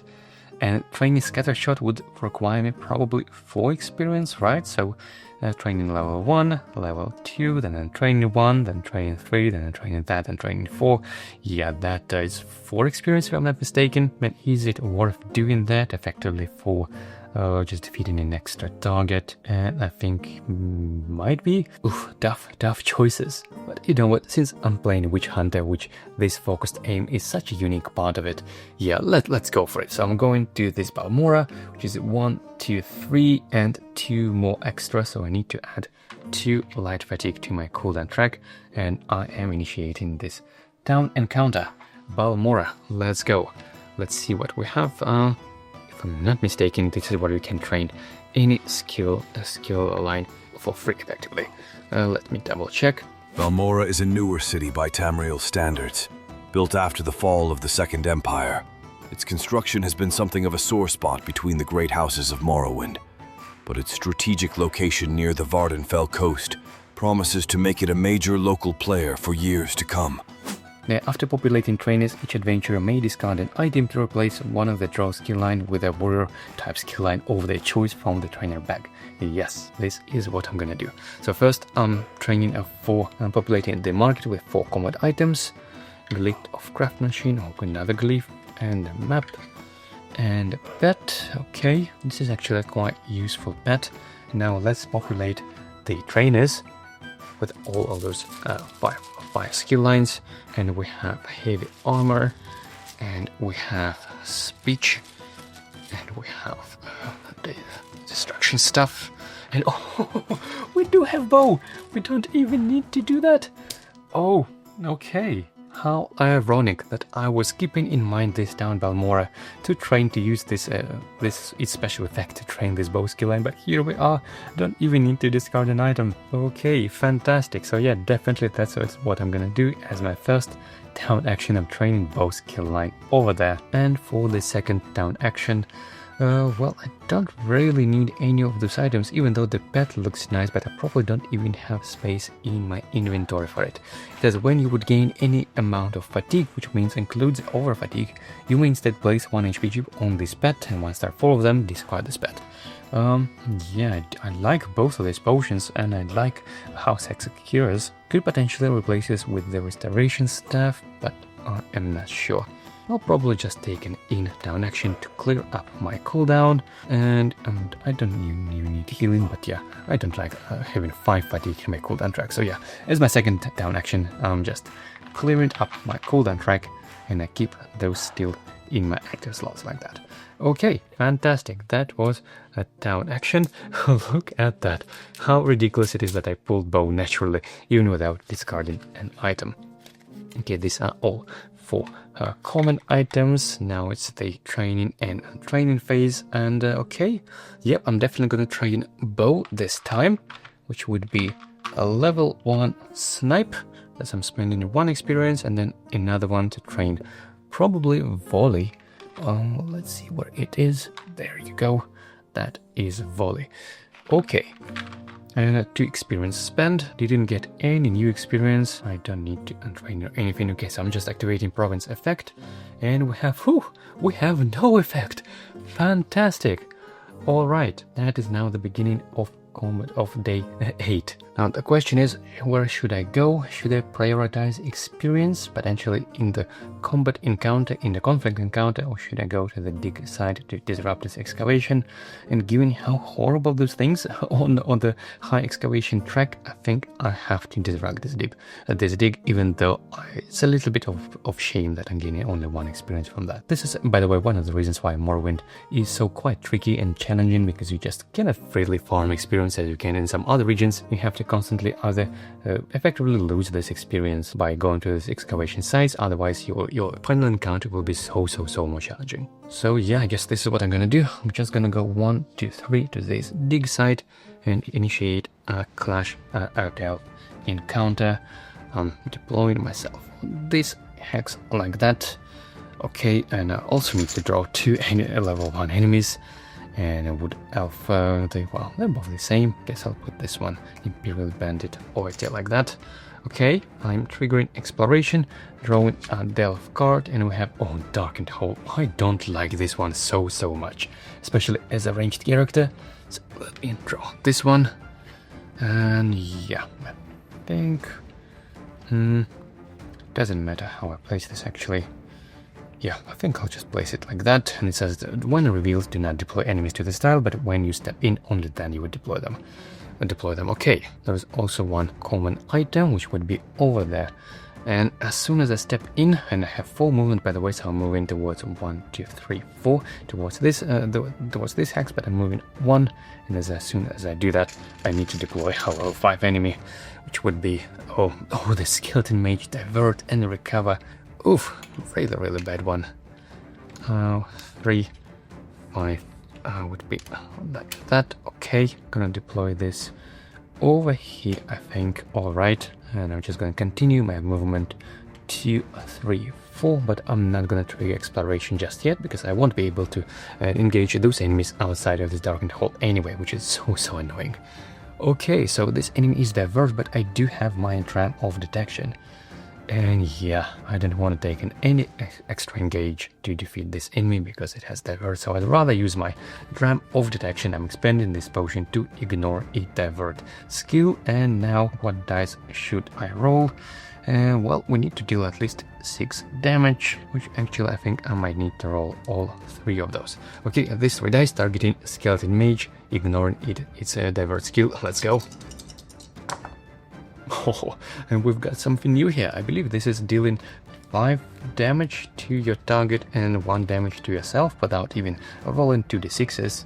It deals 5 damage to your target and 1 true damage to yourself. Okay, and I'm also giving 1 tenacity and 4 more damage. So yeah, I'm dealing 9 damage. Wow, this is a lot. This is how I resolve them. I'm gaining 1 tenacity in the process, and now as 2. I'm supposed to take 1 damage myself, but because I'm defeating this enemy and I still have this restoration staff, I'm effectively healing back to full health. Okay, this enemy is down, and I'm gonna end my turn like that. Now it's the beginning of combat round 2. I'm recovering these 3 dice, and I'm good to go from this darkened hole. So I'm triggering exploration because that's where I'm standing. Let's see what we have. Oh, we have throne room. We don't even need that many sky shards, and oh my, gotta take the big one. Oof, yeah, this is always a bit of a challenge here. Oof, you know what, let me move things a bit here. We don't need the entrance tile. I'm gonna place this, oof, something like that, I guess, right? We have this to connect it, okay, even though it's upside down, but yeah, okay. And my enemy pool now is 29, so that means I can deploy level 20 enemy, and that would be... we've got this lurker from another Daedric princess boy, and it has cornered, and Lord is gonna summon more Daedra enemies every turn unless I defeat it. Whew. 6 health plus 2 more because it's cornered, so that is 8 damage with 1 shield, and it goes to the furthest hex, which would be this one, I suppose. And we need to deploy 1 legendary item on the same over there, yep, and a common item over here. Okay, and for the level 10, we can deploy level 10. It's gonna be so level 5 enemy, and that would be a skewer pup. Oof, this rot, so annoying. Okay, 5 health. It goes over there. Now, throne room, when revealed, the party may choose to gain any amount of life fatigue and distribute it among adventurers. And I probably don't want to do that. I don't want to get a bunch of light fatigue. I would rather try to defeat those enemies naturally with the way how my build currently works. So first of all, I need to move out of this darkened hole, so I'm gonna move 1, 2, 3... yep, that should do it, I guess. I'm gonna move towards the treasure potentially. And okay, I guess let's go with this combo, right? We need to deal a bunch of damage to myself using this one. That's what I'm gonna roll. Now, hopefully I do need to deal maybe actually don't need to deal damage with this one, at least provided that I'll be able to deal a lot of damage myself with this. Okay, and I will probably need to heal after that. And just in case, I will probably need to apply maim or not sure if I need to roll any daisies. Oh, by the way, as soon as I stepped in here, I collected those sky shards, so I'm gaining 2 over fatigue. Oh no, yeah, I should probably take in that instead of taking the tower down action. Okay, so these are the 3 dice that I'm rolling, targeting this lurker, and let's see how it goes. I'm still learning my build. Hopefully this is gonna work out. Okay, all dice landed. Now the question is how much damage I can deal myself. I'm gonna roll 2 d6s, and 1 damage will be to myself and another to a targetable enemy. Let's go. That is 2 and 4, which is not enough. I definitely need to deal myself a bunch of damage. So you know what, I think light fatigue goes to the rescue. I'm gonna use that to change the result of my choice. I'm gonna deal myself 6 damage. So yeah, I'm now 2 last health chip. I'm taking 6 damage, so that means that my soul shatter can now deal 6 damage, and plus of course 4 damage as well. So first I guess would be 4 damage, so dealing 3 because this enemy has 1 defense like that, and also deal 6 damage because that's how much health I'm currently missing, and completely defeating this enemy. Woof. And also I'm gonna exhaust this one at the end of the engage to deal the same amount of true damage to another targetable enemy, which is Skewer Pup in this case. Wow, that is such a huge burst of damage, and I'm also healing for the same amount of health because of this vampire thing. Oh my goodness, this is so satisfying. It's quite tricky to pull it off, and I'm so happy that I'm playing Breton, because probably you wouldn't be able to do this otherwise on any other class and any other race. I mean, being able to just choose the exact amount of damage you want is definitely such a good pair with this build. Okay, so this dice is exhausted after the engage, right? It says the effect cannot be resolved. Manis or magic dice have a bonus effect that may be resolved at the end of the engage. Okay, so first I need to place all of this to my cooldown track, I guess like that, and before that I used light fatigue actually after that, and then I'm exhausting this one. Okay, fantastic. And I also gain 1 over fatigue, of course, after defeating this rot enemy. So yeah, I'll get a bunch of over fatigue, which is not that good, but I have disrupted this excavation. excavation. And I didn't have even a chance to go to this legendary item, because this already, the encounter is complete as soon as I collected Sky Shard and defeated all enemies. Hoo-hoo! Oh, and of course this enemy has this skill reward, which means I'm training another skill, another health. Fantastic, yes. Woohoo! I now have 9 health in total. This is so good. Okay, these are returned and this one completely removed from the game. So, just like that, let me clean up the area. Okay, I'm gaining 1 experience, so we're now at 30 at the experience tracker, and I have 1 experience saved. I can't spend it on anything really. Let me also take off all of those cards, all of the styles, get them away like that for now, and let me shuffle the Delve deck to clean things up a bit. Okay, and also I'm getting 3 common items, which again I don't even need because it disrupted this thing, and we have some glyphs. Oh, this is a quite fun one actually. Enchant Adventure. The Enchant Adventure cannot be targeted. When Enchant Adventure deals damage, discard this enchantment. So I can potentially just run the whole delve. Wow, this is quite interesting actually. Let's see if I do even have space for that. Oof, but I do love those potions. Now, you know what, even though this is actually a very, very viable strategy, just enchanting yourself and rushing through the entire delve, collecting all the sky shards, I think this is a little bit too cheesy. So yeah, I'm not taking any of those items. I'm placing them like that, and I am disrupting this excavation. It goes down to 0, and we're not going to activate Province effect today. And by the way, I do however need to use some of my adventure rest step to get rid of this over fatigue, one at a time I guess. And now the question is, what should I remove? What should I discard? Well, this ears, again, it's a stealth status die, can be so helpful in delves, but I think it's just a little bit cheesy, and I would rather prefer to have some combat at least to show you here on the camera while I'm doing this playthrough. Maybe while playing solo without camera I would actually keep the stealth, and probably I would even take that enchantment just to completely cheese the delve, but yeah. In this case I would rather want to show you a little bit more of fun stuff. Okay. I'm removing this item to activate my adventure rest step, which means I can now remove to recover 1 die from my cooldown track, and I can heal, but I don't need, I am at full 9 health, right? For 9 health. Okay, and that was day 8. Now it's the beginning of day 9. Let's go. Now, the excavation dig track is at 0, which is fantastic, which gives a little bit of buffer before it can go up, hopefully. Also, my enemy pool is 30, which is a pretty good number to fight, and I also do need a lot of experience. I need at least 2 more to level up my bow skill line, and ideally I would love to level up a little bit of cooldown up more. So let's see, where can I go? I can go to this conflict encounter, or I can go here to this unstable, which is pretty decent as well. I could gain more tenacity, which is fine. I do need to refresh my potion, right? Yeah, so this is what probably I'm gonna do. I'll go to another unstable. Over here, that's where I'm moving, and let's roll the unstable die. Frankly, to be honest, I don't even mind visiting the town because there are some legendary items, and I still don't mind gaining something from there.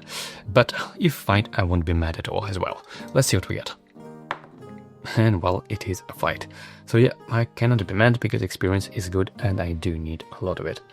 So move it like that. Let's see what we have. Highwayman, I think it's a clash, yep. Seize the caravan. After each time a cache is unlocked, you may discard the item to instead set it aside. If successful, the encounter rewards 1 experience for each set aside cache. Oh, so it gives no experience by default, and you can get up to 3 if you manage to unlock all of them. Okay, so let's set up the clash.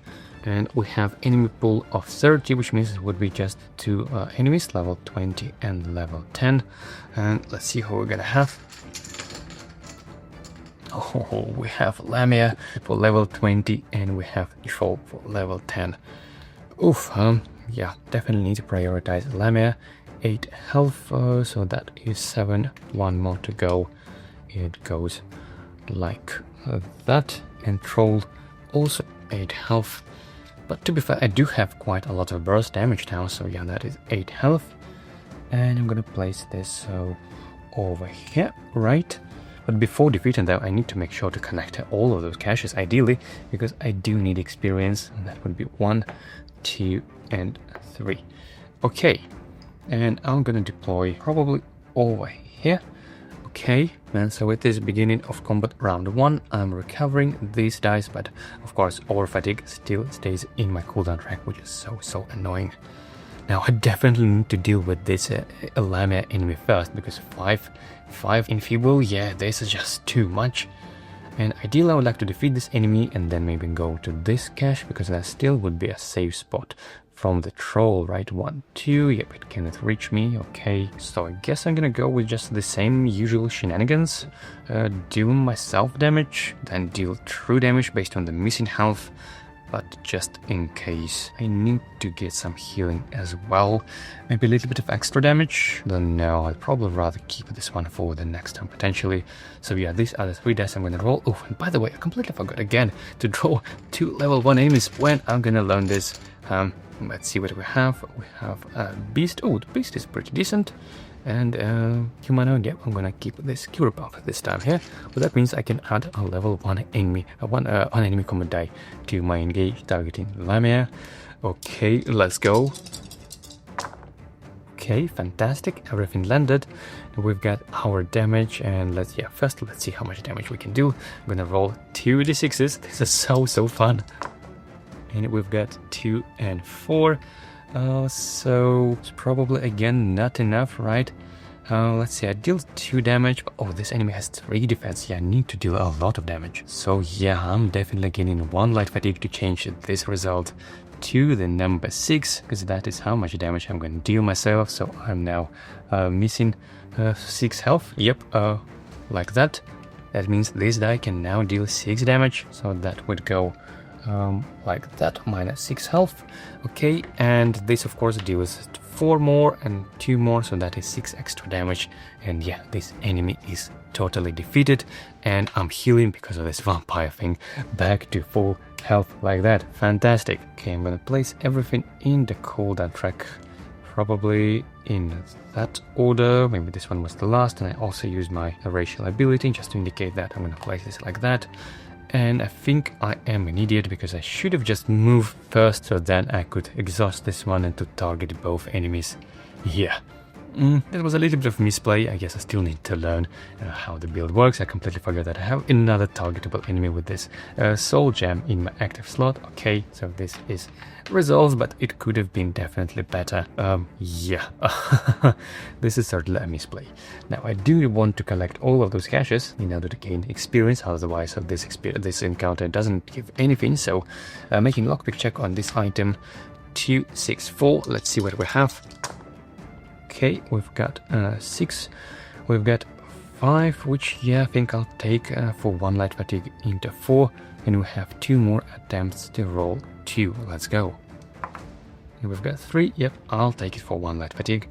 Okay, I don't mind, 1 is unlocked, and it says after each time a cache is unlocked, you may discard the item to instead set aside the cache chip. Okay, so that's what I'm gonna do. I'm not gaining the item, I'm instead setting aside this chip, and it will show me how much experience I will get in the end.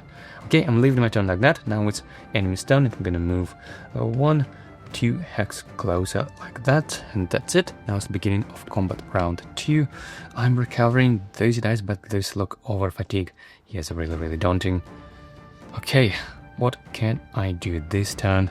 Probably not that much, to be honest. Kind of need to deal some damage, but because I also need to gain those cache chips, oof, I want to have a lot of space here potentially for lockpicking. But yeah, you know what? I think I can survive with just 9 health, 3 combat die. Yeah, I can afford myself taking a little bit of hits, so I'm going 1, 2, and then 3, 4. At least that's I could potentially do, but let's move 2 hexes first here and make another lockpick check on 5, 5, 2.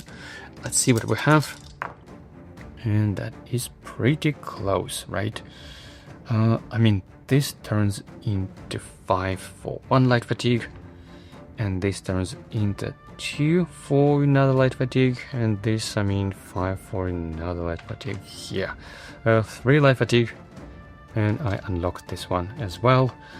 Okay, and for the next one, yeah, probably not gonna risk it actually. I have only a couple of spaces left, just 2 to be precise, so no, probably just stay like that over there, but instead I'm placing this cache chip like that. Okay, So I'm leaving my turn like that. Now it's enemy's turn. This troll is gonna attack me with 3 enemy combat dice.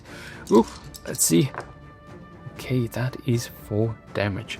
Although, you know what, given that I have my soul shatter, this actually isn't too bad, I guess. So I'm taking a 4 damage, so yes, please hit me more, hit me harder. This is hilarious. Okay, beginning of combat round 3, I'm recovering these dice, so I'm now ready to deal quite some serious burst of damage again.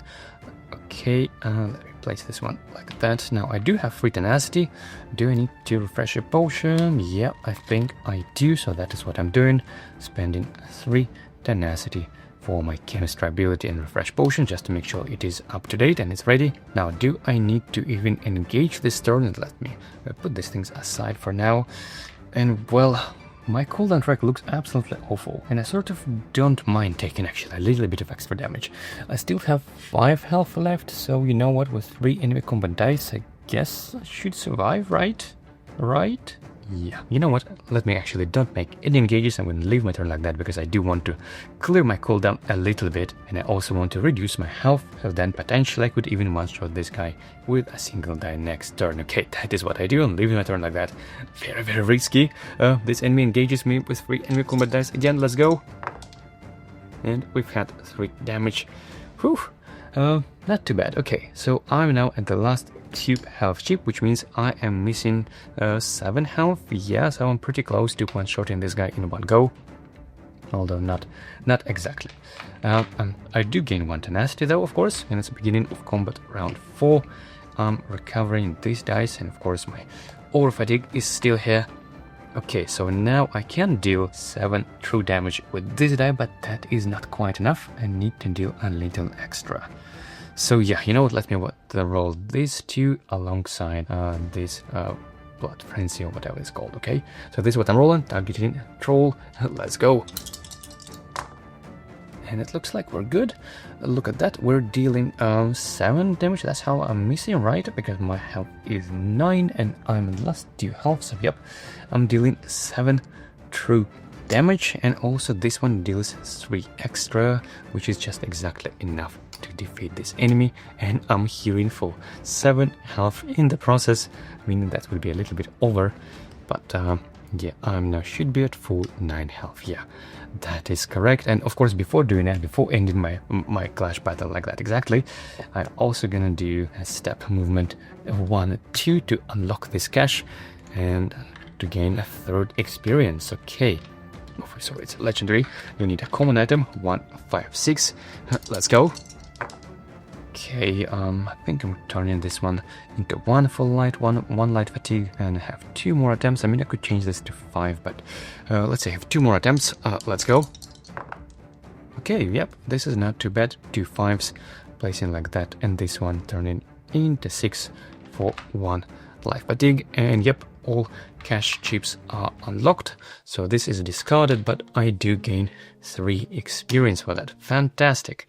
That's the end of the clash. Let me clean things up a bit, return this enemy here and this one here. And okay, beginning of resetting the round to 1. I'm getting 4 experience, so we're gonna have now 34 on the experience tracker. And I have 3 more, which means I'm now at 4 experience. But before that, I'm gonna untrain this one, like that. Okay, now I'm gonna spend 1 experience, so I'm now, just to make sure I'm not forget, I'm now a full at 3, because I spent 1 just on the level 3 skill die, which doesn't actually matter which one. Let's go for this crazy rerolling one, Arrow Barrage, even though I'm gonna train this anyway. So yeah, this is what I have untrained and trained. I still have 3 experience left, but I'm probably gonna save it to hopefully increase my cooldown up to 5, because I do need that. Okay, so this is resolved. Now the adventure rest step, I actually need to do that because I do want to remove get rid of this over fatigue. But oh, my potions are good, and even this stuff, I think it might come in handy potentially in the end game. Wow, I need items. I don't want to discard any of those.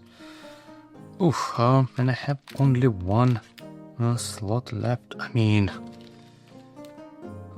yeah, definitely don't want to discard any of those. Okay. Oh, and by the way, this was an unstable encounter, right? So I should have gained 2 more tenacity. And by the way, when the troll engaged me, I'm not sure if I gain any, but yeah, always forget to do it. But let's just imagine that I have like that. Okay, so this is resolved, and yeah, I cannot discard anything because I do love all those items. They are so good. I am a hoarder and I have very hard times of discarding items, but I do need more items, that's for sure. Now let's activate the province effect.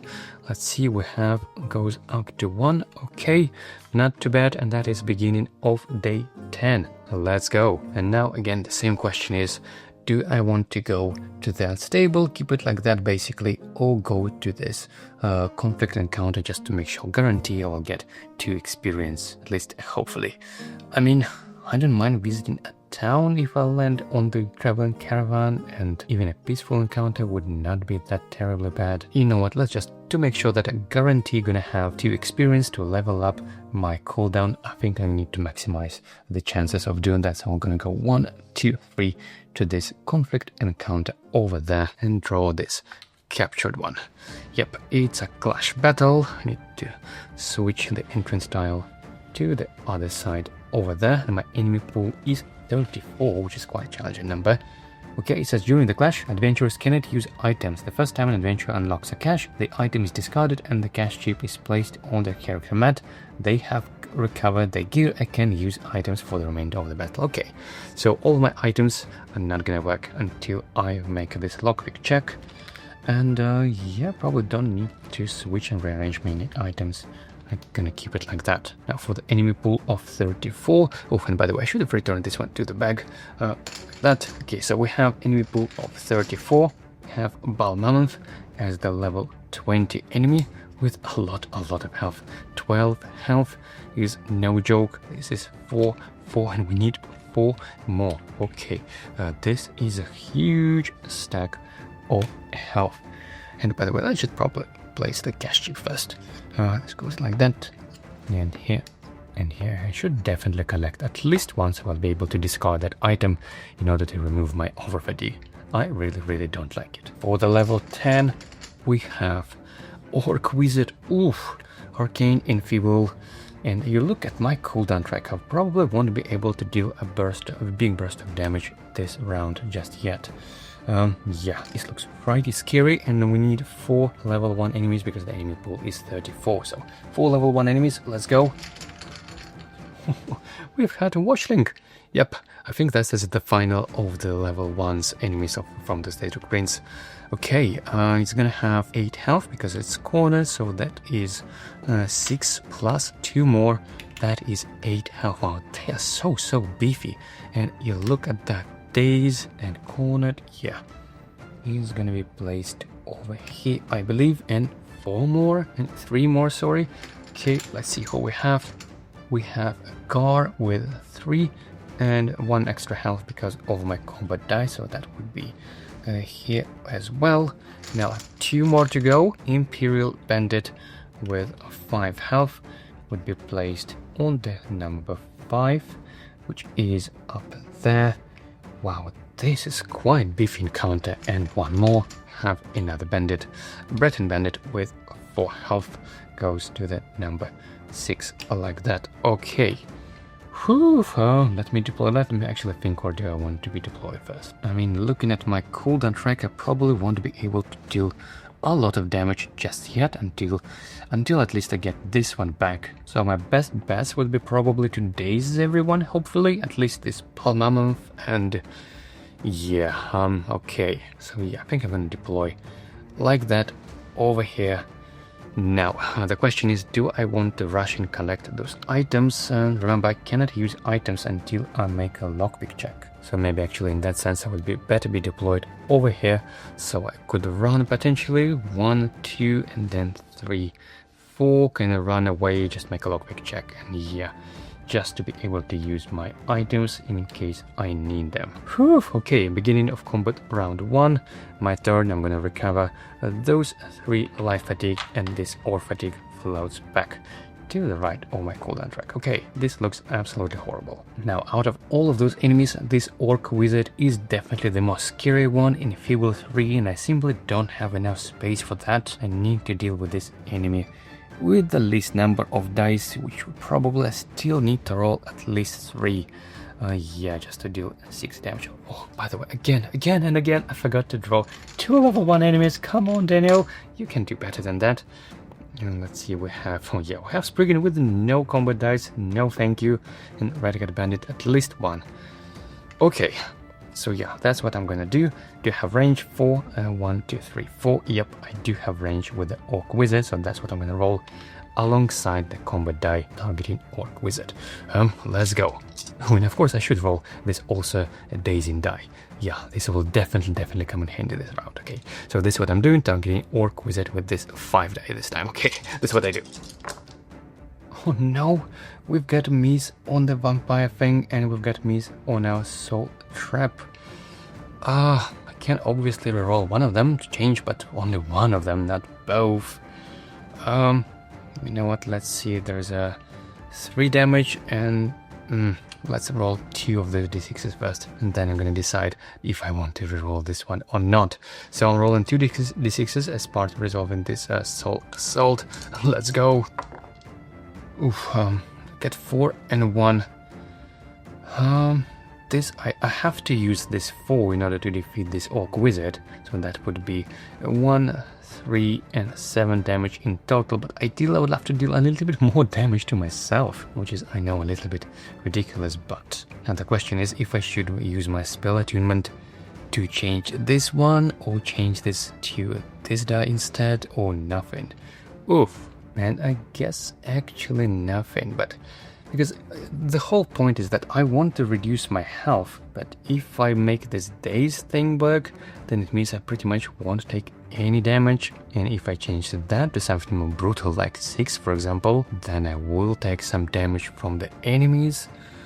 Oof, the question is how many enemies will deal damage to me, and let's see, this is level 20, I'm gonna move then this one. Will this enemy has range? 1, 2, and 1, 2, 3, yeah, unless I go back. Okay, oof. So I guess the question is, can I take the hits of 3 enemies?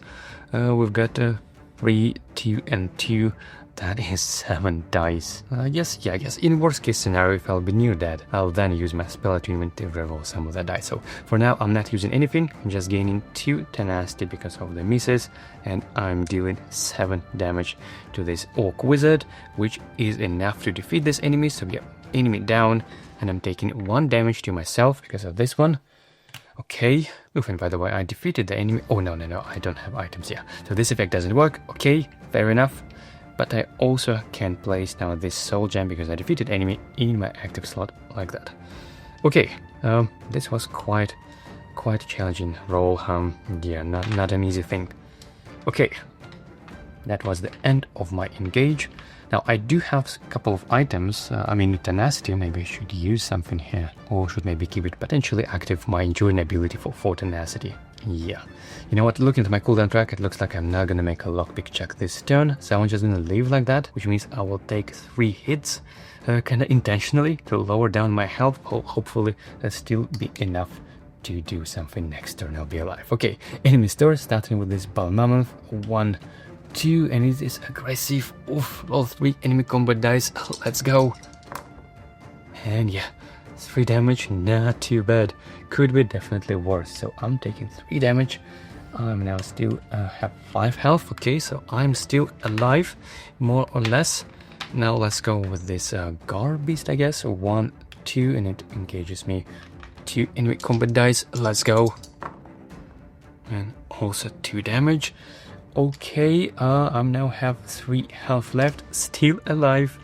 And now let's go for this Watchling. I guess it moves 1 to have range. 1, 2, 3, 4. No, it needs to move 1 more, like that. Okay, now it engages with 2 enemy combat dice as well, and I have 3 health. But in worst case scenario, I can use my spell attunement. If I'll see a number 2 and 1, I'm definitely gonna use this one. Okay, let's go. And phew, saved 1 and 1, which is quite perfect actually, because I have 1 health, which means I'm gonna do a bunch of the burst damage next turn with this one. Fantastic. And those 2 enemies, they just move closer. 1, 2, and then 1, 2. Okay, I am still alive. So combat round 2 begins, and this is gonna be a fun one. Okay, so I am recovering this dice. 1 ore fatigue goes like that. And now I have pretty much everything set up. I do have my 2 soul gems. I have lowered down my health, and I'm currently missing 8 health because I have 9 in total. So if this thing lands, I can do 8 true damage to up to 3 targets. Fantastic. And I can even roll both of these bow dice together with my magic roll because my focused aim and ability is finally active. We never seen this before actually. Oh, and I apologize, I forgot that this enemy, because it has a skill daze, it should have gained a status die effect for me, but before recovering this ore fatigue, I'm gonna change this. Oh, I cannot change this to life fatigue because I don't have item technically yet because yeah, I need to make a lockpick check. Okay, so daze for me then. Alright, but I think, by the way, this daze doesn't work on this volley, which means because you place yourself 2 to 4 hexes away, which is not the same thing as moving. So I think I could still roll some dice and then use effectively this as a teleport because it's not a movement. Yeah, I think that should be legit. In any case, that's what I'm gonna roll. This 1 die, maybe even actually another one as well, just to make sure I can defeat this Balmora in 1 go ideally. And I'm also gonna roll this one to, of course, heal myself. And also, yeah, let's go for volley. You know what, why not? So again, just to double check, do I have all the requirements set up? I do have 2 soul gems. I have 8 health missing. So if those 2 would, if all of those dice would go to my cooldown track, oh no, don't have enough space. Okay, so yeah, I can only roll 3 dice maximum, no volley, unfortunately. Okay, so these 3 things that I'm rolling, targeting Balmora. Let's go. Hoo-hoo!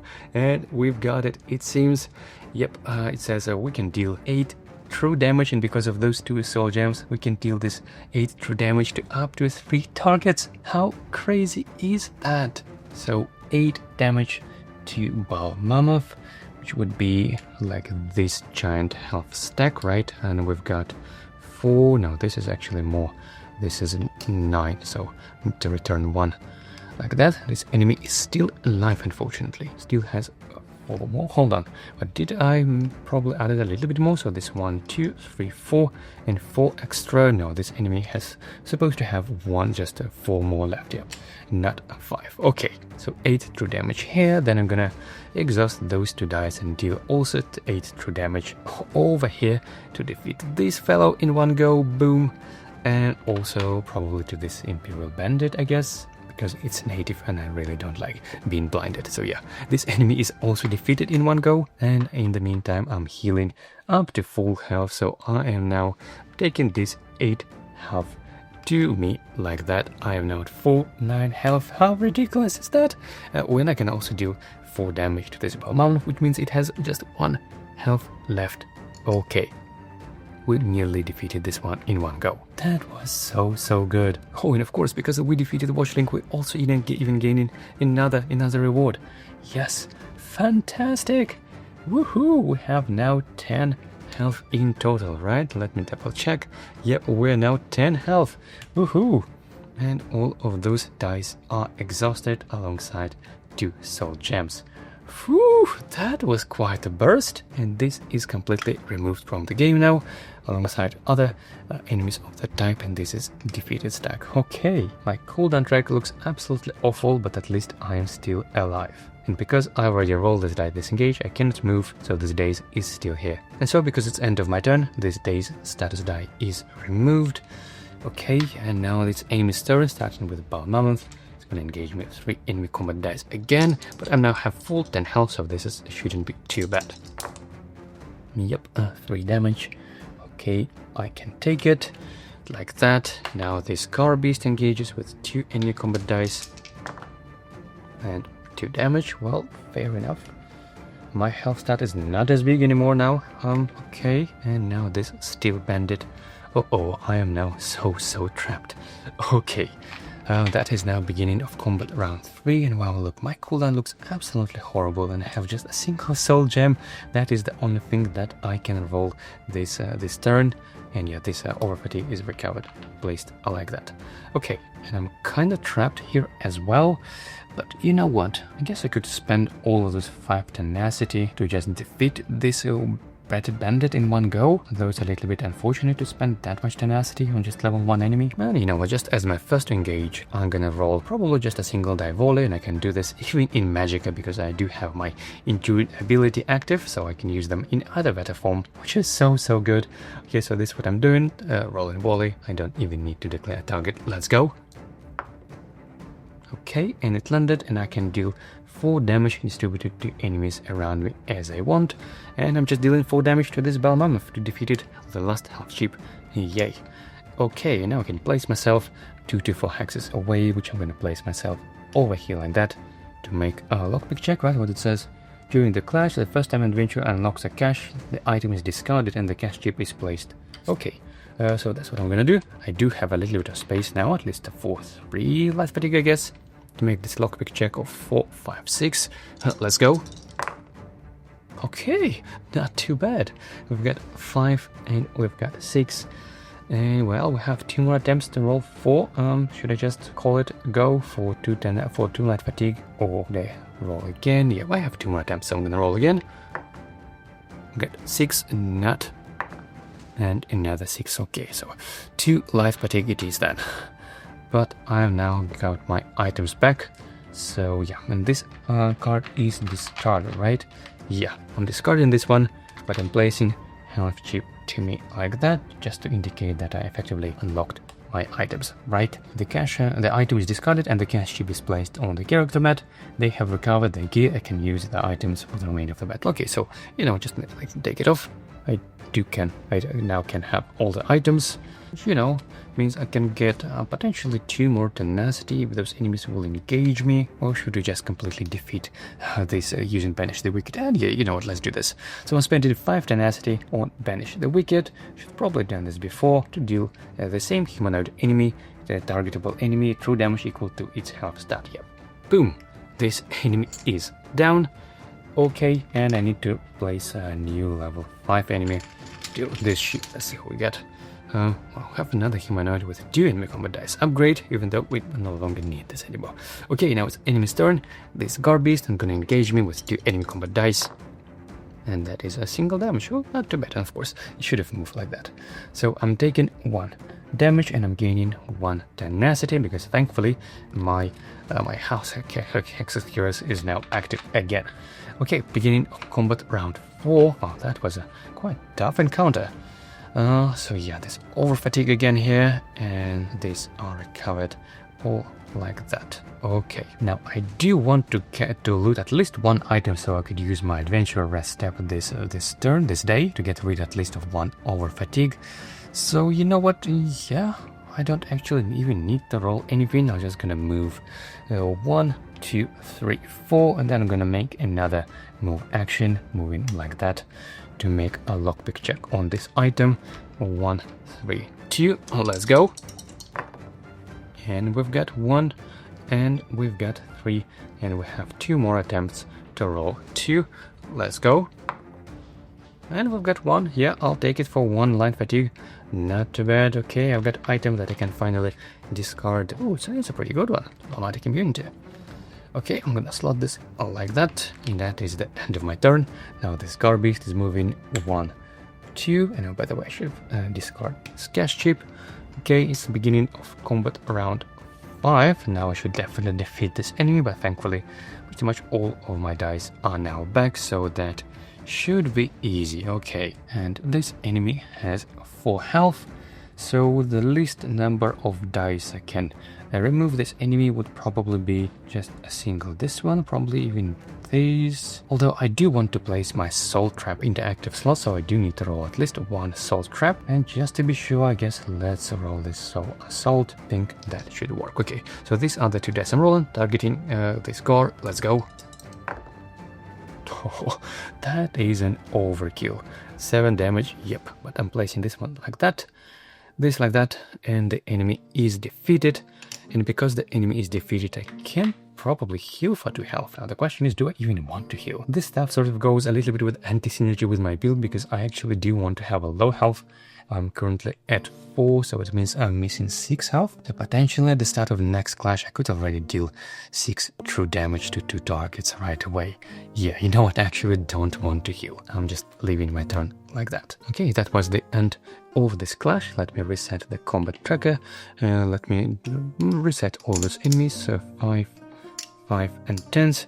Place them to their respective bags like that. Okay, now let me reset those cash chips. Okay, and so we've got 2 more experience. Fantastic. And we now have 36 on the experience tracker, and now I have 5 experience there, which is also amazing because that means I can now train this cooldown. Fantastic. Now this round I do want to use my adventurer staff, as I said, and I'm gonna remove this. I'm gonna discard this diplomatic immunity item to activate my adventurer rest step and to remove this nasty over fatigue.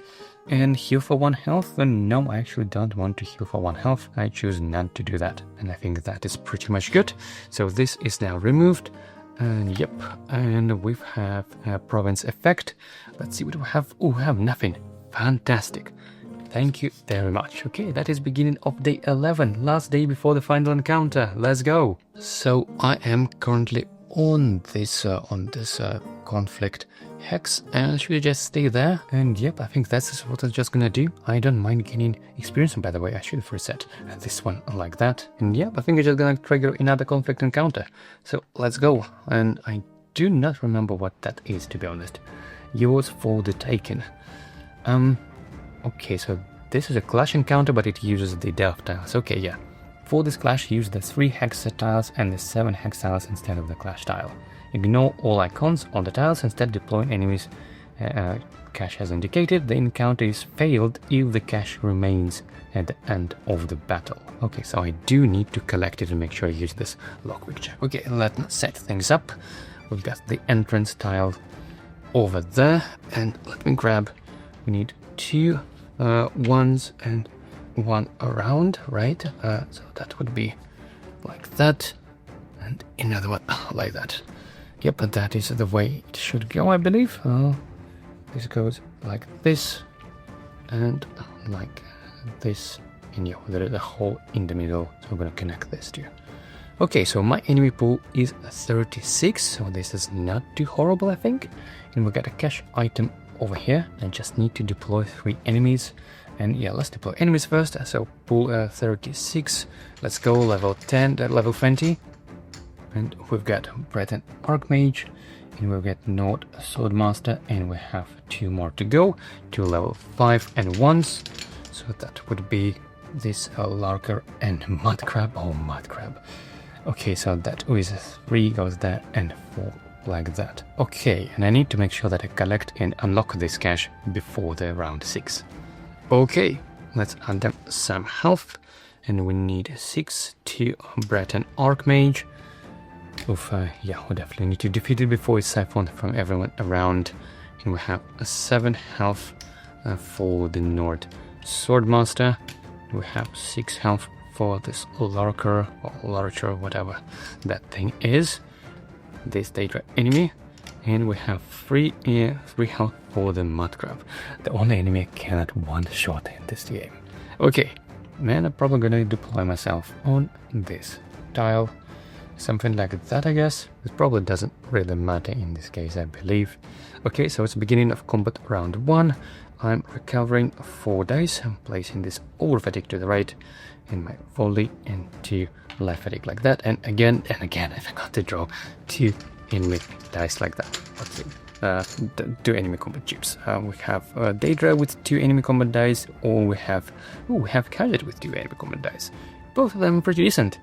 Which one should I take, for the Daedra or for the Nord Swordmaster? I mean, I'm probably gonna one-shot those 2 anyways as my priority targets. So you know what, I'll take Wisp just to deal more damage to this Larker. Okay, so this one I keep. Alright, now we can start the battle. And let's double check how much health do I have. I have 4, that means I have 6 health missing, so this thing can deal 6 true damage, which would be actually enough to defeat this Breton Archmage, which is fantastic. And I only need to deal at least 3 more damage to this Nord Swordmaster, giving this 2 shield as well. Okay, so this is what I'm gonna roll. The Soul Shatter, Soul Assault, Soul Trap, and probably alongside the Blood Frenzy to heal as well. Okay, this is my roll, and I'm gonna target Nord Swordmaster with this roll. Let's go. Okay, fantastic. We're dealing 5 damage to the target and 1 damage to ourselves. So, yep, I'm taking 1 damage, so I'm now missing 7 health. And you know where this is going for, right? I'm dealing 5 damage with this one, so the Nord, this guy takes 3 damage because of 2 defense. Right, but now I can resolve this one, and I'm gonna exhaust my soul gem to deal 7 true damage to up to 2 targets. So this is so ridiculous. So yeah, I'm finishing off this North Swordmaster, and I'm not triggering its native because of that. And I'm also, of course, selecting this Breton Archmage as the second target. You look at that.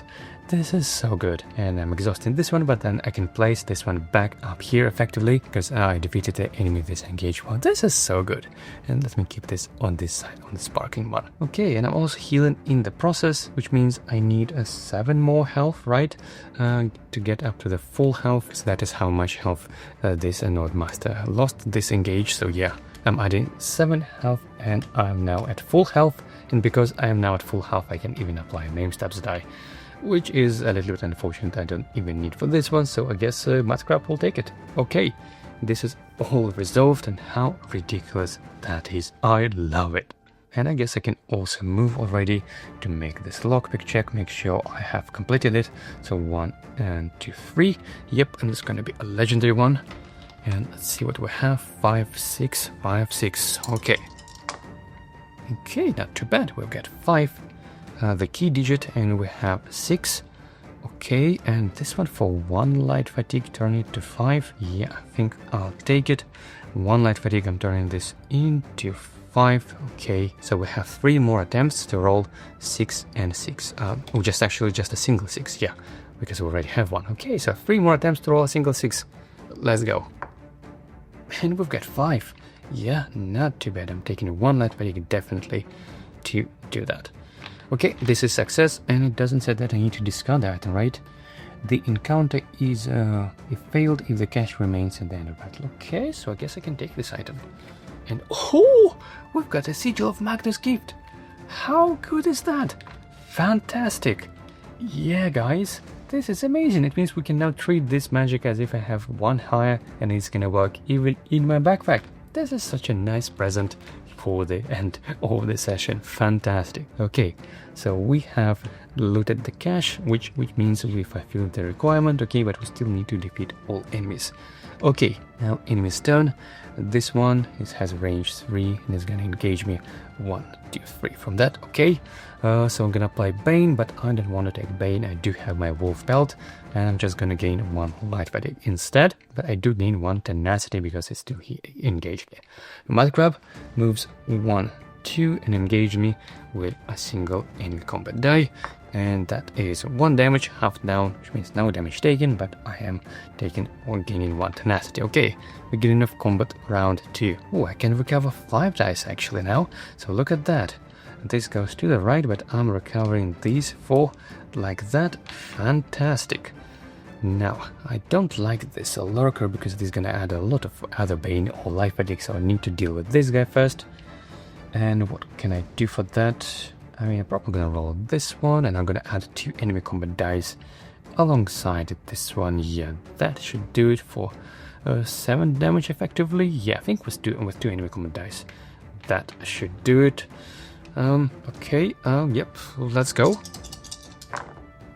Okay, and that is perfect. We have 4, 5, 6, and 1 true damage.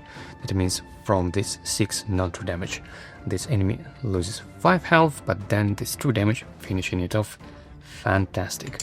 This enemy is down. Look at this. Look at this health stack over there. And because I defeated the enemy, I can place this soul gem in my active slot, and I think I will keep it there for now. Okay, this is exhausted, and these 2 are removed. Alright, now we're just a one-on-one fight with this mudcrab. And yeah, I don't want to take another engage, so I'm gonna take my time to deal with it. So it's now enemy's turn. It's gonna engage me with a single die, but because it has name, yeah, it's just... let me roll this one. Yeah, 1 damage, no damage taken, but I am gaining 1 tenacity. Oh, this is ridiculous. Okay, I'm recovering 5 dice at the beginning of combat round 3. Like that. Like that. Okay, well, I need to deal some damage to it, right? So, because I have now 4 tenacity, I can roll both of these dice together. So yeah, I'm just gonna roll a single volley. Guess that should do it. Okay. Oops, sorry about that. Oh, we've got tenacity, we've got a miss. But I'm gonna change this to this side of my choice for light fatigue. And yeah, okay, so I'm dealing 1 damage because this enemy is stalwart, which is annoying. I do have my potion of dam of detection, but I don't want to expand this just for this pesky little enemy. Okay, now enemy's turn is gonna engage me. And yeah, that is 2 damage. I'm losing 1 health, look at that. But I'm also gaining 1 tenacity. Okay, beginning of combat round 4. I'm recovering all of that basically except this over fatigue. So yeah, okay. Now I'm just gonna keep engaging it with another volley probably. Although actually it's round 4 already. Okay, so on round 4 I'm dealing 1, and then on round 5 I'm gonna finish up. Yeah, phew, I'm not gonna take any extra over fatigue. Alright, so this is what I'm doing. I'm engaging it, and maybe just to make sure, let me roll alongside this one, just in case I'm gonna roll a miss. So this is what I'm doing. Okay, and I'll get plenty of damage, but this enemy still takes only 1. And this stalwart. Okay, as beginning of enemy's turn is gonna engage with a single die, and it is 1 damage. Rounded down, no damage taken, but I'm already at full 5 tenacity. Beginning of combat round 5. I'm recovering these dice, and I'm probably just gonna roll them again because yeah, why not? This of course is supposed to be like that. And yeah, this is what I'm rolling again, targeting the same enemy. Let's go. And yeah, this enemy is defeated finally. I can even heal. Probably don't want to do that. I'm not gonna use my restoration stuff for that. So yeah, encounter is successful, fantastic, and I'm gaining 2 experience over here and 2 on the tracker, which means we're now at 38 experience. Yeah, that's a quite decent end of the session too. So these 2 dice are placed like that. Although, should I place another soul gem potentially up here? So next time I can deal a bunch of damage already with my available soul shatter. Yeah, you know what, just for the sake of fun, let's try this one. So that's what I'm gonna do, slotting all of this like that. And these are discarded, 5/5, okay, those like that. And I have almost full health, right? I have 9 health, so yeah, 1 health missing. Now let me reset the combo tracker to 1. Okay, encounter is successful. Fantastic. Now I do still want to use my province, my adventure rest step, and oof, this is a really tough one. Should I use maybe discard maiming potion, but it can save me, and the dram of speed definitely something I'm gonna keep. I'm probably even gonna use this actually for the upcoming battle. Let me for now just keep it here. Oof, should I probably even remove this one? Restoration staff. I mean, it goes with a little bit almost like an anti-synergy. Probably I would love to use it at least for 1, its overtax effect. And drum of detection, this is also so useful. Oh my goodness, I have so many useful items. Which one should I remove? Well, definitely not House of Cax's Cures. And I do enjoy Wolf Belt, otherwise there's a lot of status effects and ignoring enemy skills. And this stuff, I mean, it can deal up to 10 damage if I overtax it, which would be so good. And this stuff, I mean, it can come in handy in the final delve, or not delve, sorry, but the dungeon, because I can ignore sight, so this might come in handy there. Man, I guess maiming potion. Yeah, it's probably, even though it's a really fantastic potion, especially on a Witchhunter, but with Blood Frenzy I just don't need that much healing or damage mitigation, and I actually do want enemies to take some hits occasionally. Yeah, this is a really good potion, but I do need to remove this over fatigue. Unfortunately, it has to go, so that's what I'm doing, removing this over fatigue. That was the end of my adventure rest step. Now let me check the province effect, and we have, so it's got a 4, so it's gonna increase all the way up and down to 0, but excavation track goes up by 1. Okay, fair enough, I guess. It's been pretty decent so far. We managed to keep excavation low. Now let me shuffle all of those delve tiles like that, because now it's the beginning of day 12 and we're gonna have to go to the final delve. So let me double check the quest objectives. We have for this step, it says travel to a dig site and initiate the following delve. So yeah, this is what I'm going to do.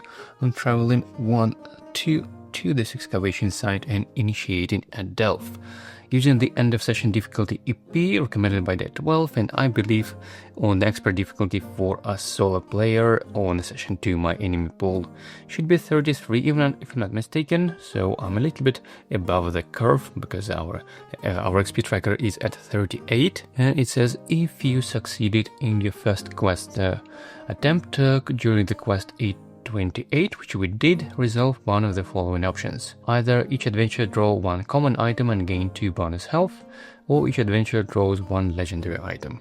And first of all, let me actually check if we even have space. Now inventory, yeah, we have 1 space, okay, so this is good. And well, bonus health actually would be nice, but now as I think about it, probably it's got a little bit anti-synergy with this particular idea of dealing damage to our adventurer to reduce our health, because yeah, this is not true damage. So if we have bonus health, we need to reduce that first, which means the difference between our actual current health and the max health won't be as big. So yeah, I think we definitely should not take bonus health for this character and this build. So yeah, you know what, let me just draw 1 legendary item. What's that? Well, I don't care too much about this item, to be honest. Okay, let me put this in the pack, like so. Okay, then let's read. During the delve, resolve one of the following modifications based on the value of the excavation track. If you are in session 2, resolve each of the following modifications in order up. So our excavation is at 1, so that means enemies can move 1 additional hex during their move steps. Okay, this isn't too bad. And after you gain party size +1 sky shards, so 2 sky shards in my case, deploy this quest unit and to the closest unoccupied deployable hex, bum. Okay, yeah, this isn't too bad, I guess. Let's the battle begin. I'm gonna deploy, let me double check how much health I have. I believe I'm missing 1 health currently. I am at 9, yep, so 1 health missing out of my 10. I'll be deploying like that, but before I do, let me a little bit rearrange my items, because I'm probably gonna need to use this drum of speed. Yeah, this is such a great item for delves. Oof, but I do like all of those items as well. You know what, probably I'm gonna take off wolf pelt, even though I do like this item, but potions are just much more needed here in delves. I presume even this drum of detection I'm gonna keep it probably as well. I can swap it potentially with this this restoration stuff. I mean, I'm probably not gonna heal anyway, and I would rather keep my HP low so I could deal a big burst of damage with this soul shatter. So yeah, you know what, let me swap it with the wolf belt like that, and I'm gonna keep this stuff in my inventory, in my backpack for now. Oof, okay, yep, I think that would do it. Alright, now before I forget, as always, let me grab 2 level 1 enemies and deploy them. I mean, choose 1 to keep and another to discard. Ooh, we have both humanoids, but with 1 or 2 combat dice. Of course, I'm gonna pick this one with 2 combat dice. Yay, not too bad. Okay, so it's the beginning of combat round 1. My turn, I'm first recovering this single die, and then I'm triggering exploration, revealing a delve tile, and we have deserted hovel. What's that? 3 angle, let's see. Oof, and no enemies deployed, but there will be no enemies were deployed in any case. This is such a waste. Okay, but we have a trap here. As soon as I step in, I need to pass this check, and if unsuccessful, place the strongest level 1 enemy in play in the closed and occupied hex. Okay, but there's no enemies in play, so even if I'm unsuccessful, I wouldn't be able to place anyone here. Interesting. Okay, let me just move. I have 4 stamina, so I can move 4. I'm gonna move 1, 2, and I'm gonna continue my movement after that, but first let's pass the check. I'm not sure if I actually need doing that. Maybe I can just you know, declare that, hey, you know what, I failed this check. But I'm not sure if it would be legal. So let's just try to do our best to roll this 6-1-6. Let's go. And we have 1 and we have 5, which I'm gonna turn into 6 for 1 light fatigue, like that. And we have in one more attempt to roll 6. Ooh, that could be potentially a lot of fatigue. Let's go. Oh, we have 5. This isn't too bad. Yeah, 4. But 2 light fatigue, you know what? I'll take it. Okay, the trap is deactivated and I can continue. Have 2 more steps left out of my 4 movement. I'm gonna draw another delve tile and a card, and yes, we have our first sky shard. When revealed, do not deploy enemies. Oof, but when you step in, when you collect the sky shard, deploy enemies per this charge challenge and add 1 to the party size. Okay, so I will be deploying level 20 and 5 enemy instead of level 10 and 1 because my enemy pool now allows that. Okay, so that is a long one. Let's see. There's gonna be something. Oh, something like that, I guess. Although I would rather keep this one. It's still as explorable, so maybe I'll keep it this way. Yep, that should be legal. This is connected, and in the worst case scenario, I can continue exploring that way if there's going to be something worse there. Okay, so we have this one common item, or one legendary item, which I'm gonna place over here. I think. Yep. Okay. Now continue my movement 1, and this is the hex I'm moving towards. But first we have to deploy enemies. Level 20. Let's see what we have here. Oh, we have a level 20 Harpy with elusive and native. This is such a nasty enemy because it's elusive. It means you cannot deal damage unless you start at your turn adjacent to it. But because this enemy has range 2, means this enemy never goes adjacent to you. So that means, statistically speaking, you would need to come adjacent and then take at least 1 hit from this enemy. It's so nasty. But I think I have my potion. Yes, I have my drum of detection. This is definitely gonna come in handy. Okay, and for the level 5 enemy, we have a bear with 6 health as well. 1, 2, 3. Yep, we have 6 health. Goes like that, and I still have 1 movement left, right? I moved 1, 2, 3. Yep, I'm gonna continue like that, and I probably don't want to make this a lockpick check on the legendary item. I don't have slots anyway. At least I don't want to do this now before taking an engage. Okay, that was my move action. Now I do have a lot of my soul gems preset here in my active slots, which means potentially I can deal quite a big burst of damage to up to 4 targets with my soul shatter. So I want to kind of capitalize on that and get the most value out of it. So just a little bit. So I think I'm gonna explore more, and I'm gonna do so by expanding this dram of speed. Roll 2d6. You may move a number of hexes up to the rolled amount, and this is not considered as your move action. So this is good. So I can still move 1 more time and then still engage. Okay, I'm rolling 2d6s. Let's go.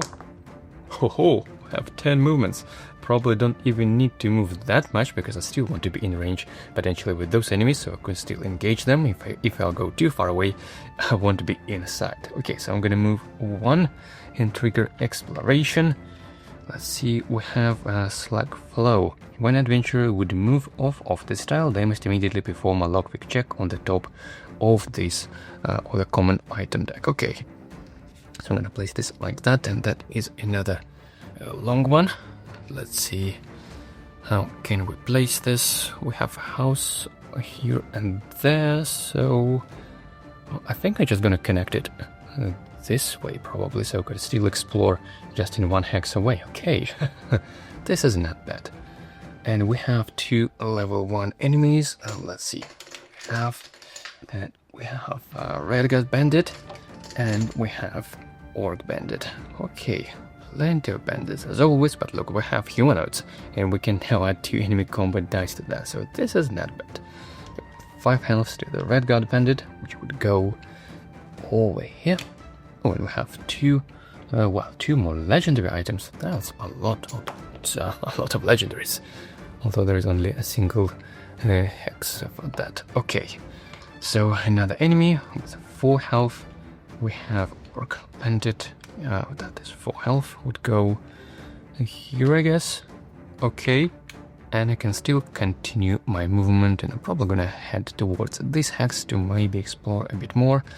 1, 2, and yeah, I'm gonna trigger Or maybe should I not trigger exploration actually? Because now as I think about it, I have already 4 targets, so I should probably deal with those enemies first before revealing whatever might await me there. And yeah, okay, so I'm finishing my move like that. I'm not gonna move further. Ending my turn on the explorable hex, so on the start of the next turn, that's what I'm gonna trigger. But for now, I think I'm gonna engage, yeah, definitely this harpy by using this drum of detection. I am expanding this potion, and I think while I have 5 tenacity, I'm gonna also use my chemistry ability to reduce it down to 2 to refresh. So maybe this drum of speed, I think this might come in handy just in case I'm gonna need to explore a bunch more. Okay, so I'll refresh this potion, but this one is expanded, and now we can ignore this elusive skill. Fantastic. So the dice I'm gonna roll is definitely this self damage, and as well as definitely this one to deal a bunch of true damage to all enemies. I probably don't even need to regain health after that.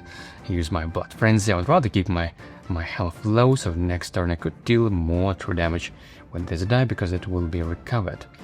Okay, and I don't even need to apply any days, I guess. At least if I defeat them, that would be lovely. So yeah, I think these are the only 2 dice I'm rolling, alongside 2 enemy combat dice because I have this dark elf bandit over there. Okay, yeah, hope I did not miss anything. This is what I'm rolling, targeting harpy. Let's go. Okay, and we have everything landed. Fantastic. Now let's roll 2d6 and let's see how much damage we can deal to ourselves. This is hilarious. So rolling, let's go. Ooh, 1 and 3. This is not enough. Oh, okay, so I'm missing 1 health. That means I need to miss at least 5 more to deal 6 true damage. Yeah, I think now is the time to use my spell attunement. So that's what I'm using to indicate I'm placing health chip. So I use my racial ability. I'm gonna add light fatigue to change probably this one to 6. Yeah, this build definitely requires some sort of kind of role control, whether it would be from a racial ability or from the summoning skill line. Yeah. Okay, so I am taking 6 damage. Let's see, that is 1, 2, 3, and 1, 2, 3. So I'm now at 2 health. Hold on, let me double check. No, there was 1 extra. That is 3 and 3 more. Yeah, I am now at 3 health, which means I am missing 7 health out of my 10 total. Okay, fantastic. So that means I can do 7 true damage to up to 4 targets. Yeah.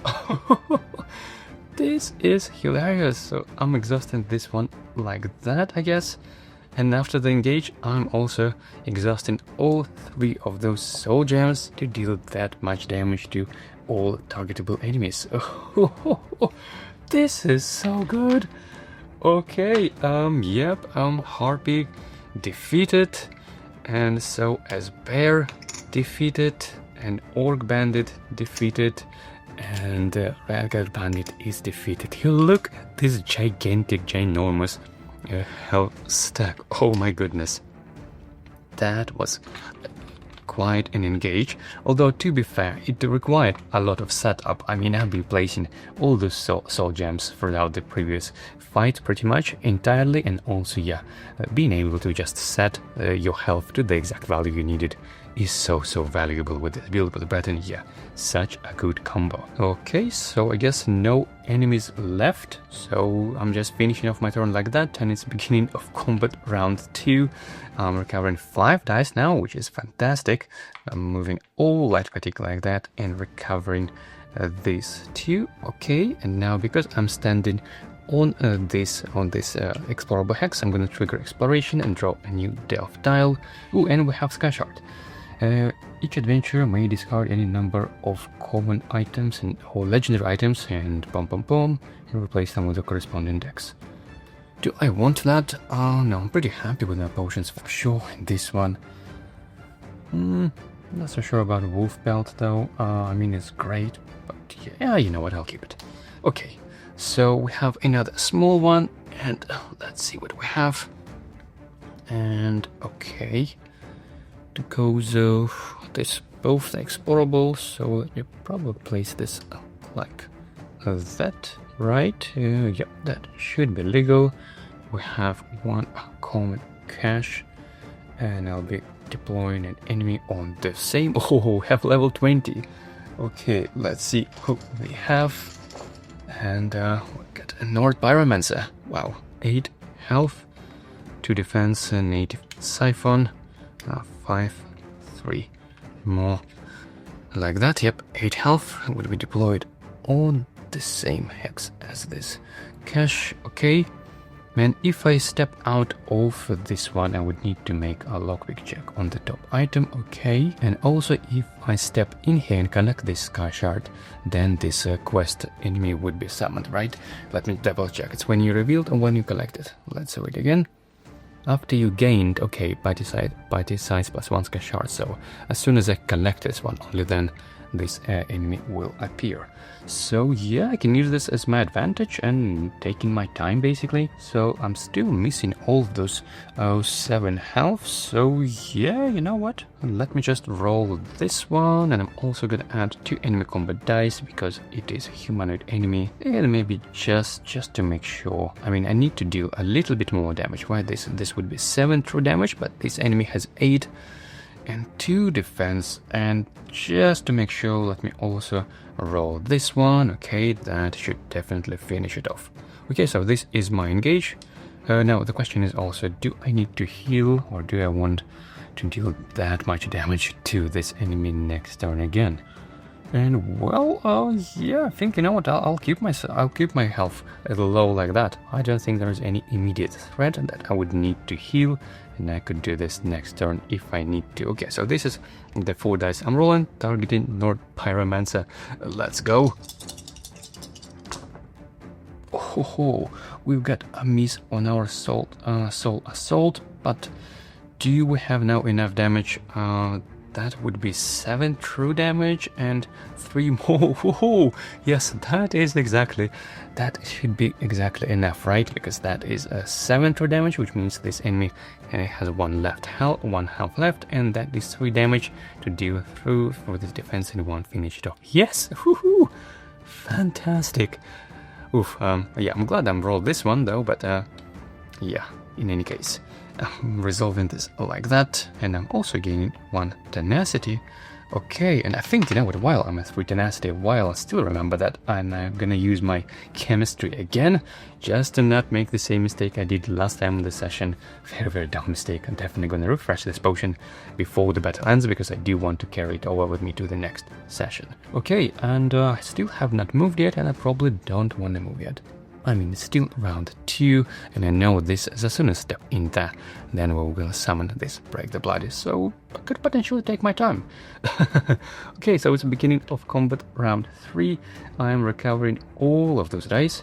Look at all of the soul gems. Okay, have everything available, so I can deal a bunch of burst damage. And yeah, let me just slot this one like that.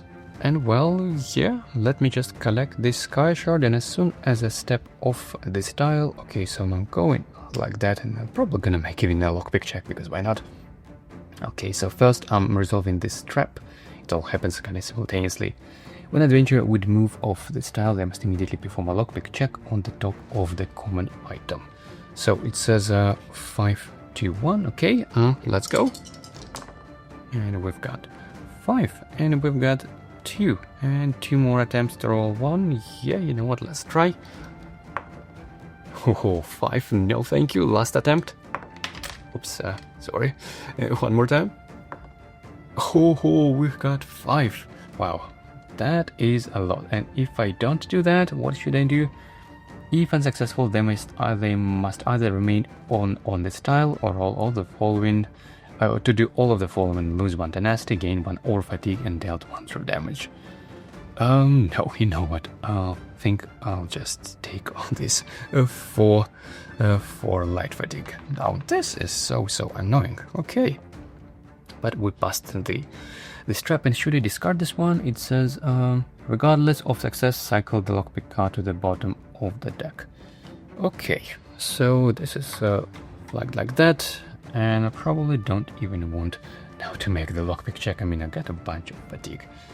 Although, before we're doing that, as soon as I step in and I collect this Sky Shard, also this quest enemy deployed with 8 health, and it's Devoured and Dodge. Oof, that's... This Dodge and Devoured a little bit annoying, so that is 5. And 3 more to go, and it would be deployed to the closest deployable hex, which would be this one, I guess. So all I need now is to defeat this enemy, and yeah, you know what, I'm just gonna roll my Soul Shatter, and well, it is Devoured, right? And yeah, so I need to make sure I'm gonna lower down with this Engage down to 1 at least health, and yeah, oh, because it is humanoid, I'm gonna add 2 enemy combat dice, and well, let's heal, I guess, in the process, just in case. Let's maybe add just a little bit more to be completely safe. I'm gonna add this one again. Okay, so this is what I'm rolling, targeting, break the bloody. Let's go. And what is that? We missed with our soul assault again. But this combat dice definitely for the rescue. You look at that. So okay, I'm dealing 7 true damage with that, right? And oh yeah, so this is already would be enough. Actually, I wouldn't even need to roll this one, I guess, because this enemy is Divert anyway. So regardless of this one, yeah, but I am healing for 7 health again, just in case. Yep, this is what I'm placing myself because of this vampire thing, Blood Frenzy. This is so good. I'm also gaining 1 tenacity, and yeah, I couldn't one-shot this enemy anyway, so wouldn't even need to roll this one. Okay, but now I definitely want to make another engage, because otherwise it's a Divert and recover. Hold on, I think because this enemy has dodge and I rolled a miss, does it mean it would prevent damage? No, I think this doesn't count on true damage, so I still dealt 7 true damage regardless of its dodge. Yeah, I think that is correct. But in any case, I'm taking another engage. And now all I need to do is just to deal 1 damage with 2 defense, so that would be 3 damage. And yeah, you know what, let me just roll all of my soul gems, and again, for each engage I'm adding this 2 enemy combat dice. Yeah, this will definitely finish it off. Let's go. And yeah, 100%. This is plenty of damage, and this enemy is defeated. And yeah, I mean, whew. And this, let me again double check. Yeah, we have battle objective, eliminate this quest unit, which we just did, and boom boom boom, after this has been deployed, no additional death can be revealed. Okay, yeah, and we're gaining 4 experience, fantastic. So we are now at 42 experience on the tracker. I even had to flip this one on the other side, and we have 6 experience to spend, which is amazing because at Naka I can now train this cooldown up to 6. Yoo-hoo! And when completed, go to entry E31 on page 41. Let's see what how it's called, it's keyword, yeah, a keyword we're gonna collect. And the queen. Okay, and gain keyword, we gain ally. Not the best one, to be honest, probably. Yeah, okay, in any case, that was the end of this encounter. Now to the reward phase. I'm definitely gonna spend all of my 2 saved experience plus 4 experience from that to train 6 cooldown. Wow, this is such a rare case. I think that is because I get all this health stats for free from those Daedric enemies.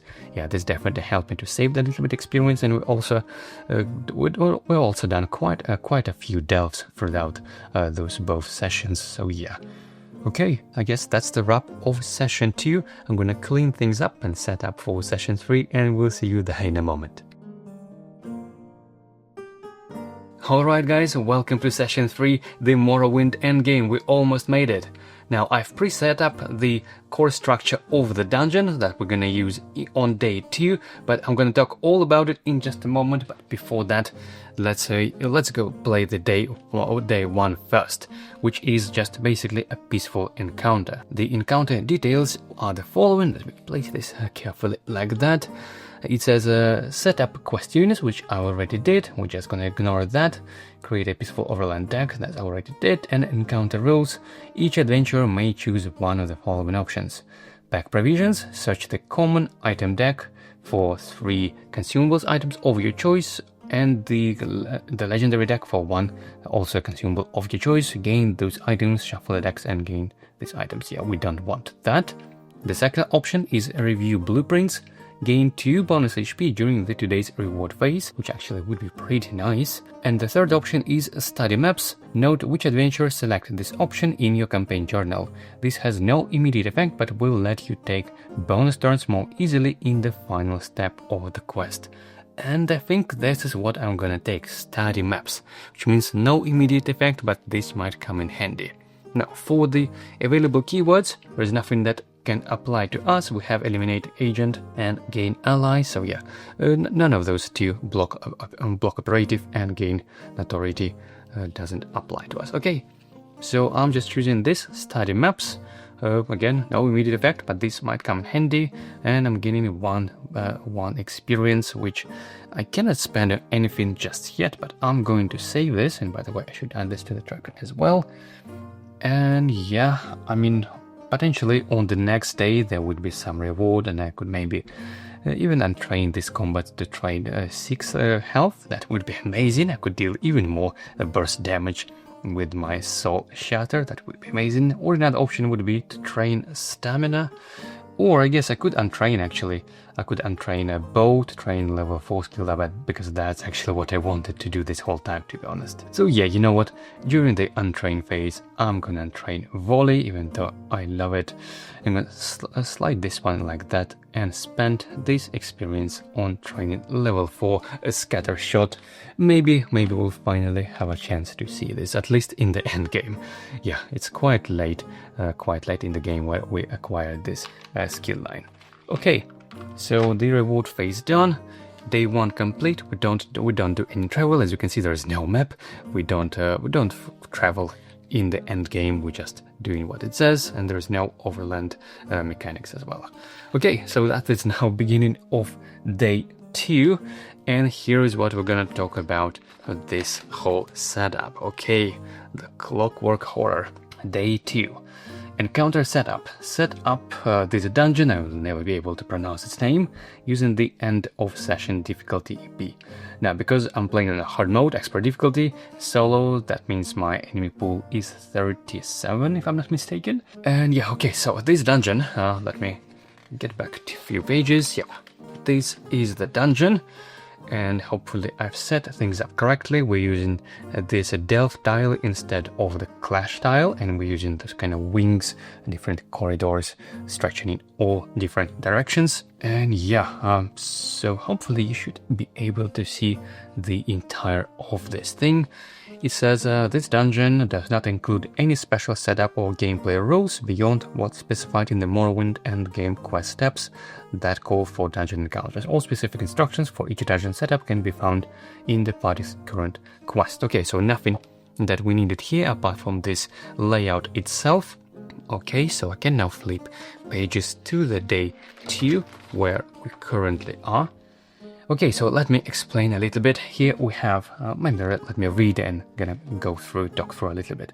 It says deploy quest unit Void Centurion Torso, which is this fellow, on hex A, quest unit Void Centurion right arm to hex B, and quest unit Void Centurion left arm on this hex C, and quest unit Mechanist the Slanderer to hex D, which is there she is.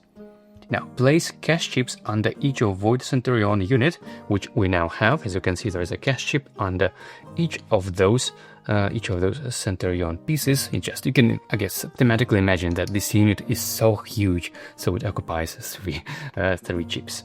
Okay.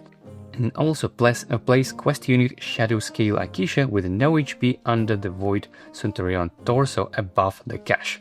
So if you look above this, between the cache chip and the Void Centurion Torso, this is where Shadow Scale Akisha is hiding. Maybe she's piloting this mech or golem, whatever the thing is. I don't know how you can imagine this thematically, but she is there between those two chips. Now, it says Shadow Scale Akisha is moved with the Centurion Torso and does not take turns until the Void Centurion Torso is defeated. So they move together, essentially. She does not exist until this one is defeated, okay? And After the Witchhunter and Dorsey defeated, Shadowscale Akisha heals to full HP again and gains additional HP equal to party size, which may exceed health stat. Now, when a Witchhunter moves, all caches in a stack moves with it, so they move together like that. They don't leave this behind it. A Witchhunter unit can only be defeated if it has no caches underneath it prior to taking damage. If it has no caches underneath and it has not been dealt damage, it is still considered undefeated and takes turns as normal. So basically all those cache chips, you can effectively treat them as divert enemy, or maybe even potentially as a stalwart enemy, because there could be multiple of those cache chips and only one of them can be defeated at a time. So it's almost like a worse version of stalwart, if you will. It says a cache is removed from a Witchhunter unit when that unit takes party size or more damage in a single engage action, and this restriction also applies to true damage. So yeah, and only a single cache can be removed at a time. So if there would be multiple cache chips, only one of them could be removed. So yeah, this is effectively almost like Stalwart, but the only difference is that you need to actually deal party size damage, which of course goes through the shield. So yeah, you need to deal a bunch of damage if you are playing with multiple adventurers. Now it also says, when a cache is removed, it is placed to the closest hex that does not already have a cache. Set this common item side up. If any Void Centurion moves onto a cache, the cache becomes part of that unit's cache chip stack. So effectively, if you kind of knock off this cache chip, they would place it outside, but then they can place on it again, step on it, and kind of reassemble it, if you will, kind of thematically. Yes, that's how it works. Okay, and yeah, so if any Void Centurion moves onto a cache, the cache becomes part of that unit's chip stack. Caches in a Void Centurion chip stack are still considered to be caches for all game effects. Okay, at the start of the turn of each Centurion unit and Shadowscale Akisha, draw the top card from the Peaceful Overland deck and reveal the icon. That unit resolve the following effect based on the icon. If no cards remain in the Peaceful Overland deck, shuffle the discard and reset the deck. If playing an Apprentice, okay, we're not playing an Apprentice, and the effects are the following. For this turn, this unit combat stat is increased by party size. For this turn, this unit gains a quest skill Burn. If it already has Burn, the skill triggers twice, and Burn, I believe, it's a true damage or losing tenacity. We need to double check. And for this icon, all unattached cache chips that are within any number of hexes in a straight line from this unit are placed in this unit's stack, and this unit gains a day status die. For this turn, the quest gains quest skill Necrotic. Okay, so they are effectively kind of magnetized all the chips in a straight line in any kind of direction, in all directions. So for example, let's say if this Centurion would move, it could potentially collect all the cache chips that are within straight lines, all this direction and all the way up, and all the way up. So the only caches that would not be collected, let's say, if this would be placed somewhere like that, because this, between this and then, there is no straight line. So in all kind of octagonal directions, I guess. Okay, and if no icon drawn on this card, then play a cache in an available cache chip, if possible, cache hex. Okay, so yeah, that was quite a lengthy description, but hope it makes sense. It's actually not as confusing as sometimes people think. And for the available keywords, we have one called Gain Ally. So this is what we're gonna have. Razum Dar becomes our companion. Not the most useful companion, I would say, but hey, I guess this still might come in handy. Okay. Gain Ally, and this quest unit associated with the keyword becomes companion controlled by the party. This unit gains enemy skill Rush, which is a little bit unfortunate because this enemy already has Rush. So yeah, that is a little bit of waste. And we also have a keyword Eliminate Agent, but yeah, this is all we have here.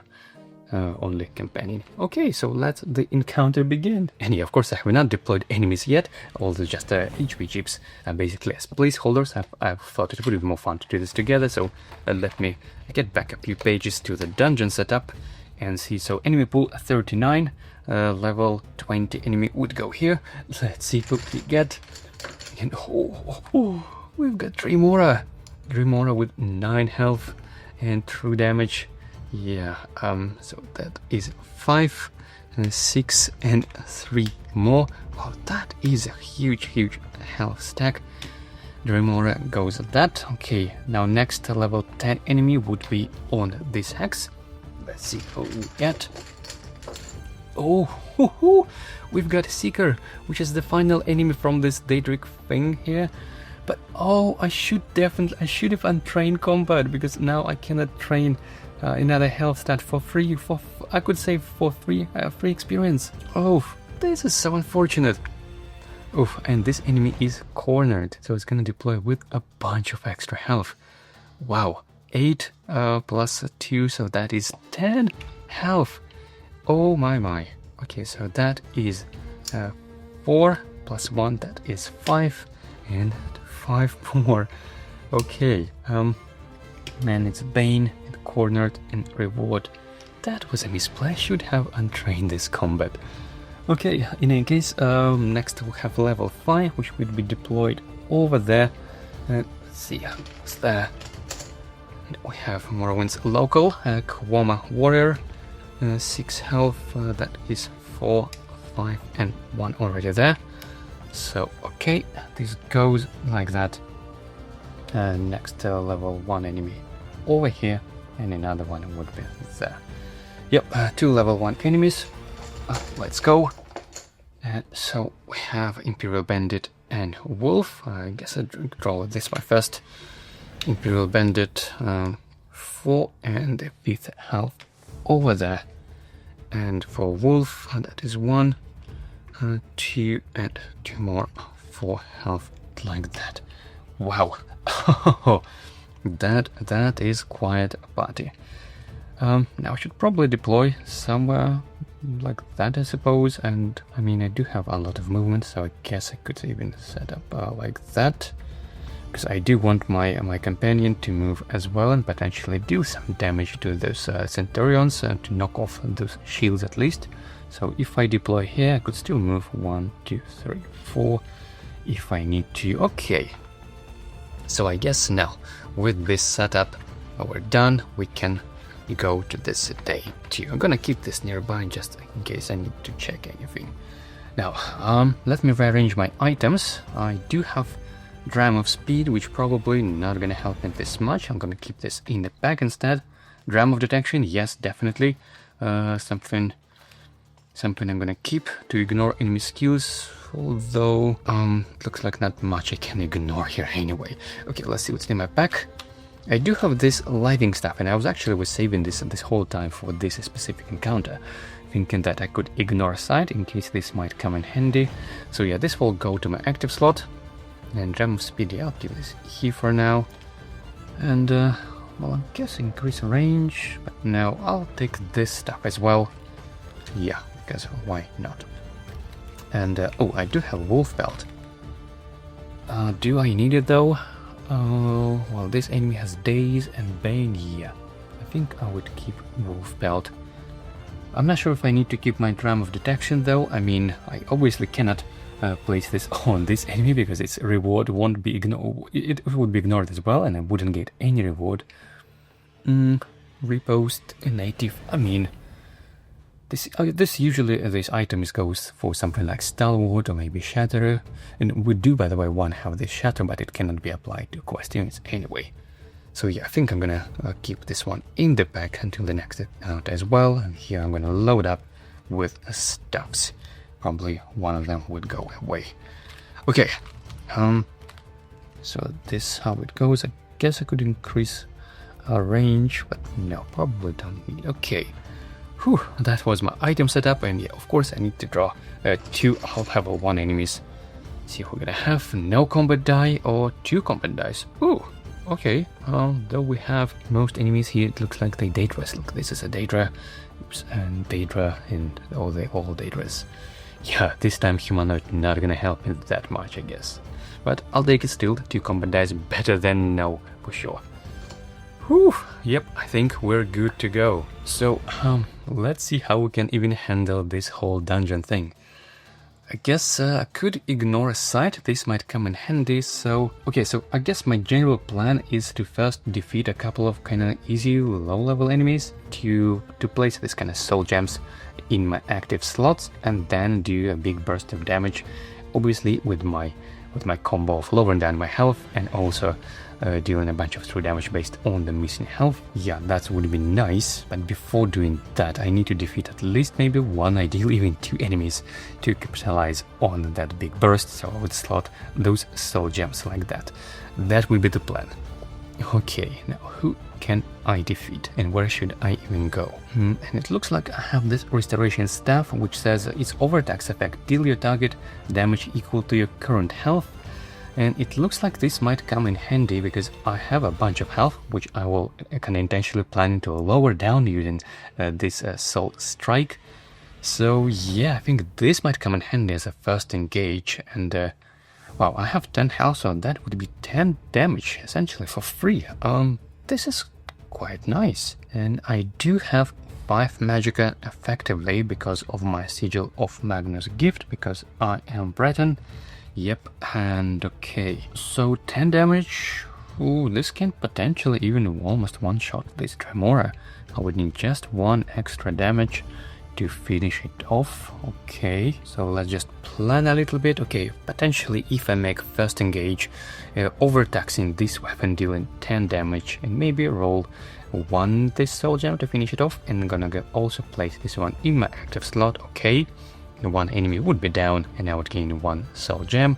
Next engage I would need to add a 2 light fatigue, and then ideally I would like to defeat another enemy. That could be this wolf, I suppose. I mean, it has only 4 health and no defense. That is kind of easy target. Although on the other hand, if I defeat this seeker first and I'll gain a reward, instead of training health stat, which I cannot have, I can gain 5 tenacity, so that means my focused aim will be active. And then once that's active, I can select another target with my scatter shot, so that potentially could mean two soul gems in my active slots in a single engage if I defeat 2 enemies. Okay, so I think that means I would need to move. Oh look, I can ignore sight and increase range by 3, so I could have range 8. How much range do I need to reach? Let's say this Imperial Bandit. I would need 1, 2, 3, 4, 5, 6, 7, 8. So I do have 8 range to this Imperial Bandit if I use this stuff. But in order to target this Seeker, I would need to have I would need to use either this stuff, which I don't want to use. I want to use this stuff instead. But because I would need a sight, I need to stand there. Okay, so that would be 1, 2, 3, 4, 5. Yep, this is a legit spot to stand. Ooh, so many decisions. Okay, but that would deal 10 damage, and this enemy has 10 damage and 2 defense. Okay, so that would be, let's say, first engage, and then with this 2 would be my second engage, and I would end up with 3 soul gems in my active slots, and then for the third engage, then I can use this combo. Do I have that much space though? Because that would mean all 6 dice exhausted, and I'll be having 2 light fatigue in between, so that is 6, 7 plus 4, that's 11 dice. And I probably would need to roll these 2 as well, just to make sure that I can apply daze and heal back to full after that. Whew, you know what, I think, yeah, that would be the play, I think. Hopefully I did not miss anything, but yeah. Okay, so as my first action, I think I'm gonna move 1, 2, 3, 4 to this hex, so that means now I have range and sight with this Seeker. 1, 2, 3, 4, 5. Yeah, okay, because I have extra magicka. Now I'm gonna engage this Seeker, overtaxing this stuff, and I need to declare this before even rolling dice. It means I can deal your target damage equal to your current health, and I have 10 health. And by the way, let me double check that I indeed healed to full health at the end of that battle, so that is 5 and 5. Yep, I am not full. 10 health. Okay, that would be quite a big burst of damage, but I need to do just a little more, 2 more damage specifically to defeat that enemy. So technically, I mean, even single this soul gem could work, but no, if it lands on this result, that would be a complete disaster. And even on that, and of course enemies, this would do this, I mean, this would do the job, but this wouldn't be counted as, you know, placing the soul gem. I actually need to roll this die. Okay, so yeah, I think as my first engage, I am overtaxing this stuff, which would deal 10 damage. So yeah, this stuff goes away, and these are the 2 dice I'm rolling, targeting this Seeker. Let's go! And yes, we've got the damage, because that is 10 damage, plus 4 more, that is 14, and that is enough to defeat this enemy. It has 10 health and 2 defense.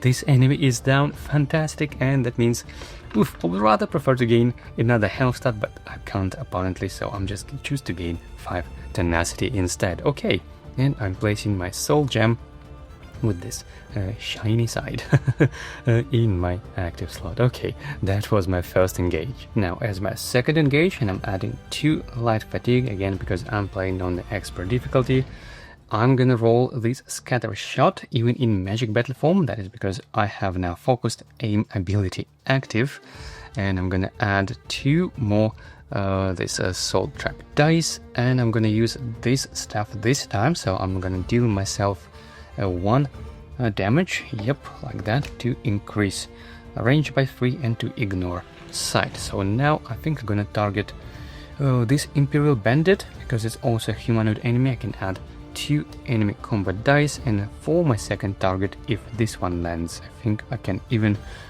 deal probably that damage to the wolf. Yeah, because I need to make sure that I actually will defeat the enemies. So I'll place both of these soul gems in my active slots. Okay, so this is the plan, and I think I can actually even roll volley, right?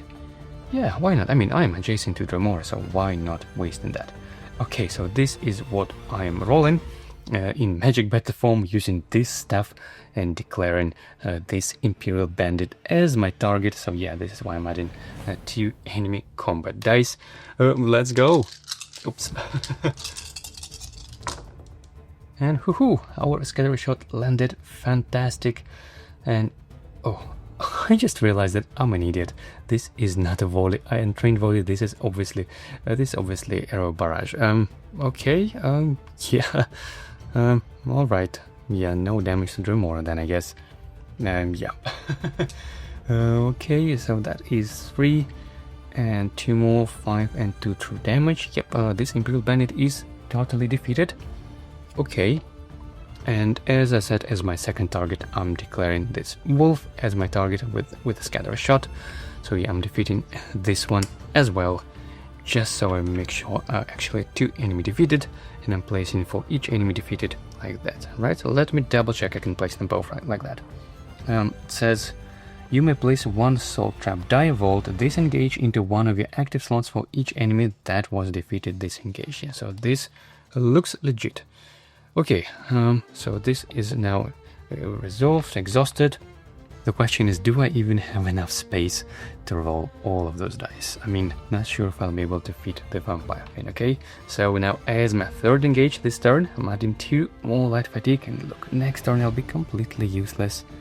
But yeah, so I'm definitely gonna roll these 2, and let's just double check how much space I will have, provided I will exhaust all of those. It looks like I can fit only 1 extra die, right? I mean, there's probably 4 slots left, right? Yeah, 4 slots. It means only 1 of them would be able to fit here. And yeah, doesn't seem like I'll be able to fit them all for sure. Oh, and I also need to take into account that I might need to reroll some of the dice using my spell attunement ability. Okay, but I guess also the valid question is, do I even need to exhaust all of those dice? I mean, that would be probably a little bit an overkill for those all centurions, right? Yeah. Okay, so these are the 2 dice I'm rolling. Again, I can take myself probably another damage, right? I can deal myself another damage using this lightning stuff. Deal yourself 1 true damage and increase your range by 3. Okay, I don't care about range, but I do want to take myself another damage to lower down my health, like that, okay? But then, yeah, I'll probably need to roll at least 1 vampire, because yeah, that is too risky. Not gonna mesmerize everyone, but yeah, this is what I am gonna do. Okay, let's go. Okay, and we've got our dice landed. Oh, and by the way, I probably forgot to announce that I'm targeting this Mora as I'm declaring it as my main target. Okay, so we've got everything landed. Now we need to roll 2d6 to see how much damage we can deal ourselves. Let's go. Whew, we've got 6 and 3. Fantastic. Probably don't even need to use our reroll ability just yet. Now the question is, if I do 6 damage, that means I'm currently at 8, right? So that means I'll be at the last 2 health chips, right? If that's 6, yep. That means I would deal 8 true damage with this one, but also that means the enemy would be with the last 1 health and also 2 defense. Oh yeah, and this would actually finish it off. Okay, fantastic. Yeah, this is what I am doing. So I'm taking myself 6 damage, yep. 1, 2, 3, 4, 5, 6, okay. Now I'm dealing 3 normal, non-true damage to Mora, like that, which only one goes through the shield. And yeah, I'm gonna keep this for now here. And then I'm exhausting dealing this one, which would be 8 true damage to up to 4 targets potentially, but I probably don't even need that many. Let's see how much can I fit. I'm gonna exhaust this one and then 2 of these, and then I guess I can fit 1 at least as a minimum. Yeah, I'm exhausting 1 more, so yeah, I am defeating Mora completely. Woo! Mora down, and as my second target for this, oh, should I knock off some of these shields? Probably. Yeah, I think I don't like this shatter, and because I'm not engaging this enemy, just my second target effectively, I'm not triggering its shatter ability, just knock off this shield. Oh, I think it's gonna go to the closest unoccupied hex or something. Let's see, when a cache is removed, it is placed to the closest hex that does not already have a cache chip side up. Okay, so the closest hex would be any of those, I guess. Oh, let's see if I can place this somewhere strategically so they would potentially not gonna gain it. Yeah, I think somewhere there. Okay, it doesn't really matter, I think. Okay, and I'm of course healing for that amount of health as this enemy has lost this engage, which would be fooling myself to full 8 health. Yep, and I can even apply maim, but I think I don't have any. It doesn't work on the quest units, right? Let me check. Apply maim to a targetable enemy, but I guess I can apply this to this one, right? That's the only enemy that left who is not quest unit. And I do have a range of 1, 2, 3, 4, 5, 6, 7, yeah, because I use this lightning stuff. Okay, yep, maim goes here, I guess. Okay, that was quite a turn with a lot of planning.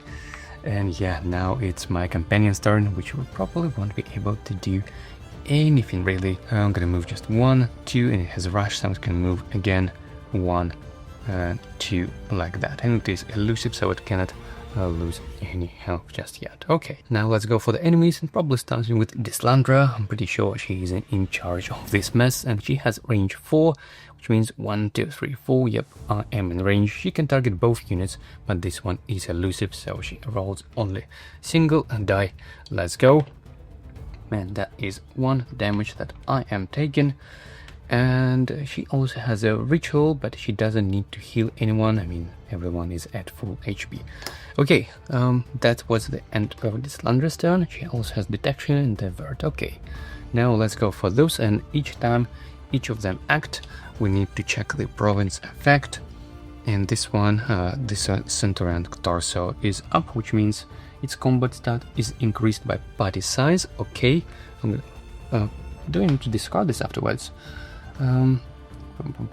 If no cards remain at the peaceful overland deck, shuffle the deck. Yeah, I would need to shuffle it at some point, so I'm gonna keep this side up to indicate that I would need to shuffle it at some point. Okay, so that means he would engage me with a range 1.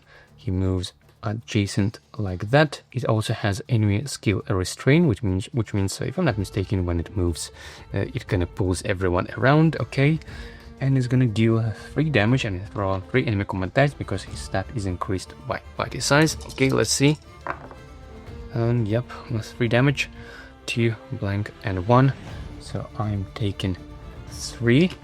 Yeah, okay. Next would be this, I guess, right arm, right? It has a range 5, so it means we're both in range, but again, it cannot deal any damage to this elusive enemy just yet. And now we need to draw a new overland card, and this one is, oh, it's a burn. And let me double check what this burn is, I'll be right back. Okay, and burn said that you must either lose 1 health or 1 tenacity or discard an item. And I would choose to lose 1 tenacity. Okay, so burn doesn't apply to me, but it's still, oh, it has no combat die, so it doesn't roll any damage. Okay, now this left arm, I guess, and is gonna move towards me like so. Let's see, I'll place this back like that. Next unit, and we have again another burn. And yes, so I am losing tenacity. I'm now at 3. Okay, all those arms acted, and now finally this Coma Warrior moves 2 hexes like that. Oh, by the way, it has this enemy skill Disrupt, which is very nasty for my build, because it would disrupt all soul gems from my active slots, would knock them off. Okay, now it is the beginning of combat round 2, my turn, and I'm gonna recover 6 dice thanks to this upgraded cooldown. So yeah, placing those 3 light magic to the supply and recovering these dice, which is not much. Okay, yeah, that is really unfortunate. I'm pretty much useless this turn. The only thing I can do is knock off some damage, or I could potentially even defeat this Centurion arm while it is defenseless without its health chip. Okay, oof, but if I do that, if I'm gonna target this enemy because it has Shatter, then I would need to either overtax this or discard it, and I do quite like it. Oof, and by the way, I do have House Hexes Heroes. What a silly me. And after an enemy engages, you gain 1 tenacity. Okay, so I should have gained this tenacity back after all those burns. Okay. Yeah, it's good that I checked this. Otherwise, I'm always playing hard on myself. Okay, so I do. That means my focus aim is still active, and that means I can now potentially target 2 enemies. Yeah. This is not too bad. This is exactly what I'm gonna do. I'm gonna roll this Soul Assault, I believe, alongside a Scatter Shot to hopefully knock off another this gas chip underneath another arm, and I'm also probably gonna mesmerize this time enemies, because yeah, I don't have my Blood Frenzy. It's still in the cooldown track, and I need to survive. I still have 6 health, which isn't too much. I mean, if all of them would have a bunch of extra enemy combat dice. So these are the 3 dice I'm rolling, targeting and declaring this left arm as the target. Okay, let's go. Woohoo, fantastic. All of those landed, which means I'm doing 4 damage, which is a little bit an overkill, but that would do it. So I'm knocking off this one. I'm gonna place this somewhere. Well, I guess it doesn't matter, right? I'm gonna place it there. Okay, that was 4 damage, and I can deal the same amount of damage to another target because my focused aim is active, and this time I'm selecting this one, and because I'm not declaring it as a target, its shatter effect does not trigger. Fantastic, this enemy down. Woohoo! And now I can roll d6 and see how many maims I can apply. Not maims, dazes, sorry. Let's go. And we have 2. Oof, not too much. Okay, but that would do it, I guess. And let's see who should apply this to. Okay, so my plan is to probably move away a little bit, so then my companion could hopefully finish off this arm, and that means dazing this torso is a bit pointless. Oh, well, I guess I'll place this on this one because it's gonna move. And yeah, this Lander has a range 4, so she's not gonna do that. I mean, she won't even need to move. And well, I guess I'll put this on this one, doesn't really matter. Okay, and then I'm gonna move just a couple of hexes back, maybe 1 and 2 like that. Okay, fantastic. That was the end of my engage, and then next turn I'm gonna recover 6 dice, so that means I can decide which one do I want to recover next, and maybe it would be the time to actually defeat this Lander this time, so I guess Scatter Shot might come in handy next turn. Okay, and that was my turn. Now my companion's turn, Razimdar.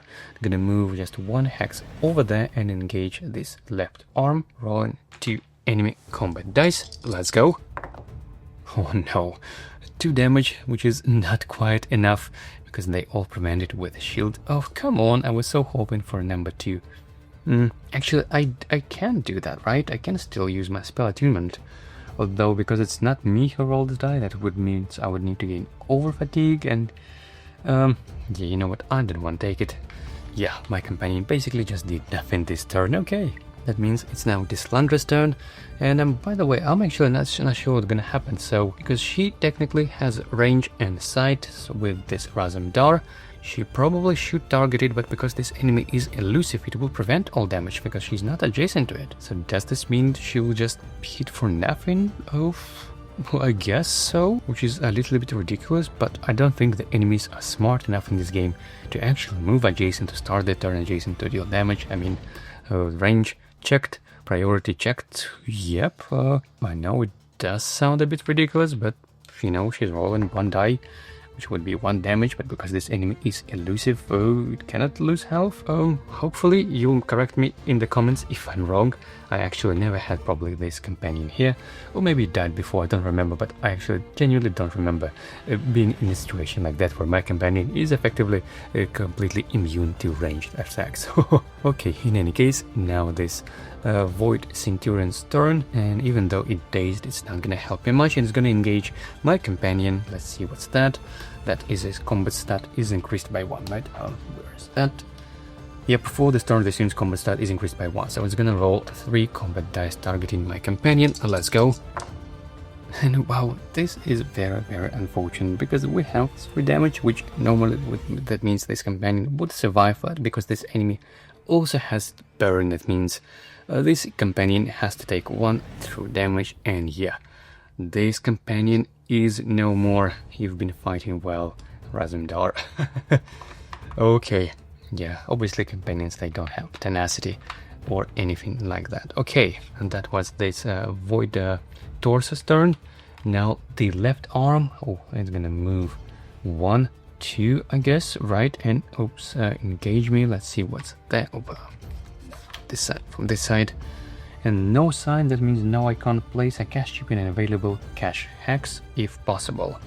Oh, do we have any available cash hex? Do we have even cash chips available? Probably not. All of them are in play. 1, 2, 3, 4, 5, 6. Yep, all of them are in play, so I cannot do that, and it cannot actually do anything because its combat stat is 0. And I guess finally is Quama Warrior. It moves 1, 2, and yeah, by the way, both of these daisies go away. Okay, now let's see, it's my turn, beginning of combat round 3.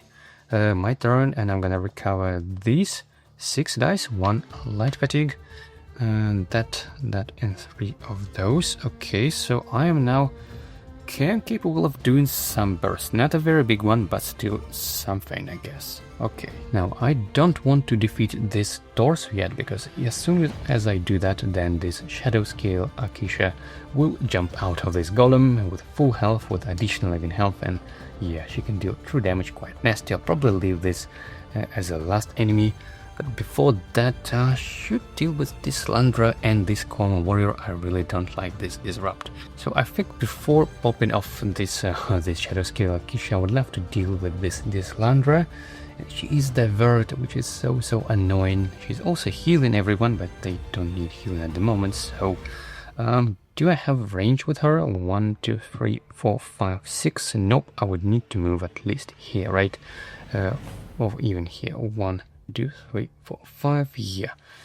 Okay, and she has 4 defense, so I would need to deal some true damage to her. But how much health do I missing? I'm currently at 6.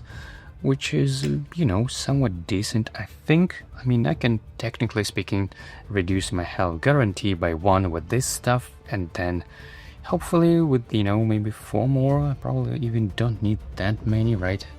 I just need to deal 7 through damage to her, even 6 actually, because she is divert. So yeah, I think I'm just gonna roll without using my stuff, but I'm gonna move probably just 1, 2 hexes like that. Okay, or maybe actually before moving, maybe I should have collect some of the caches just in case, so this Void Centurion potentially wouldn't you know, magnetize all of them. So I guess I can engage Dislandra first by using this stuff. That would be probably just these 3 dice, right? And then I would exhaust my soul gem to also defeat this Quama Warrior. And then I guess I could make another engage using this one, okay, to deal damage to another enemy.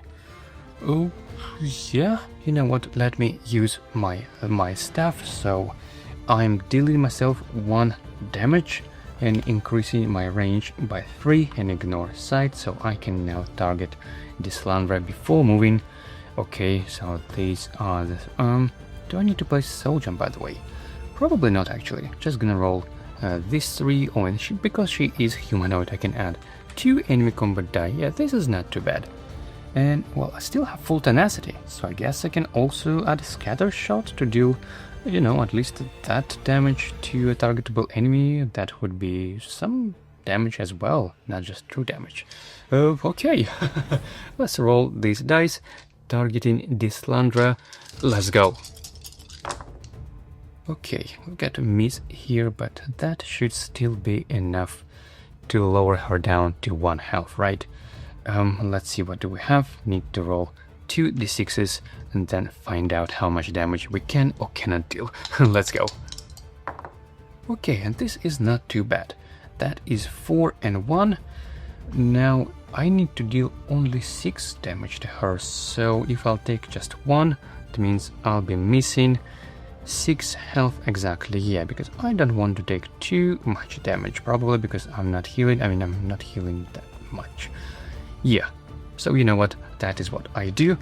I'm using this one to deal myself 1 damage, which I just did, and this one all goes to this Landra. So I am now missing 6 health, so she is taking 6 true damage, and I mean, of course, this engage would defeat her, but she has Divert enemy skill, which I can't ignore, and so she lost 6 health this engage, which means I'm gonna heal for that amount of health, so I am now back to full health, which is ridiculous, and I cannot apply maim unfortunately to any of them, but I still have Scatter Shot, which means I can do, you know, I can do some damage probably to this this torso, I guess. Yep, let's just finish it off. Pimped. That's what I do, and after this engage, I'm gonna exhaust this one to deal also 6 true damage to this Quoma warrior. Okay. Oof, and by the way, it has a rush skill, so sorry, I have misplayed it a little bit, I did not notice. So it was there, I believe, right? Let me double check where it was deployed. I think it should have probably engaged already.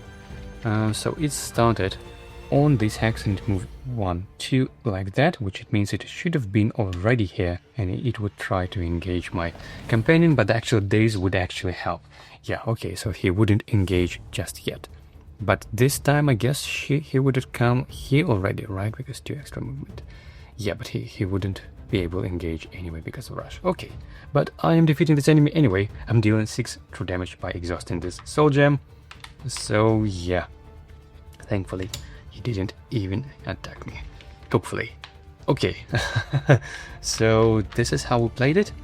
And now we still have this Landra with 1 health chip, and I mean, I should definitely defeat her, because if I don't, he will heal for 2 health, but there is also 4 defense, so yeah, I do need to deal at least 1 burst of damage. Oh, and I think I should have probably also exhaust 1 more soul gem to also deal damage to this one, to knock off one of its kind of stalwart protection, if you will, which would be placed, I guess, somewhere on adjacent hex, like that. Okay. Now, I do want to finish off this Landra at least, so I think I'm gonna take another engage, adding 2 more light fatigue, and I'm gonna roll this crazy shenanigan thing, the Terrible Barrage. She has 4 defense and 1 HP left, so that means I need to land it at least 3 times. Man, if you're curious how it works, I would suggest checking out my Bard class guide video, where I've been completely going full on this build. But yeah, I think I have not used my racial ability yet, so that means in the worst case scenario I can still reroll it. Okay, let's go. And we've got 1, so that is 2 damage already. Need 2 more to go, come on. Yep, 1 more, and let's see. And yeah, now it's landed. Now it's time to gain light fatigue and change it to this side. Yep, I think it is worth it in this case. And yeah, so 6 damage done. This Landra defeated. Yoo-hoo! Now it's just me and the Centurion, which is, you know, still quite challenging because there's still Akisha underneath. Okay, and that is the end of my turn. I cannot collect any of the caches. Unfortunately, I would love to grab some of them. I mean, just imagine if he would collect all of the caches. That would be, yeah, that would be GG. Now it's enemy's turn, and gonna move 1, 2, and he's supposed to kind of move everyone with its restraint. And let's see what's there. And phew, its combat stat is increased by 1, right?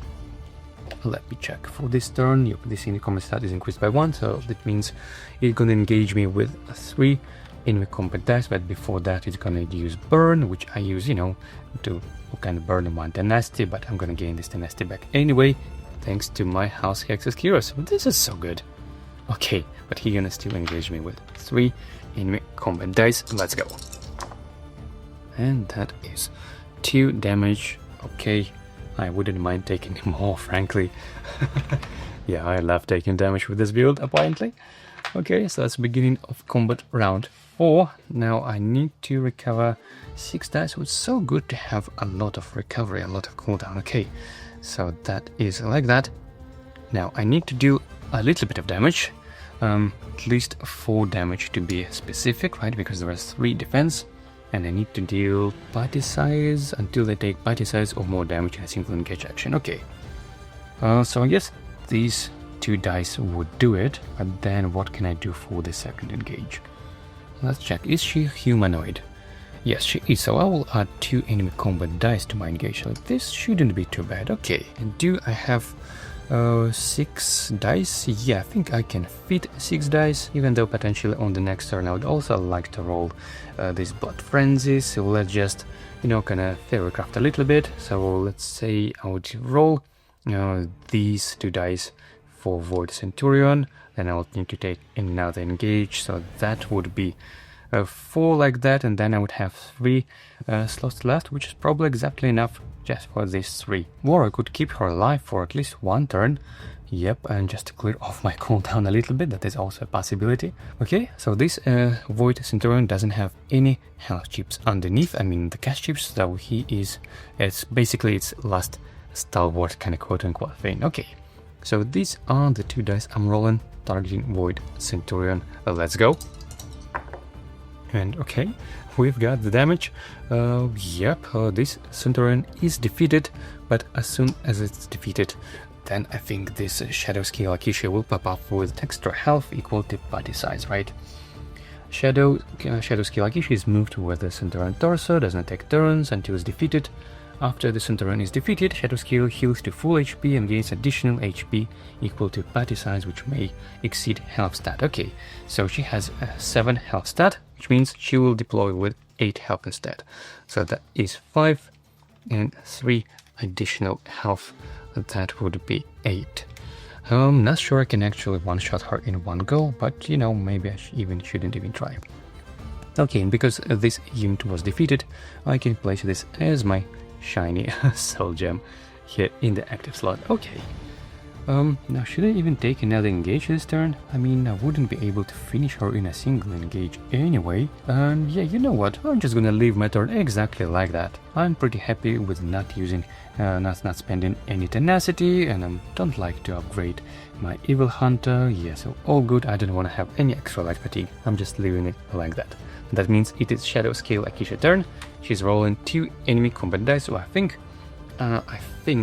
she still need to do that at the start of the turn of each Centurion and Shadow Scale Akisha. Okay, but she cannot gain those caches under her, right? Yeah. So okay, before we're doing that, let's see what we're gonna have. It's this 2, so that means it's a burn. Well, I don't mind losing tenacity, and I'm gonna gain this tenacity again. Yeah, but this is definitely a saver here. Okay, so she's gonna roll 2 enemy combat dice. Let's go. And it's a 1 on and a 1, which means her true damage, which means, yeah, I'm taking true damage. And whether it's be true damage or not true damage wouldn't make a difference for me. Okay, so can't complain. Now it's beginning of round 5, and now I should try to finish her off. I'm gonna recover 6 dice, which would be this, right? 3 light fatigue and arrow barrage and 2 soul gems. Okay, now how much health do I have? I have 5, so I'm 5 health missing, so that would be 5 already. And yeah, probably just these 2 alongside this one, and you know, 2 enemy combat dice because I have Orc Bandit. Yeah, I think that should finish her off, right? Yep, this is what I'm rolling. These 5 dice, targeting Shadow, Scale, Kisha. Let's go. Ho ho! And we have Blood Frenzy landed on this side. And by the way, I have definitely used my spell attunement, so again, to indicate this, let me place this one. So I can't reroll. And let's see what it says. I think I must either gain a Bane or drain it, right? And let's have a look. It's not mesmerized, but I think they all have the same thing. It is Blood Frenzy, gain a Bane status die or drain this die. You must resolve this effect. Okay. Yeah, you know what, I think I'm gonna drain it. Yeah, because it's pretty much at the end of battle anyway, and now it's recovered, so yeah, you know what, this isn't too bad. Okay, so we have 2 damage, we have Soul Shatter, and now as I think about it, I probably should have added 1 more like that, just to keep this more of my things up here. But now let's roll 2 of those d6s, and let's see. Okay, this isn't the best result, but I think that still should do it. I mean, if I take myself 3 damage, oops, that would be 3 health left, which means, yep, 7 true damage. That is all we needed. And yeah, GG. Well, this enemy is down, and I should have rolled 1 more soul gem to place this in my active slot. That is a little bit of misplay. Should definitely keep this in mind. Okay. So these 2 dice are resolved. This is returned, just like that. Okay, and the encounter is successful, I believe, right? It says just defeat all enemies. Yep, battle objective, conquer.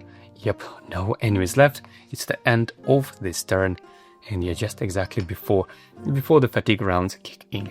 Okay, this wasn't too bad, I think. So let me clean the area a bit.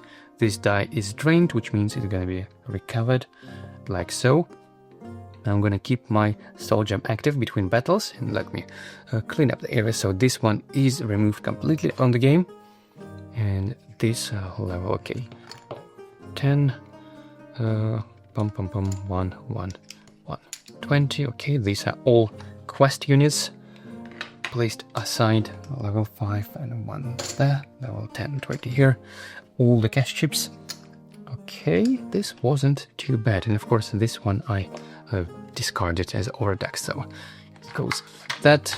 I'm at last health 3 chips, but you know what, I have Blood Frenzy, so and I'm gonna next turn have my spell attunement, so I'll be able to heal if needed. Let me reset the round tracker to 1, and I think next time we're gonna have a delve probably, so let me just clean up the area like so. Okay, and let's see. We've got the reward. Oh, we've got 3 reward. I didn't even check that. Oof, so before doing that, I can untrain potentially. I can train either another health or another stamina, and I think actually both of them might come in handy. And I think I'm gonna untrain combat because I mean I'm not rolling this anyway. That is a little bit of waste. And yeah, I'm gonna train another health stat. So yeah, I am now at 11 health potentially.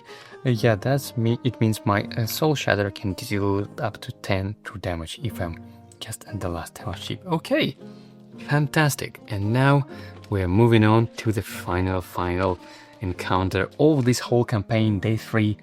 Encounter rule: initiate the following delve. Yep, it's a delve using the end of session difficulty EP. Okay, so this would be a delve, and I'm gonna, well, we don't have a map, so I can probably start, you know, from here. We have a bunch of space, and it says initiate the following delve. After a delve tile is revealed, if quest unit Vivec is not deployed, if not in play, then he deploys to the newly revealed tile in a hex farthest from the adventurer who revealed the tile. Vivec deploys in this way even if he already been defeated. If Vivec has ever started his turn on a tile with a no route to the adventurers, he immediately defeats and triggers his quest unit skill Penumbra. Okay, and in the meantime, here's the most fun part. At the end of an adventurer's turn, they may choose to drain an available skill die and untrain a square health stat token to take another turn, and they must be able to do both. and this may be done multiple times per round if the adventurer chose to study maps on day 1, which I did. They only need to fulfill one of these 2 requirements. Okay. And actually now, as I think about it, I should have kept my combat die here so I could maybe drain it. Yeah, this could have come in handy. Should have trained stamina instead. That was a little bit of misplay. Okay, and after each time a sky shard is gained, one adventurer may be deployed, one defeated adventurer may be deployed. Okay, it doesn't apply to me when you're playing solo. And next, at the end of each round, but before checking to see if the encounter is successful, remove a number of delve tiles from the battle map equal to the number of gained sky shards plus 1. Tiles are removed from smallest to largest, including the entrance tile, and all units occupying removed tiles are defeated. The removal of delve tiles can make previously explored hexes explorable again. Okay, so basically this whole delve will be crashing, and it will be removing all the delve tiles. Yeah, that can be pretty fun. And this encounter is successful at the end of a round in which all adventurers are occupying the same delve tile, which again doesn't quite applicable when playing through solo, and having gained at least party size plus 2 sky shards. So that means I need to gain 3 sky shards while navigating this self-destroying kind of weird delve. If playing on Apprentice, no, this is not applicable. Adventurers may still explore new tiles and gain additional sky shards after revealing or gaining the required amount of sky shards. Okay, so we just need to basically collect 3 sky shards and then survive. Okay, this is not too bad. But before starting the battle, let me rearrange items, and here I will definitely need this Dram of Speed to have extra movement. And probably even Dram of Detection, just in case there will be some spider or something, the mud crab on the way. Yeah, not sure if I'm gonna need this stuff. Probably not actually. Although I do like the idea of ignoring sight. That can be pretty fun. I mean, the wolf belt, I probably don't even need this one anymore. Even though, to be honest, this might still come in handy, if there are some intimidating enemies, there is a fear. No, I'll keep the stuff, something like that, and to keep both potions on the same side. Okay, so these are my ready slots, and yeah, I'm gonna keep this wolf belt at the back. Yeah, and by the way, I did not use the adventure rest step on the previous day because I did not need to. I'll be recovering this dice anyway, and I don't need to heal a lot, yeah, because of my self-harming build and the nature of this build. Okay, so let me just deploy probably somewhere like that, and again draw 2 level 1 enemies. Let's see how we get. And we've got a beast with 2, and we've got this orc bandit again. I'd make sure that I shuffle it well with my fingers. Just for the sake of the diversity, maybe let's take beast. Although, probably the humanoid enemies are the most common enemies, to be honest. So yeah, I'm having to keep my orc bandit. Okay, so it's the beginning of combat round 1. I am triggering exploration, revealing a delve tile, and oh no, we've got sky shard. And yeah, so the delve gonna crash and destroy as soon as they use the gained sky shards, right? At the end of each round, but before checking to see if the encounter is successful, remove a number of delve tiles from the battle map equal to the number of gained sky shards plus 1. Okay, I would say it's actually much more beneficial to explore a bunch of to gain a lot of tiles first before gaining any sky shards, just to have a little bit of buffer so you would have any place to run. Because if I have not collected this one, only 1 delve tile would be removed, but now it's at least 2 already, which definitely makes it a bit more annoying. So okay, we have a little triangle, and let's see what's there, and we have like that probably. Okay, we have no cash chips. If no enemy is deployed to this tile, each adventurer gains 2 tenacity. No, unfortunately there is an enemy will be deployed. Let's see what's there, and it is a wisp with 4 health. It's gonna be placed there, I guess. Okay. Oh, by the way, it was the beginning of my turn. I should recover those dice. Yeah. So I'm definitely gonna use my first move action to try explore more, because if I'm not gonna move more, both of these tiles would be removed, and yeah, GG. Oh, and as soon as I step in here, it says deploy level 1 enemy to any unoccupied hex on this tile and apply daze. Maybe I shouldn't even move. Should maybe just defeat this enemy first, because yeah, this is very, very annoying. If I step in here and as soon as I collect this sky shard, that means this another enemy will be blocked my way. And you know what, I already stepped in here. I should have read this sky shard effect before stepping in, so yeah. No cheating, I guess. So let's deploy one level 5 enemy on any unoccupied hex, which is the only one available which I could explore. Yeah, and apply daze. That's it. Okay. And that level 1 would be Argonian Bandit. Okay, sorry, it's got to be level 5 enemy. Okay, so we have Argonian Marauder. Oh, and it's a divert. This is so annoying. I cannot even one-shot it now. Yeah, 5 health and divert. Enfeeble. Okay, yeah, this is so bad. Okay, so while I have 5 tenacity, it means my focused aim is still active. That means I can roll scatter shot alongside some other dice. And that's what I'm probably gonna do. I'm gonna roll scatter shot, targeting this Argonian Marauder, adding 2 enemy combat dice to my engage alongside 2 of these, because ideally I will have to defeat both of these enemies and place 2 more soul gems in my active slots. And yeah, have to use this Dram of Detection to ignore its skill divert, because I didn't want to clutter my cooldown track with 2 more light fatigue, you know, taking extra engage. So yeah, I am ignoring its divert skill by using this Dram of Detection. And is this would be enough to deal 6 damage? Oh, actually might not be. Probably need to roll this one as well. In the ideal case, I would love to spend the tenacity before rolling, just in case I'll get some misses, you know, not to waste on that. But if I lower down my tenacity, then my focused aim won't be active. Oof, enduring ability for 4 tenacity is so kind of punishing almost. I would love, you know, some of this cost to be a little low, maybe chemistry for 2 instead of 3 at least. Okay, in any case, that is what I'm rolling, targeting Argonian Marauder. Let's go. And we don't have misses, which is fine, and we have a bunch of damage though. That is 4, 5, 4, yeah, 6, 7, yeah, we have plenty of damage, even with this defense. And yet double target, so this enemy is defeated, and so is this one. And I'm placing 2 of those soul gems as my active soul gems that I can burst potentially on the next engage with a lot of dice like that. Okay, fantastic. Now I'm gonna probably use my Dram of Detection. Yeah, that now would be the time for it, because I already used my move action and I definitely have to move more, otherwise it'd be just complete GG. Phew, I'm so glad I have this Dram of Detection.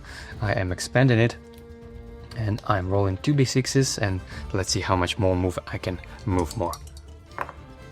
Ho, we've got 4 and 6, 10 extra movements. Not too bad. But you know what, probably before moving, should probably spend a little bit of tenacity, just in case there will be some traps, you know, saying lose all the tenacity. Should spend 3 tenacity down to 2 to expand my potion, and that would probably be Dram of Speed, even though they both definitely help me this round. But yeah, I think I'm gonna need probably even more speed after that. Right. Oh, and actually, just because I spended this again, I can potentially use this again, even on the same turn. Oh, wow. Yeah, this definitely can be an absolutely ridiculous amount of movement. So I'm moving here, triggering exploration. That is first out of my 9, out of my 10 movement. Should we count maybe? Okay, so I started here, okay? And we're gonna start counting 10 movements from this hex. And triggering exploration, and let's see what we have. And no sky shard. Okay, this is actually good. That means this will be a safe area until the end of round. So that is the round 1. Oh, very far away. Let me reach it. Something like that, I think. Okay, let's move just slightly up. This goes like that, and I can explore over there. And it says apply a blind status die to an enemy on this tile, and we have a lava trap. Okay, one level 5 enemy. And we have Cliff Strider. Oh, this is the one that I've been pulling on my sheet. Okay. That is 5 health, and it goes over here, I think. And we have a common item, which I don't even need. And as soon as I step in, I need to pass this check. 262, okay. So that is my second movement. And I'm passing this check. Oh, I need to use this item, this dice, but 10 movements. Let's not forget. I'm gonna place this back like that once we're done with this trap. 262. Let's go. What odds of rolling 3 6s? I mean, you know, the maths guy in the chat public could know the odds, but yeah, they are very, very low.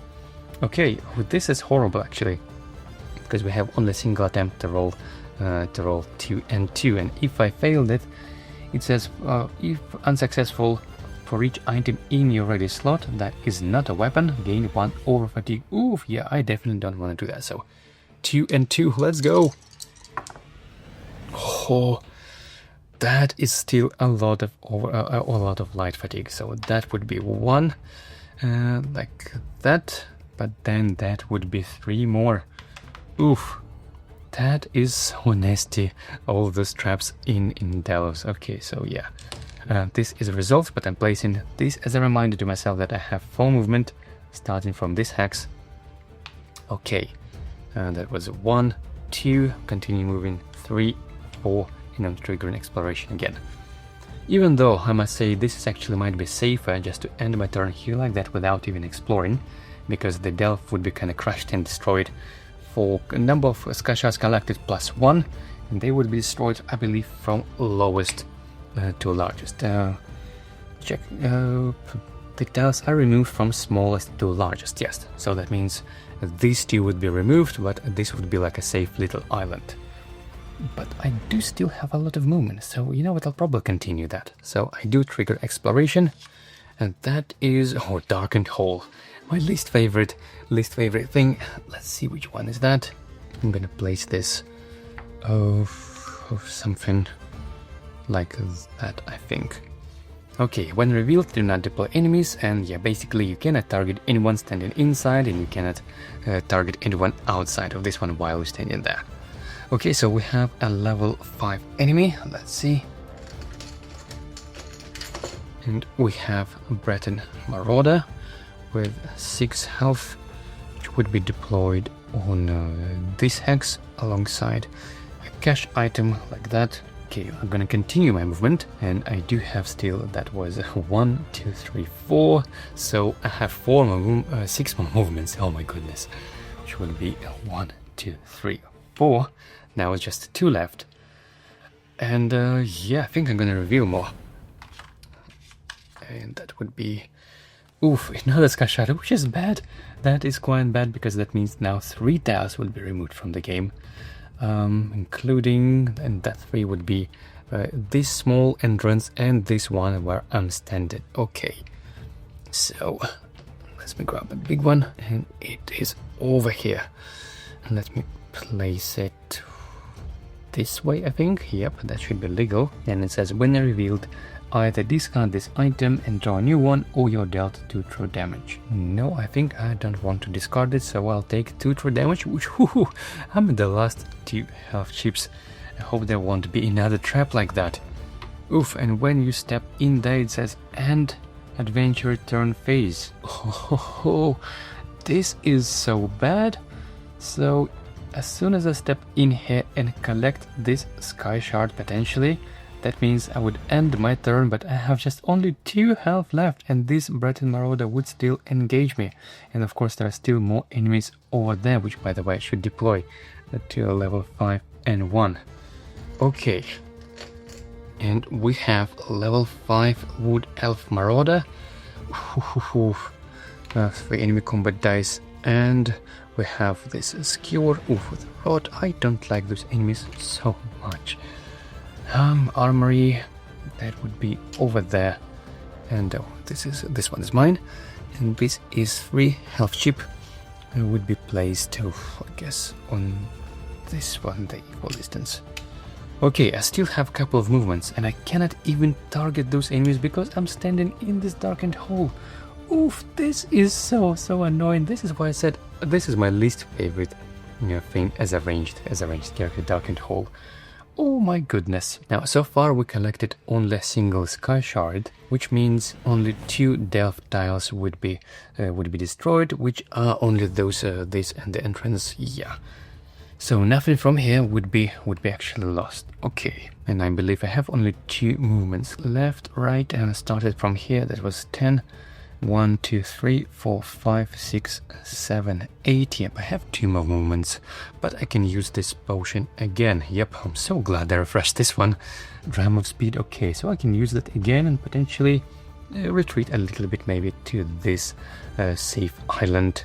And if I stand there, could defeat this one enemy, and yeah, this can be the play, I guess.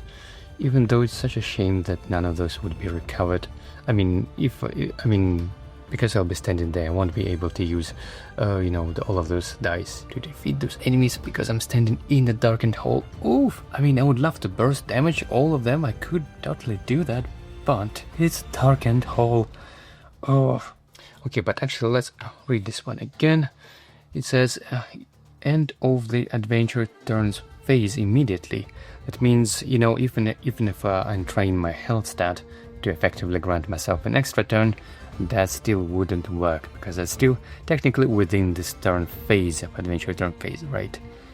Yeah, man, heal to 5 HP and gain 5 tenacity. Ooh, so I could make one step over there that I would be healed to full health and gain 5 tenacity, and then all those enemies would be engaging me, right? But by the way, I think this Balmora wouldn't be able to target me while it is standing on this one, right?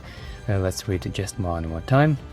Adventurers occupying this tile cannot target enemies not occupying this tile. Okay, so I think that should be doable. Okay, so I am standing like that, which means I've collected this sky shard and my adventure turn phase immediately ends, and I'm healed to full HP. Yeah, I think I will. Even though I won't be able to burst, but you know what, I won't be able to do this anyway. So 10 health, 11 health, look at that. I'm now at 2, so I have 9 health missing. Well, that is a lot of health. So that is 2 plus 3, that is 5, and I need 6 more. Yep, that is exactly 11 health. Look how huge this stack is. And I am gaining 5 tenacity. Okay, and now it's enemy's turn. I guess starting with this Marauder, you're gonna move just 1 hex like that, but because he cannot step, he's still standing in his darkened hole, he cannot engage me at all. Okay, this one moves 1, 2. Now this Wood Elf Marauder moves 1 hex and engage me with 3 enemy combat dice, which is quite a lot, huh? Let's see. Oh well, 2 damage, not too bad. And yeah, I should have gained also 1 tenacity, but I'm already at full, and it also has Vine Snare, but I cannot drain, I cannot exhaust available combat skill die because I don't have any. And now Skewer Pup also engages me with a single die, that is another 1 damage. Okay, so I'm now at 8 health, I think. And now the fun part, I think it's the end of the round, right? At the end of each round, yep, but before checking to see if the encounter is successful, remove number of delve tiles from the battle map equal to the number of gained sky shards plus 1. So we have now 2 sky shards gained plus 1, that is 3. So we need to remove 3 delve tiles. Yeah, this is so fun. Starting with the lowest one, this is removed, then the entrance tile is removed, and then the next one, I guess, would be this one, right? Because it has 6 hexes, and these have 7, yep. So this is the smallest, and it is removed. Yeah, this is fun. Okay, all of that is removed, and this thing is completely removed as well. And okay, now it's the beginning of combat round 2, and look at that, I can explore here again. That is pretty nice. Of course, I can move there as well. So yeah, okay, this is not too bad. And I guess, well, let me trigger exploration like that while I'm standing there. Why not? Oh, no, of course, before doing that, I'm recovering 6 dice, which is exactly all of those. 2 and 4, Light fatigue, okay, so I am triggering exploration. And let's see, what's that? And slack flow, okay, no sky shard, but I do need to explore as much as I can now, because look, both of these tiles would be removed at the end of turn unless we get a bunch of small ones. Okay, so that is another long one. Let me grab it. Would be oh, sorry, that's the entrance tile. And yeah, so that would be this one, I think. Okay, and let's see how we can connect it. I think this way is the easiest, right? Because I could still explore from here or there. Although not here probably anymore. Maybe I should place it something like that. Oh, you know what? Let's actually, yeah. Let's just keep it basically the way it was, okay? So I revealed the tile, nothing on the reveal effect. We have 2 legendaries, but we have only 1 hex for that, and we have 2 enemies, 2 level 1s, which would be Nord Bandit and Scrape. Okay, guess Nord Bandit first. 6 health goes on the furthest hex, which would be right that. And by the way, just let me fully check. It says legal placing like that. Yeah, no other hexes. Okay. And this another enemy, 3 health would go here, I suppose. Okay. Whew, and it says when adventurer would move off this tile. Okay, so I need to make a lockpick check. And probably let me move everything up a bit. Sorry for that, but I'm gonna explore the south from this tile. Okay. I'm moving everything carefully like that. Okay, and we need to collect 1 more sky shard and survive, basically, right? So that's what I'm gonna do. I'm gonna move 1, 2, and out of my 4 movement and trigger exploration again. And let's see what we have. Oh, and we got a big one. Okay. I think this is our final destination, yeah, because it's a big one, it won't collapse. And wow, I don't even have enough space for that probably. Probably gonna need to move things out a bit. Okay, let me put this all aside. And yeah, space is a bit issue for me here, sorry. We move a bit more and a bit more carefully. Like that, I think. Oof, this is such a trouble. Hope you can still see things. You know what, let me put this on top like that, basically, yeah. Oof. And this was over there like that, right? And we have this one. We get this one connected there, but we don't practically even need this. Okay. So I moved 1, 2, and it says when you place this here, remove all enemies from this except the one with the highest combat stat. Oh yeah, it's a fun one, Ancestral Tome. It's gonna be a giant health stack. Let's see what's that. We need a level 5 and 1. We've got Khajiit Marauder and Velvet Bandit. It's gonna be a fun one. Wait for it. So 3 health goes to this Marauder and 5 health goes to the Red Cat Bandit. That is 6 5. Okay. And now it says remove all enemies from this one except the one with the highest combat, which is this one, and add the HP of all removed enemies to the remaining enemy. Okay, so basically it's a tomb and it's gonna just grab all its health like that, and it will be placed on the number furthest hex, which would be from this one, I think, right? Yeah. Okay, and that would be our 3rd sky shard. So I had 4 movements, right? 1, 2, and 3, 4. I've collected it, and now I need to basically survive until that's 3 sky shards, right? 1, 2, 3. Yep, and now 4 tiles would be collapsed. Oh, that means I need to explore more because there are only 4 in total. Should probably use my Dram of Speed again. So that is what I am doing. Dram of Speed like that. I'm rolling 2d6s. Let's go. We got 2 and 3, which is not that much. Okay, where can I explore from here? So I'm moving 1, 2, and 3 movements left. And let's see, what's that? Desert Hell. Oh, it's a small one. It's good. Means it's gonna be destroyed instead of the one I'm currently standing on. Okay, let me place this like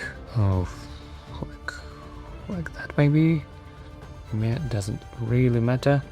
No enemies deployed here, which is fantastic, and I don't even need to step there. There's no sky shards anyway, and I don't want to have this trap. Okay, phew, for now just all of those 4 tiles will be collapsed, basically.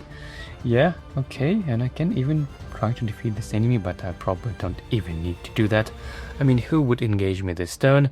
None of those guys. They would move just 1, 2, and 1, 2, 1, 2. None of them would actually hit me, except this Gadget Marauder, but yeah, I definitely can survive a hit of 2 enemy combat dice, but you know what, just for the sake of fun, I'm gonna spend my tenacity to refresh the potion like that. I guess technically speaking, I could have, gained this, used this Evil Hunter to upgrade this level 1 enemy, potentially to a level 5 enemy, and maybe then use Banish the Wicked to deal a targetable enemy true damage equal to its half stats, so again, just for the sake of fun. But this ability is so expensive, you can't even use them, both Evil Hunter and Banish the Wicked, in a single turn, which is a little bit unfortunate. And it looks like I don't even need to use all of my soul gems there. Yep, that's pretty much it, I guess. Well, let's just play it out, okay? So that is Gadget Marauder turn. Just engage me with 2 enemy combat dice. That is 2 damage taken. Okay. Now it's other level 5 enemies, which would be Wood Elf Marauder. It moves 1, 2. Then all of those fellows, they move 1, 2, and 1, 2, and 1, 2. And now before checking for success, it says the encounter is successful and the end of round in which all adventurers occupying the same delve tile and haven't gained at least party signs plus 2 sky shards. Yep, but at the end of each round, before checking to see if the encounter is successful, we're gonna, because we collected 3 sky shards, 4 delve tiles are removed, so everything is collapsing here underground. This is removed, and so as this small is removed, and this one alongside those 2 enemies is also removed. And yep, that is success. Okay, with your permission, I'm not gonna read you the epilogue. I'm gonna leave this one for you whenever you complete this one yourself, and you're gonna see what's that. But yeah, that is the end. And of course, I probably forgot to mention, but we did not deploy Xeric because we have this keyword eliminate agent, which says quest unit Xeric does not deploy, which definitely, by the way, made this stealth quite easier. So I guess all our struggle in session 1 were not for nothing after all. Okay, and that's it. I guess my closing thoughts, maybe, if you will. I think this soul magic skill line is absolutely amazing. Dealing so much more burst damage is so satisfying. Even though I say it's quite tricky to pull off, and definitely playing Breton helped me a lot. I hope by the time you'll be playing this skill line, when all of those prototype things will be released in the final version, I hope it will stay as it is, like that, without any changes, because I think it is amazing. And the way I trained my soul magic skill line was only one of the many ways of you can use this skill line. I guess I could have potentially even, replace maybe this one with another soul gem, so that would be even more burst damage. There's an option, and there is a force or other dice. There is a locker, soul lock, and there is all other things that, like, all the bonus effects which I have not even used that. I could have potentially, after all, in this die, exhaust 2 soul gems to apply a fear status die to a targetable enemy, so there's so much flexibility in this skill line and so much burst potential. I absolutely love it. I hope it will stay like that without nerfs or without any changes. Fantastic. Vampire skill line is also amazing. I mean, this thing carried me probably through the entire game. This Blood Frenzy, it is so good. And this Mesmerizing, absolutely fantastic. And the fact that they don't require any battle forms, so you can use them in any builds, is just massive.